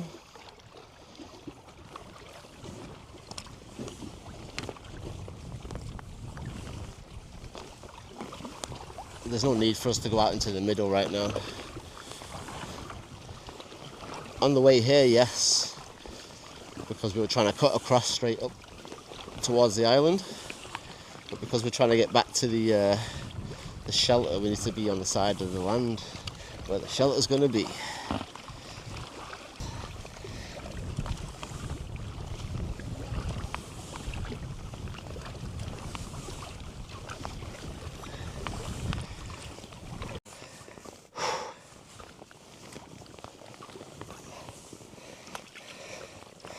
Alright, I'm hoping that this, fourth time lucky, this corner here is the corner for the Dano shelter.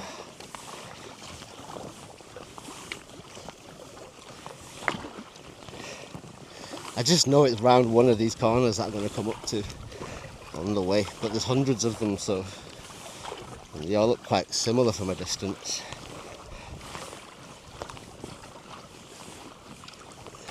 Okay, well this wasn't a corner, it was just a rock that made it look like a corner. There's another corner, and there's another corner in front of us. There's two more, so hopefully it's one of these corners. And not a moment too soon, everybody. I know the sun's right in your face, but nothing I can do about it right now.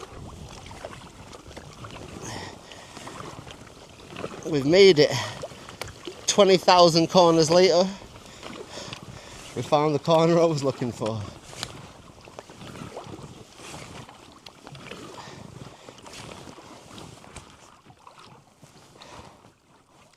Aye.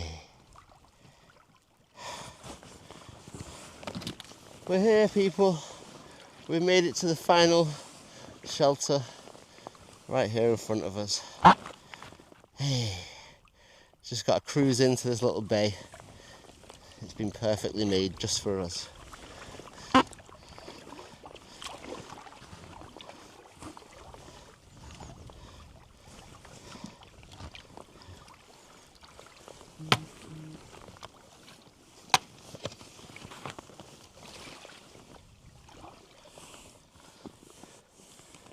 Just cruise in nice and slow till we hear the skeg hit the stones.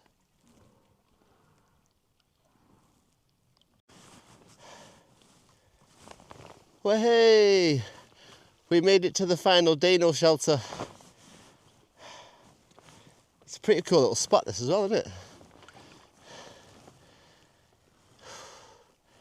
I guess we saved the best till last, eh? Get these crappy gloves off. Ah.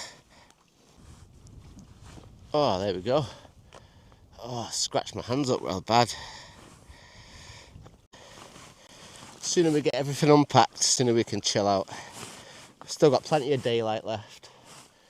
So, get our bacon cooked up, eh? Because I'm starving. Get this off the boat.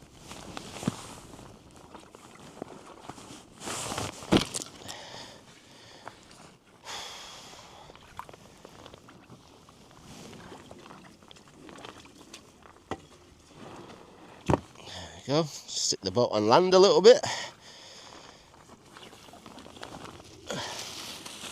My bag of rubbish that been floating around everywhere with me.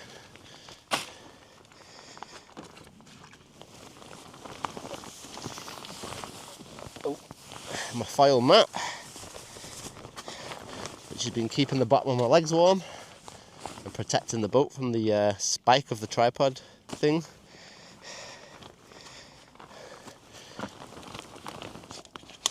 And thank goodness this has a waterproof case because it's absolutely soaked.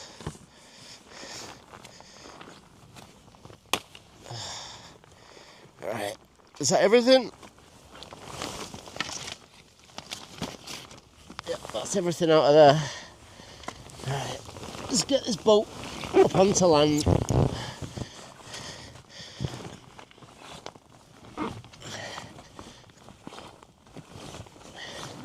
Let's get the air out of this boat so we can get my gear out of the tubes.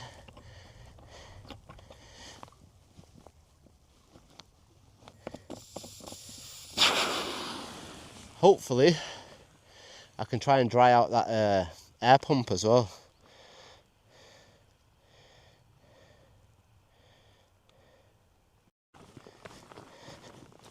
I think first things first, while the air's coming out of that, is I need to get out of this and get some dry shoes on my feet because my feet are cold in. This is our shelter for tonight, everyone.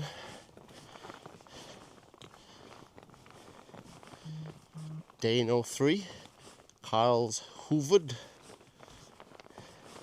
There's a little compost toilet just up there. And there's plenty of forest for us to go and explore. Well, there's a couple of ways into here really. So you can come in this side here. Another little bay. And then you can also come in here on this side. There's another little bay coming in. But we'll go for a little explore up through these woods. We're definitely not missing out. And I guess the view from the shelter out onto the lake is just as pretty as all the rest.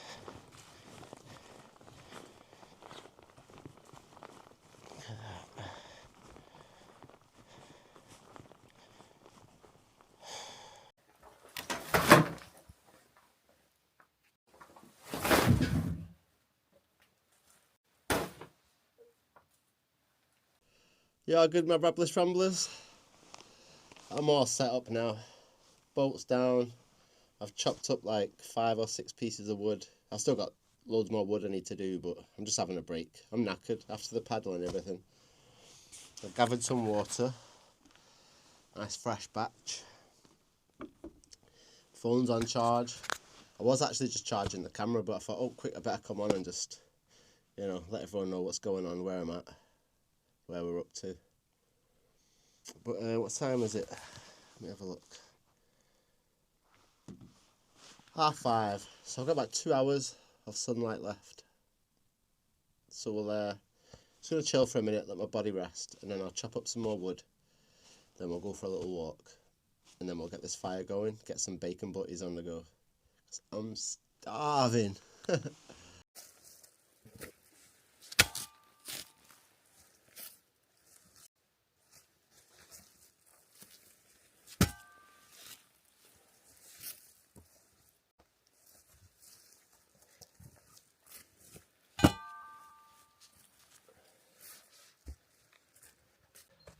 I've chopped up my wood.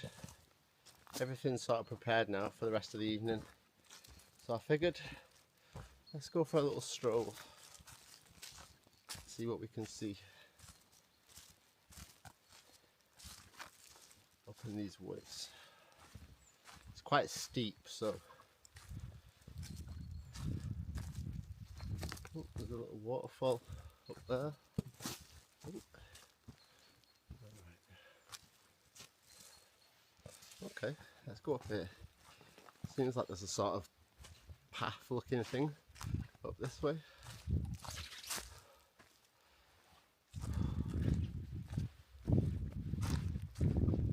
And this is our last day, so we need to make the most of it, right? Explore more. Because like I say, you never know if we'll ever get to come back here again in the future, so at least everyone gets a chance to see what this place looks like.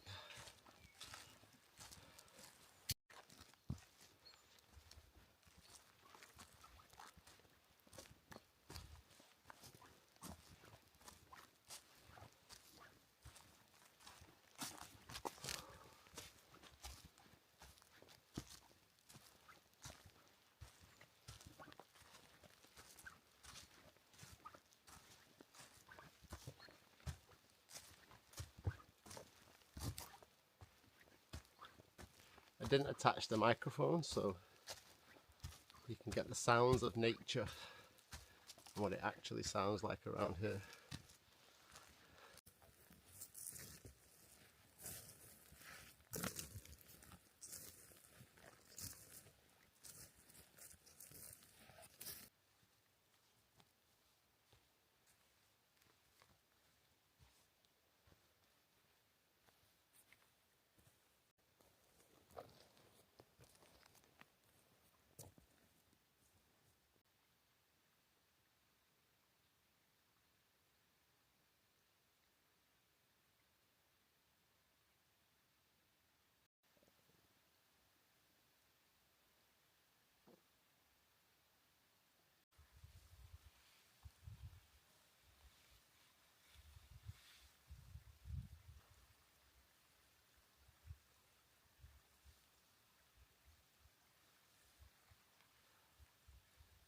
Ahoy down there! How are we doing? How did you get down there? I've just spotted some of my favourite wood up here, you know, for lighting the fires. You have to bring it down and add it to my kindling.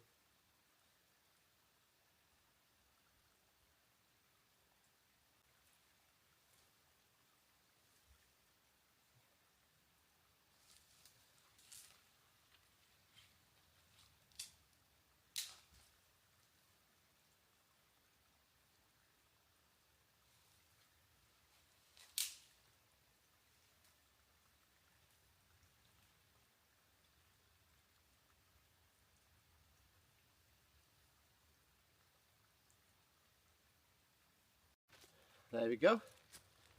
Look at that. Nice little pile. My favourite kind of wood there.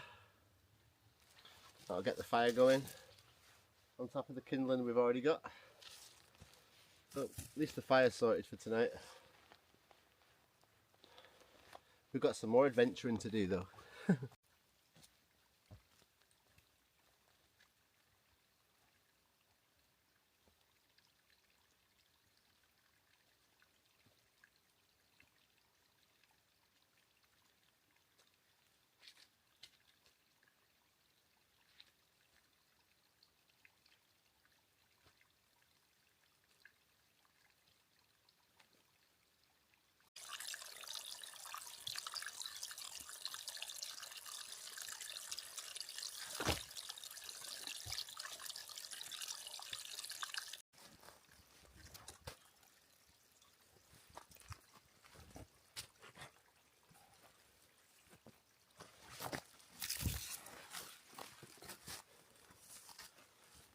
Whew.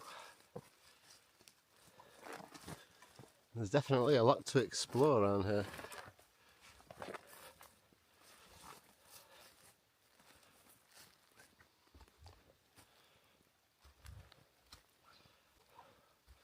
I wonder how high up it actually goes. I can hear like a little stream, a water stream though. Let's see if we can find it. Oh, I see it. It runs up the middle. Yeah.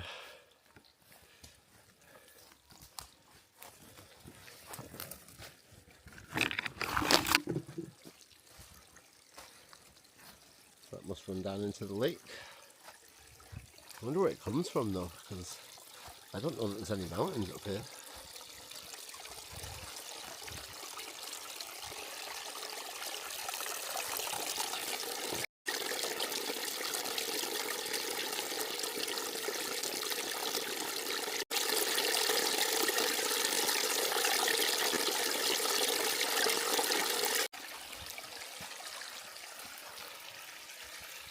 You know me, I'm addicted to exploring.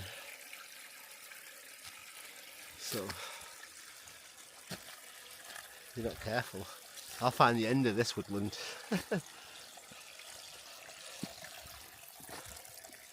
Ain't no forest too big enough. Right.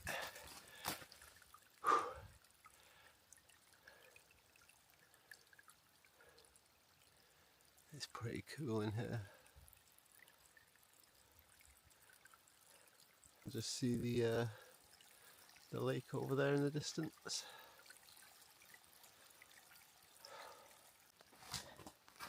It just goes back down to the lakeside, I think, down here.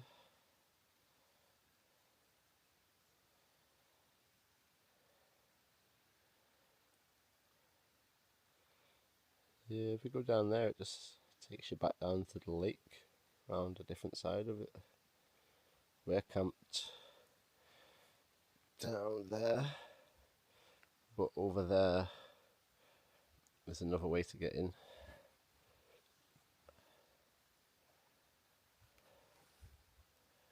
Let's go down this way. I can see that someone's been down here. There's a bit of a giveaway sign right there. Turn it sideways. You can see someone's come down here with their foot sideways and they've slipped into that hole there. Poor them.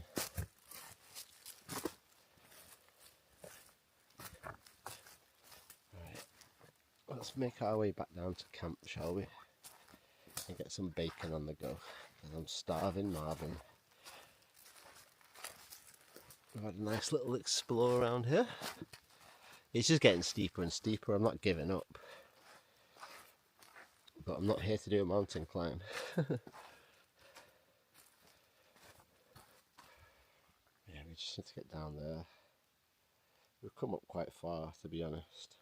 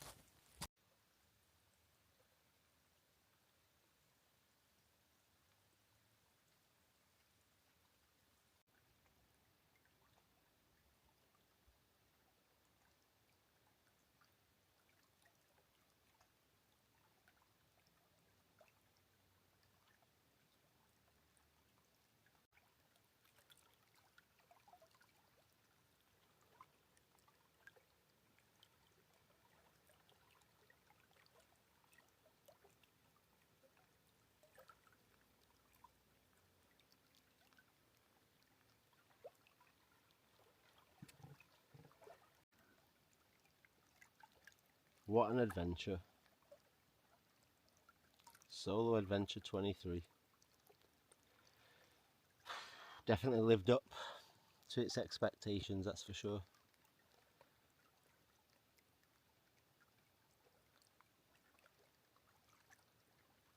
Can't believe how fast it's gone. Oh.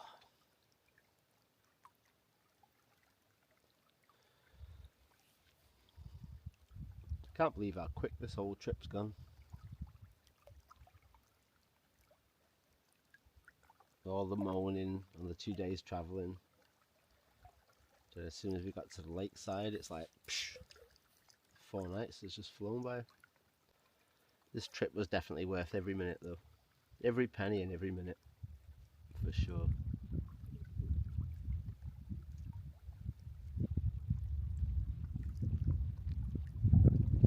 At least I can say I've seen a part of the world that a lot of people will never get to see. And it's stunning. Absolutely gorgeous.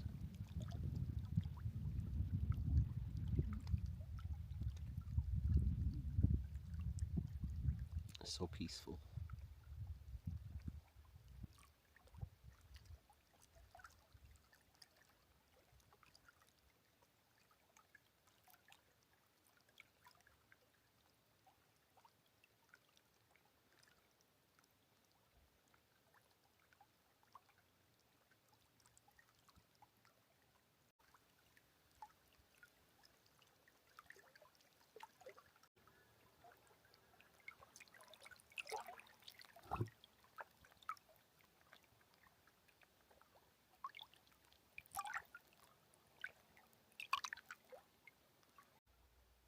Anyone who remembers Simon and Kent's videos, you remember this termite mound?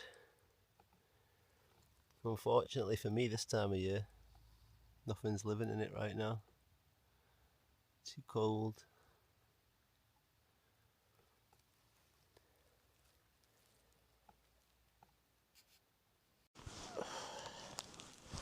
Hey, what's going on my Rabless Ramblers? How are we doing this evening? Got my ketchup packet, my thermometer. It's 5.9 degrees right now. It's getting a bit chilly. But it's time, finally, for us to do some bacon. 1, 2, 3, 4. 4 slices of bacon. 4 slices of bread, 3.5 slices of bacon each. And then there'll be 2 pieces of bread left over, which I'll probably just munch on, because this bread's really nice. Right, let's get this fire going anyway.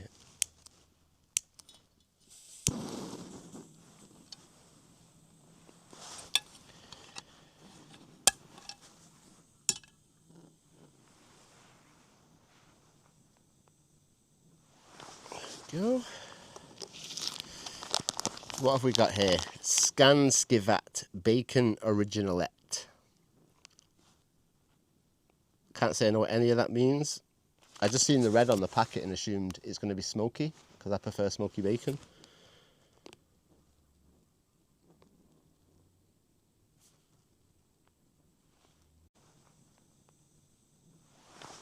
Go.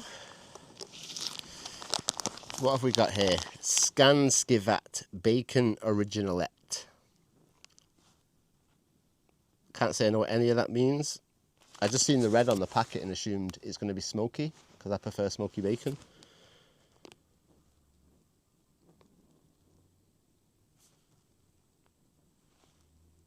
I don't know. We'll find out though, won't we, when we eat it. Let's stop looking at the packet and get into it. He says, oh, there we go. It's got a tear in the corner. Alright. Oh, do you know what? I've been waiting this whole trip to eat this bacon. I've been waiting for the right time to have it, and I think now is definitely the right time. Got my tongs, Chili. I got my tongs. It wasn't classed as a weapon on the Eurostar, thankfully.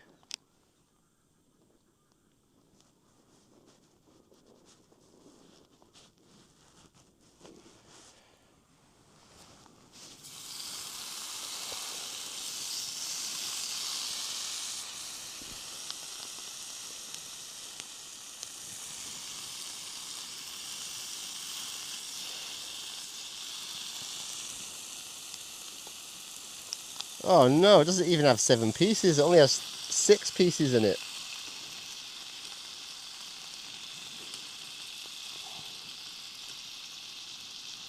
Oh well.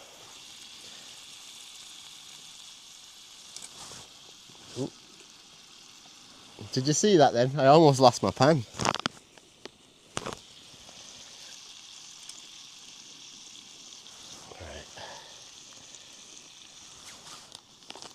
Put these 3 slices here for a minute whilst we get the bread prepared.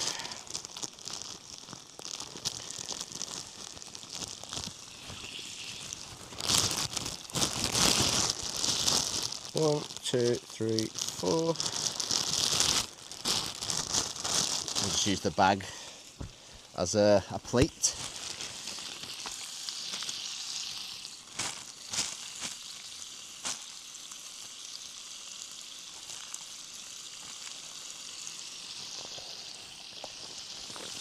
There we go.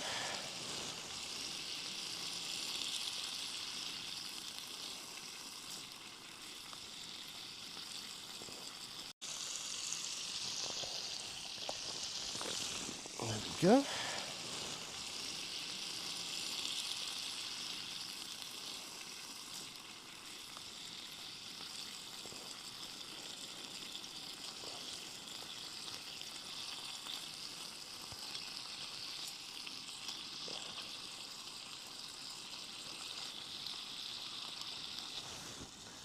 What a way to end the trip, eh? Bacon sandwiches, moon's out, nice purple glow in the distance. It's perfection.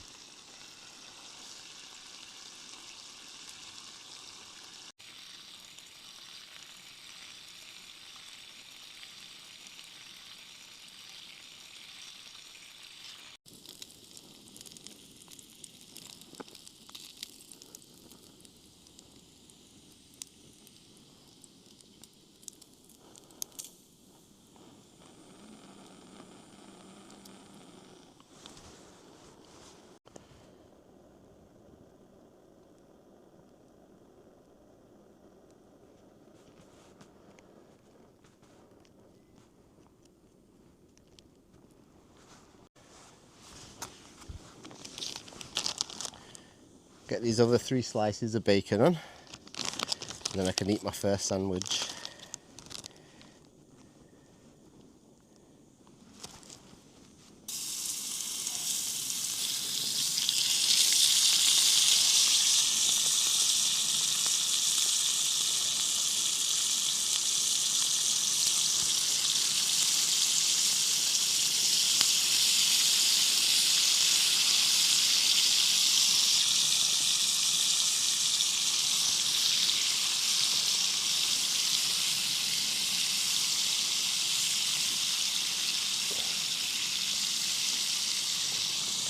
There we go. Bacon done. Let me have my first bite on this. Oh, I've been waiting so long for this. Cheers everybody. Cheers all my Rabless Ramblers. Levi, Opie Bear, Mum, Barbara, everyone. Oh!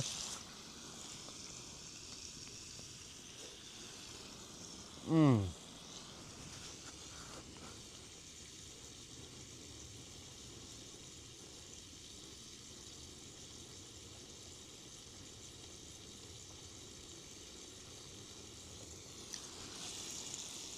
Do you know how good it tastes just to eat some real food?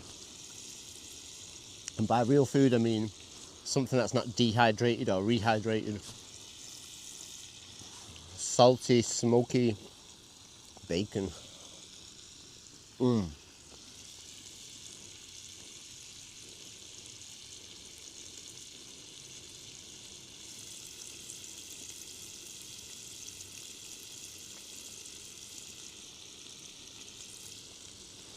Right, alright everyone, I'm going to eat in peace. I'll catch you all in a little while when I light up the fire and stuff, and we'll have a little chat before we go to bed. See you all soon. Peace. Alright everyone, I think it's time for for us to try and light this fire because I'm getting cold. What is the actual temperature? Feels like it's dropping. Ooh, 0.9 degrees. No wonder I'm so cold.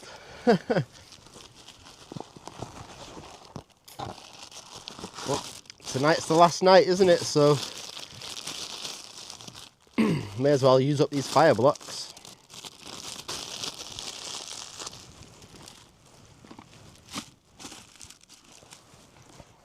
One less thing to take home, isn't it?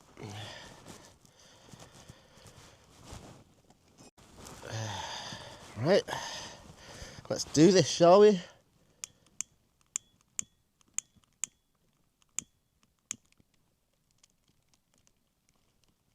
There we go. All my little pieces of kindling that I prepared earlier.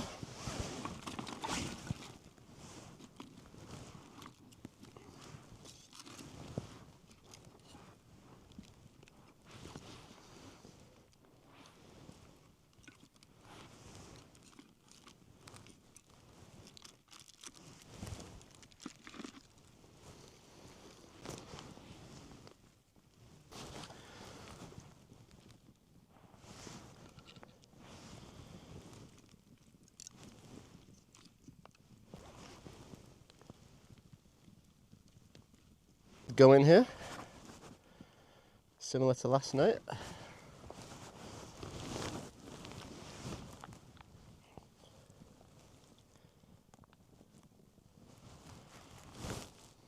Voila! We have fire! We have fire.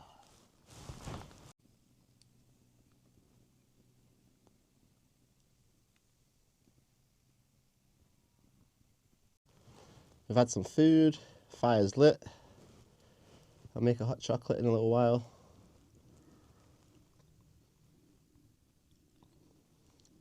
Just chilling out now, relax. And watch the darkness just come in.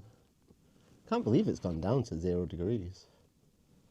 I think it's because it was a sunny day though.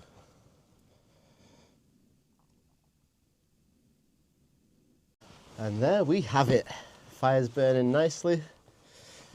I've got my little house lit up, looking all pretty. Yeah, I'm just going to chill out now for a little while. So I'll come back when I'm making some hot chocolates. We'll have some chit chats before bed. I can't be up all night tonight though, because I've got to get up super early, paddle back, because the train leaves at 12, so I haven't got time to mess around. We've still got like 3.9 miles, I think, to get back to the start line.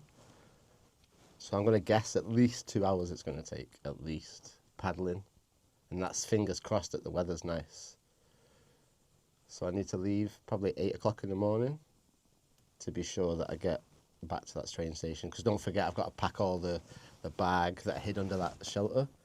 Got to repack everything, then I've got to drag it all the way back up to the station, and that might take an hour on its own. So let's call it 3.5 hours I need. So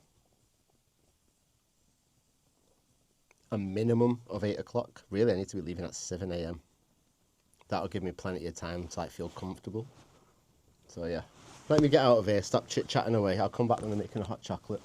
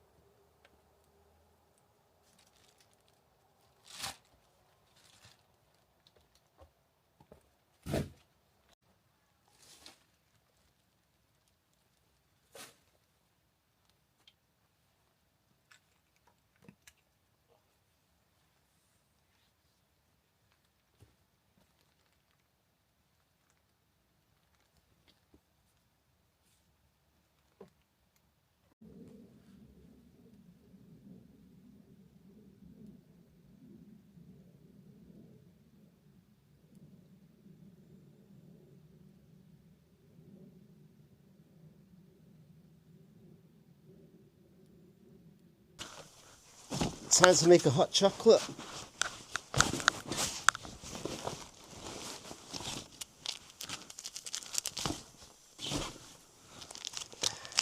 And then it's bedtime for me. Oh, it's chilly, I tell you.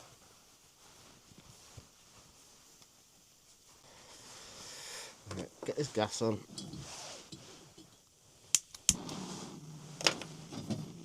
Get this water boiled. Where's my cup?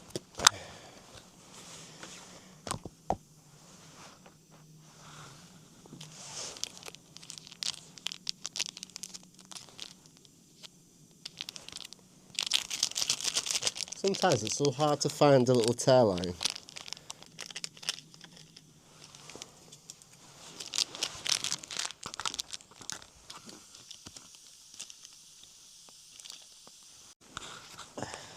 What are we missing now? Hot chocolate's in there. I've left my frying pan out as well because I'm hoping that first thing when we wake up in the morning we can get them pancakes made, because there's no way I'm going back home to England carrying that pancake mix with me. No, I'm not doing it.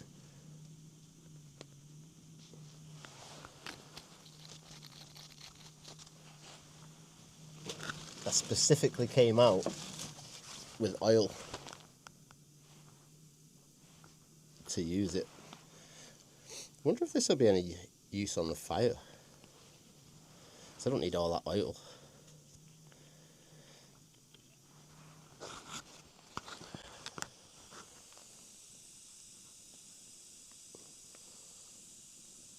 Oh, wait a minute. I'm about to pour this out thinking it's oil. It's not oil at all. That's syrup. There's the oil. What a lunatic. There we go. Got rid of some of the oil. A little bit less weight. Every little gram that we can get rid of for the trip home, the better. That oil seemed to do the trick on the fire though. There's something in there that's wet. I don't know what it is because it's sizzling away. I don't know if it's picking up on the camera, but something's definitely wet. Don't know what it could be. Unless it's just one of the logs. Right, how's this hot chocolate doing? Hot chocolate. Water's looking alright. You know what I've done? The one thing I always do. I forgot to take the handles off the cup. Luckily I lifted up the carrying handle, but what an idiot. It's just about boiled. Ooh, I can't wait to have this hot chocolate and just get into bed now. I'm knackered. I don't think I could handle another day of like long paddling. I need to just rest now for about a week. Just like, oh. And spend that week going through the 12 hours of footage that I've recorded.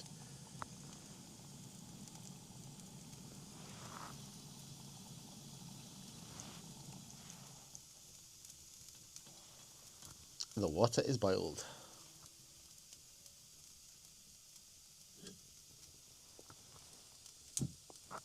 This gas bottle out of the way. Oh, that's so heavy. Right, I need a little stick. Something that's going to help me.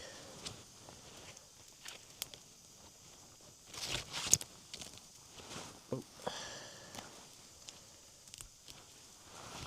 Open these handles up a little bit. There we go. There we go. And if I put my mitten on,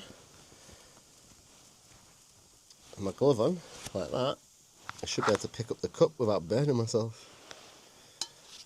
But before we do that, I'm missing one thing.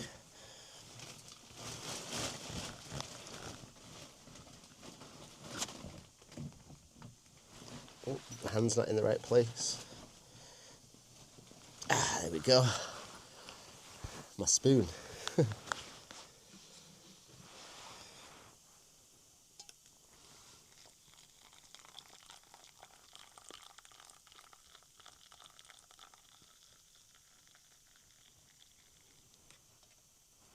Just the perfect amount. It's a good job really, because my water bottle's empty. I need to go refill it. Although to be fair, I say that, I probably won't. I'll drink this and just crash straight out, I bet you.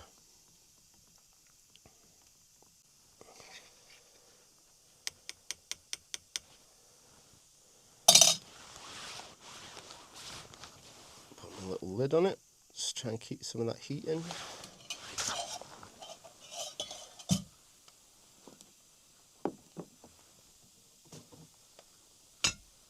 Oh god, just trying to pick up that power bank. My shoulders, everything are just, oh, I'm done in. I'm absolutely done in. Before I go to sleep, actually, I'm going to have a quick tidy around, so there's less to do in the morning.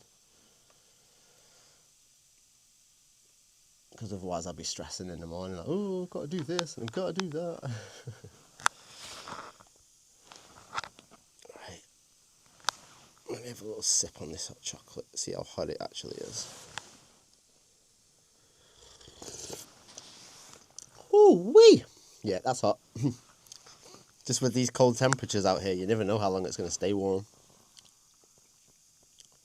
It says 4 degrees in here now, so the heat from the fire's warming it up a little bit. Right, anyway, enough talking. I'm going to head to sleep, everyone. Well, I'm going to finish my hot chocolate and then head to sleep. So I hope you've had a good day, as good a day as I've had. It's been absolutely amazing.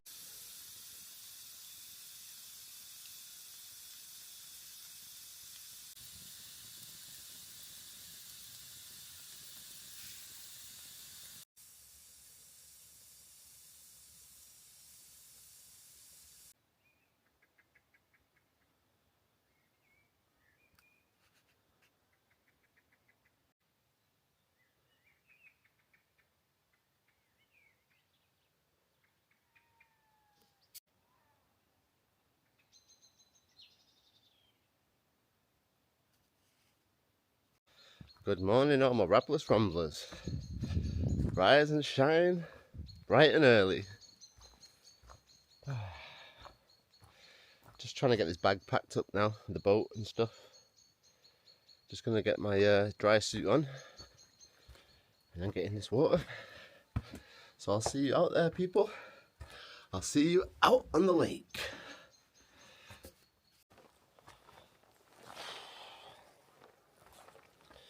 Alright, all my Rabless Ramblers. It's time for us to get going.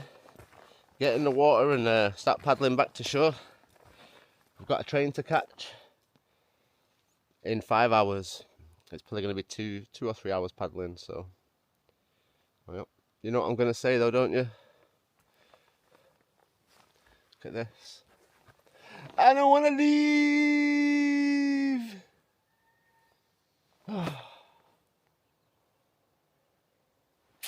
It's been amazing, everyone. It's been absolutely amazing. Everything I'd hoped it would be. But now we need to get on this boat and get back over there. So I'll come back and say my proper goodbyes on the other side. But for now, wish me luck and I'll see you there.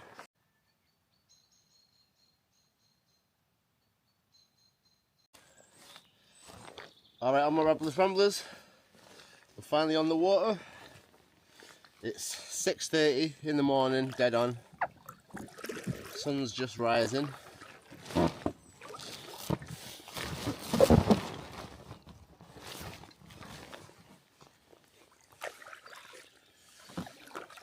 Let's go. Say goodbye to the last day no shelter.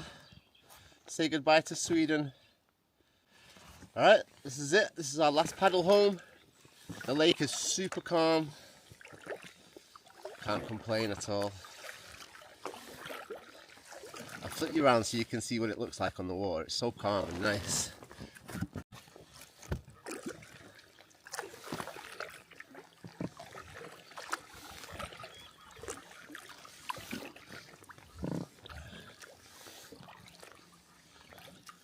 perfect morning to leave, eh? Just look at these views. Quick swing around.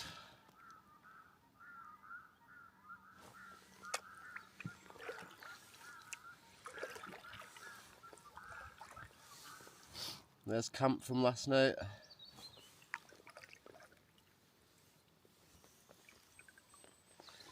Oh God, we need to go. It's so sad.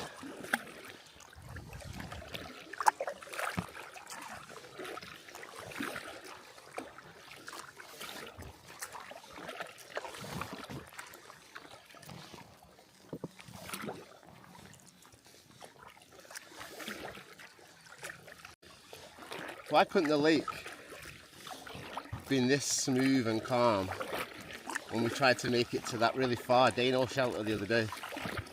This would have been perfect.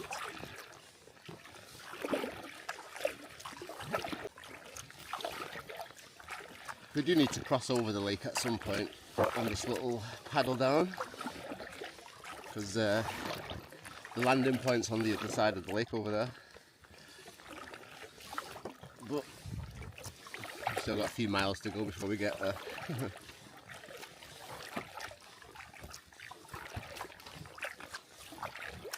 The main reason why I wanted to leave super early though, not just because I've got a train to catch, but I figured we'll get up before the weather really kicks in, before Mother Nature wakes up. The sun's still not even come over the top of the trees yet. But at least doing this, it means we can avoid getting blown about or even blown backwards. Nice easy paddle, because my body's had enough, to be honest. I can't take any more rough water and winds. I tell you, I'm not looking forward to trying to pack up this luggage bag when we get back to land. Oh God, it's going to be a pain. Well, what can I say, everybody? It was a year in the making. Solo Adventure 23, the Sweden trip. We did it. Challenge complete. I'm super proud of myself. This feels like a huge accomplishment. Did it solo, no help from anyone. Well, obviously thank you Auntie Barbara for your assistance. And my mum too, she did help me. But I mean, actually being out here, having to do it on my own. When things go wrong, like for example last night, or yesterday when I woke up, my flex tail pump that I'd bought had condensation in it, and it wouldn't work. So it's like, well, what am I supposed to do? I need to pump the boat up. Right, so luckily I was able to just blow into the boat to get it pumped up. So then last night I thought, well, I'll try and dry out the flex tail pump close to the fire. And it seemed to be doing alright at first. The condensation was starting to disappear, but then as soon as you turn it around to dry the other side, the condensation would reappear on the other side. So it's like, okay, this flex tail pump just does not work good in cold conditions because of the plastic case on it. It's just useless. But anyway, I went back to the fire to check on that flex tail pump, see how well it was drying, and I'd melted it in half. All the plastic was dripping down the side and everything, so I was like, oh no. So I had to manually blow up this boat with my mouth again this morning. I'm just lucky that it's an option, otherwise we would have been stuck on the island. It's mad to think, like, we're out here looking at these views, just all the crazy nature around us. But then in the next few hours, we have to start the travelling process back home. Need to get the train from Ed back to Gothenburg, then get the coach from Gothenburg to Malmo, and then get the coach and the ferry from Malmo all the way back to Eindhoven, and then from Eindhoven to Amsterdam, and then from Amsterdam we get the Eurostar back to London, and then from London we get on a National Express coach back to Manchester, and then we're home. 2 days from now. I can see the lights from the town and the train station in the distance. Oh, the sun's just coming up now. I think when we get to the waterfall, that's kind of like the halfway point, isn't it? Because I could see the waterfall from the place where we first started. It was in the distance, but I could see it.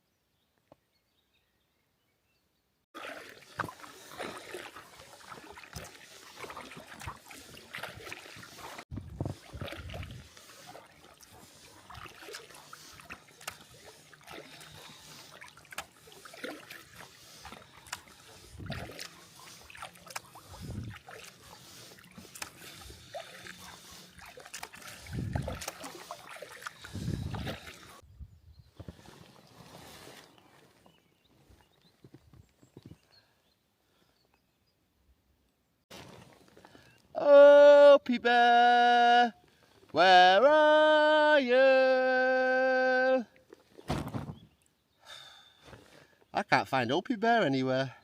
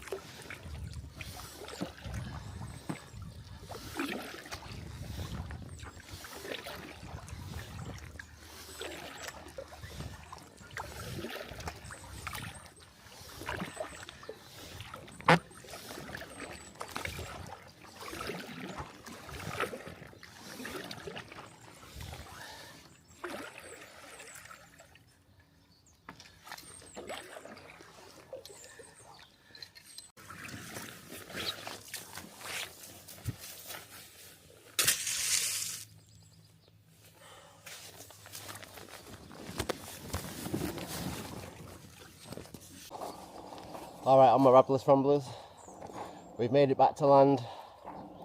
I need to get out of this gear, get packed away, and then get back to that train station. So I'm going to say goodbye for now. Thank you for watching Solo Adventure 23. Levi, mwah, Daddy loves you.